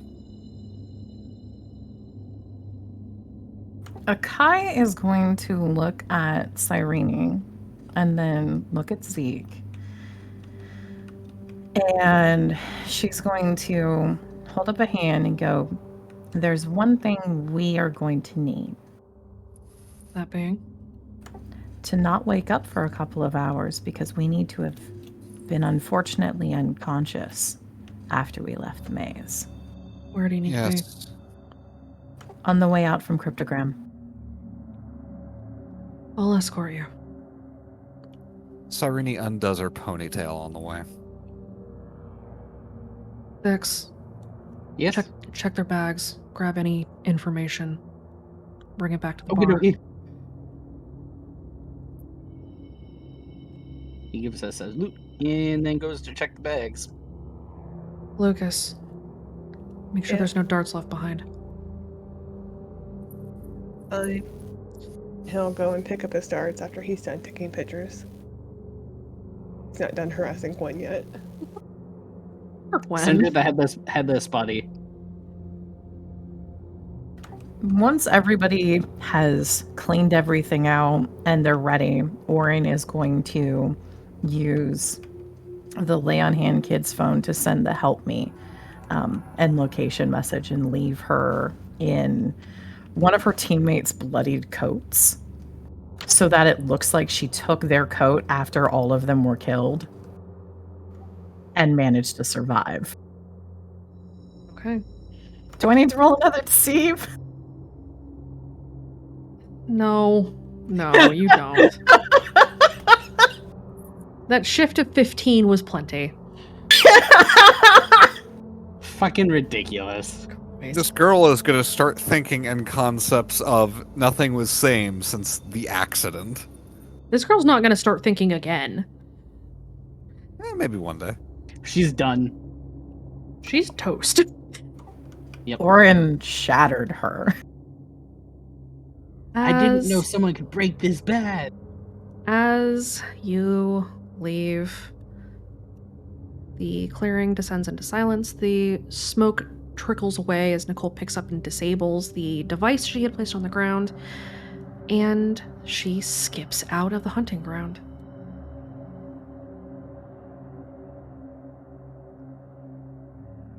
Zeke escorts Cyrene and Akai to the entrance of Cryptogram Library and kind of slides his hands into his pockets.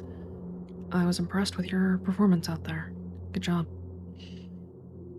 Akai will offer a deep bow. We did our best. You did good. Once Oh. you've shaken the club off, head back to the bar.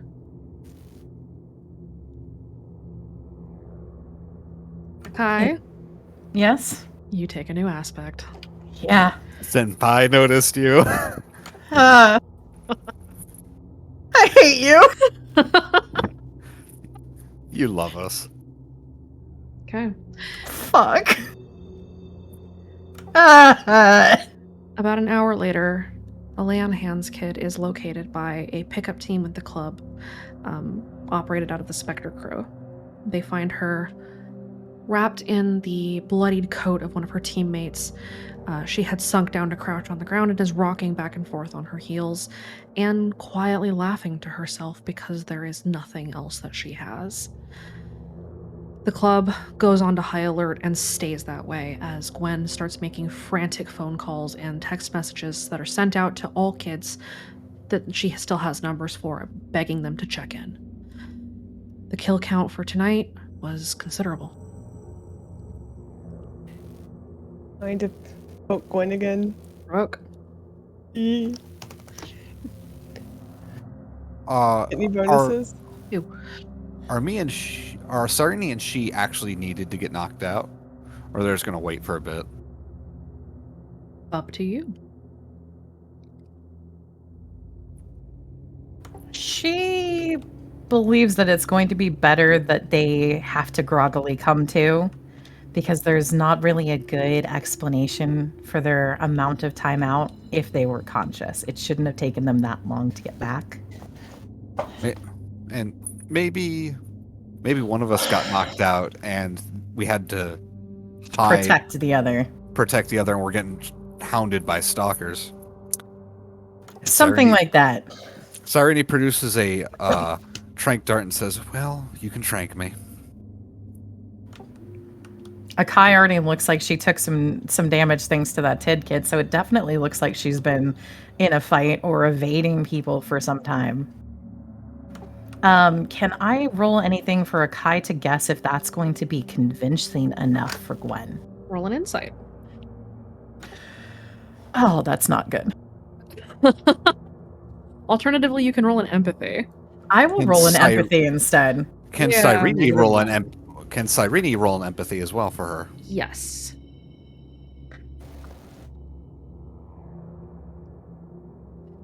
Given everything that has happened tonight, you're both fairly sure that that will be enough for Gwen. Okay. So she'll take the dart, smile, give Cyrene a hug, and as she hugs her, use the dart on her. All right. As she's getting Stick her in stabbed, the Cyrene gives she a kiss on the cheek. Wow. Get a room, you two. And then Akai will drag the unconscious Cyrene to one of the hide areas that you've got in Cryptogram that they could dive into long enough to eventually wait for the maze to calm down. How tall is she? She's about 5'6". Cyrene is 5'1". Okay, so yeah, she definitely is able to drag Cyrene. Okay. What happened with Gwen? Gwen, the next text, like barrage of text messages, read through them, stared at the phone, and then threw it across the room. She is upset. She is extremely upset. That was the in her teeth I'll be disappointed in you message. Yeah, she threw it across the room. Okay. The night passes, the sun finally rises, and the Blackout Club realize that they have suffered a critical blow.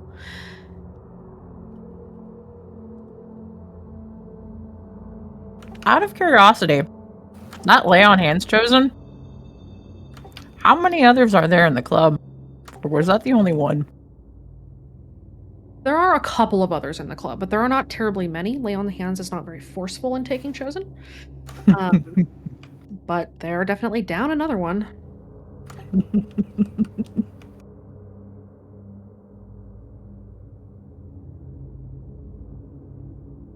The club's lost 3 teams plus 2 others.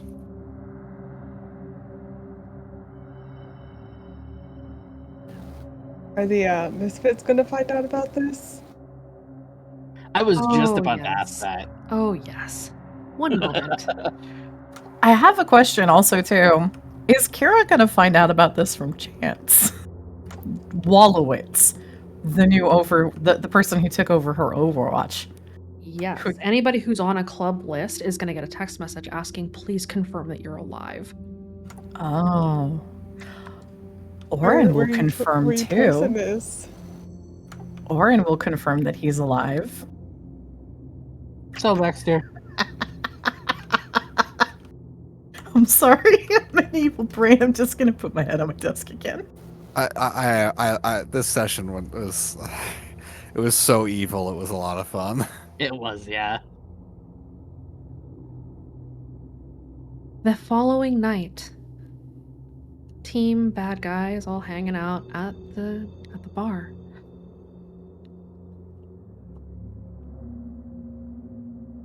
As everyone awake in Redacre hears the song swell, and it seems to be pounding against your ears as a voice speaks.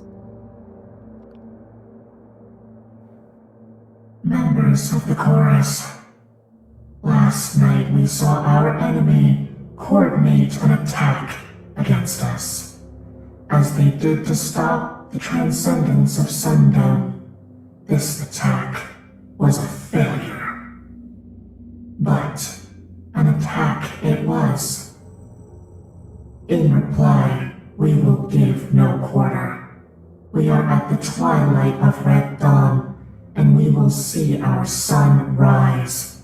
Find the enemy, snuff them out, leave them no ground to go to. Burn what they have.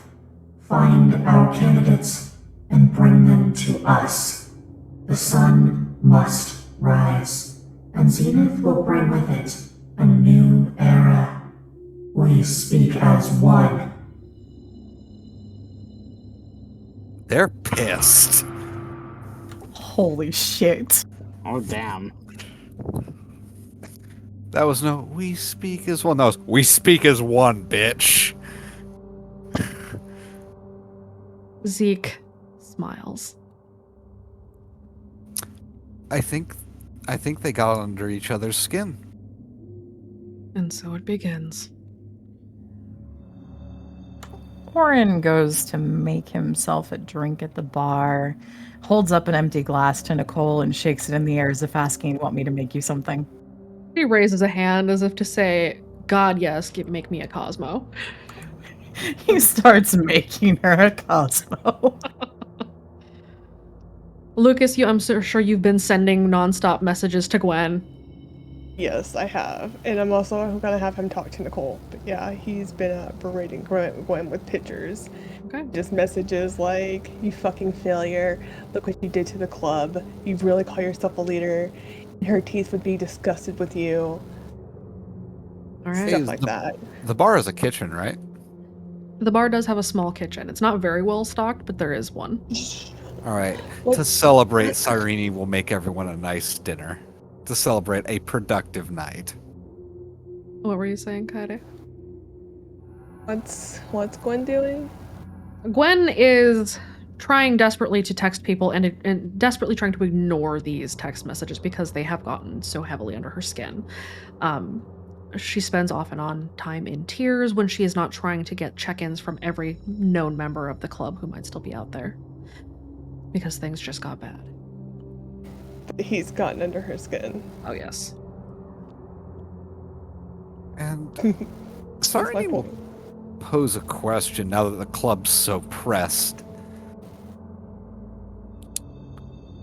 Should she start actively acting, not quite in the club's interests, but being more friendly and helpful to them, to be a friend, to basically get on, to seem like an asset to the club so she can get closer in their ranks?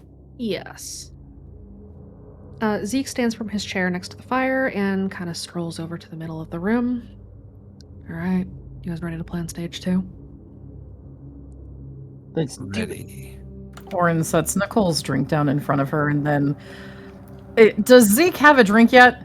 He does not. Orin, pours him one and slides it down the bar to him. He takes the drink, staring at Orin. Orin has his normal pleasant smile on his face. He's not keeping all the glitters up, so that's finally gone off, and he just has a nice pleasant smile on his face. And stage 2 happens to be which part now? And that's where we drop the curtain. Oh, I was gonna have Lucas talk to Nicole for a second. Let's do that on a side session. Okay. Just like one thing. That was fun. Oh yeah, it was. I'm real sorry. It was fucked, is what that was. Yeah, no, I'm real sorry. Oh boy. Look, Yes. Orin got some terribly useful things. Oh, you know what I should have done?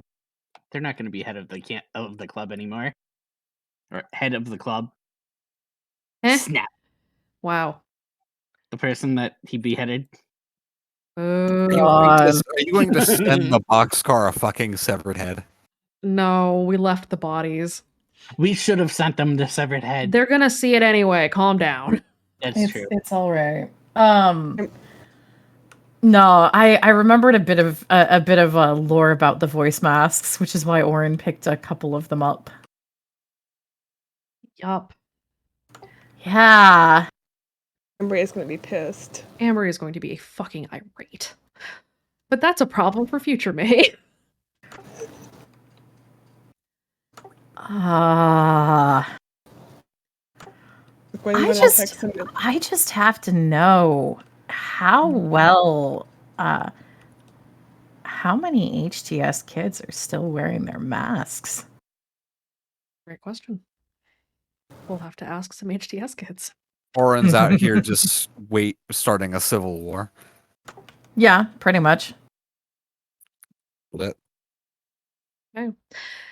Well, things are coming to a head. Things are going to get worse from here. Enjoy, everyone. This is a horror story. Of course, it's going to get bad.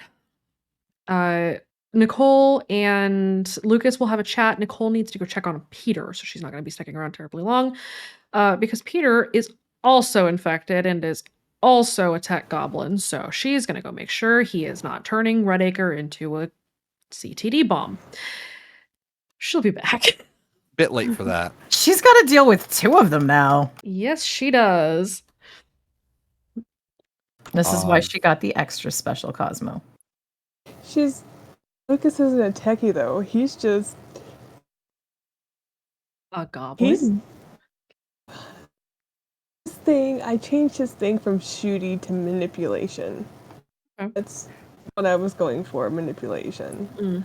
Manipulation and provoke and deceive. Yeah. That's what I was going for. Oh, Tara, you can disregard a lot of my plans I wrote out now. Things change. Things have changed, which I expected, but I wanted to have a general idea when I wrote it out. That's fine. I can't believe he made me take the aspect Senpai noticed you. It was necessary. Also, Aubrey, do you want to do a Orin Cyrene RP later? Yeah, I'd love to. Fucking Well, with that, bye go ahead and say goodbye to chat, guys. guys. I hope you enjoyed this session. Don't worry, it'll only get worse here. But you've been listening to All the Stars in the Sky. We'll get you. Thanks for tuning in. We'll get you. I How was my Hey. radio voice? Wow. Well, that happened. So this was an interlude of All the Stars in the Sky, part of the Deep Structures universe. This is the rapid escalation into shit hitting the fan. This will be kind of what sets the stage for the end of season 2 and season 3 of All the Stars and the Misfits, respectively, and set the stage for a couple of new tabletops that are going to be coming in. That said, thank you all so much for tuning in tonight. This was a ride. I know that I gave as many warnings as I possibly could, but it still got darker than I thought it would. So thank you to those who were able to stick it out, even through all of that nightmare fuel. We will be back on Saturday with the actual session for All the Stars in the Sky. We will be having the arc finale of Harmony. Yeah, I know. Don't.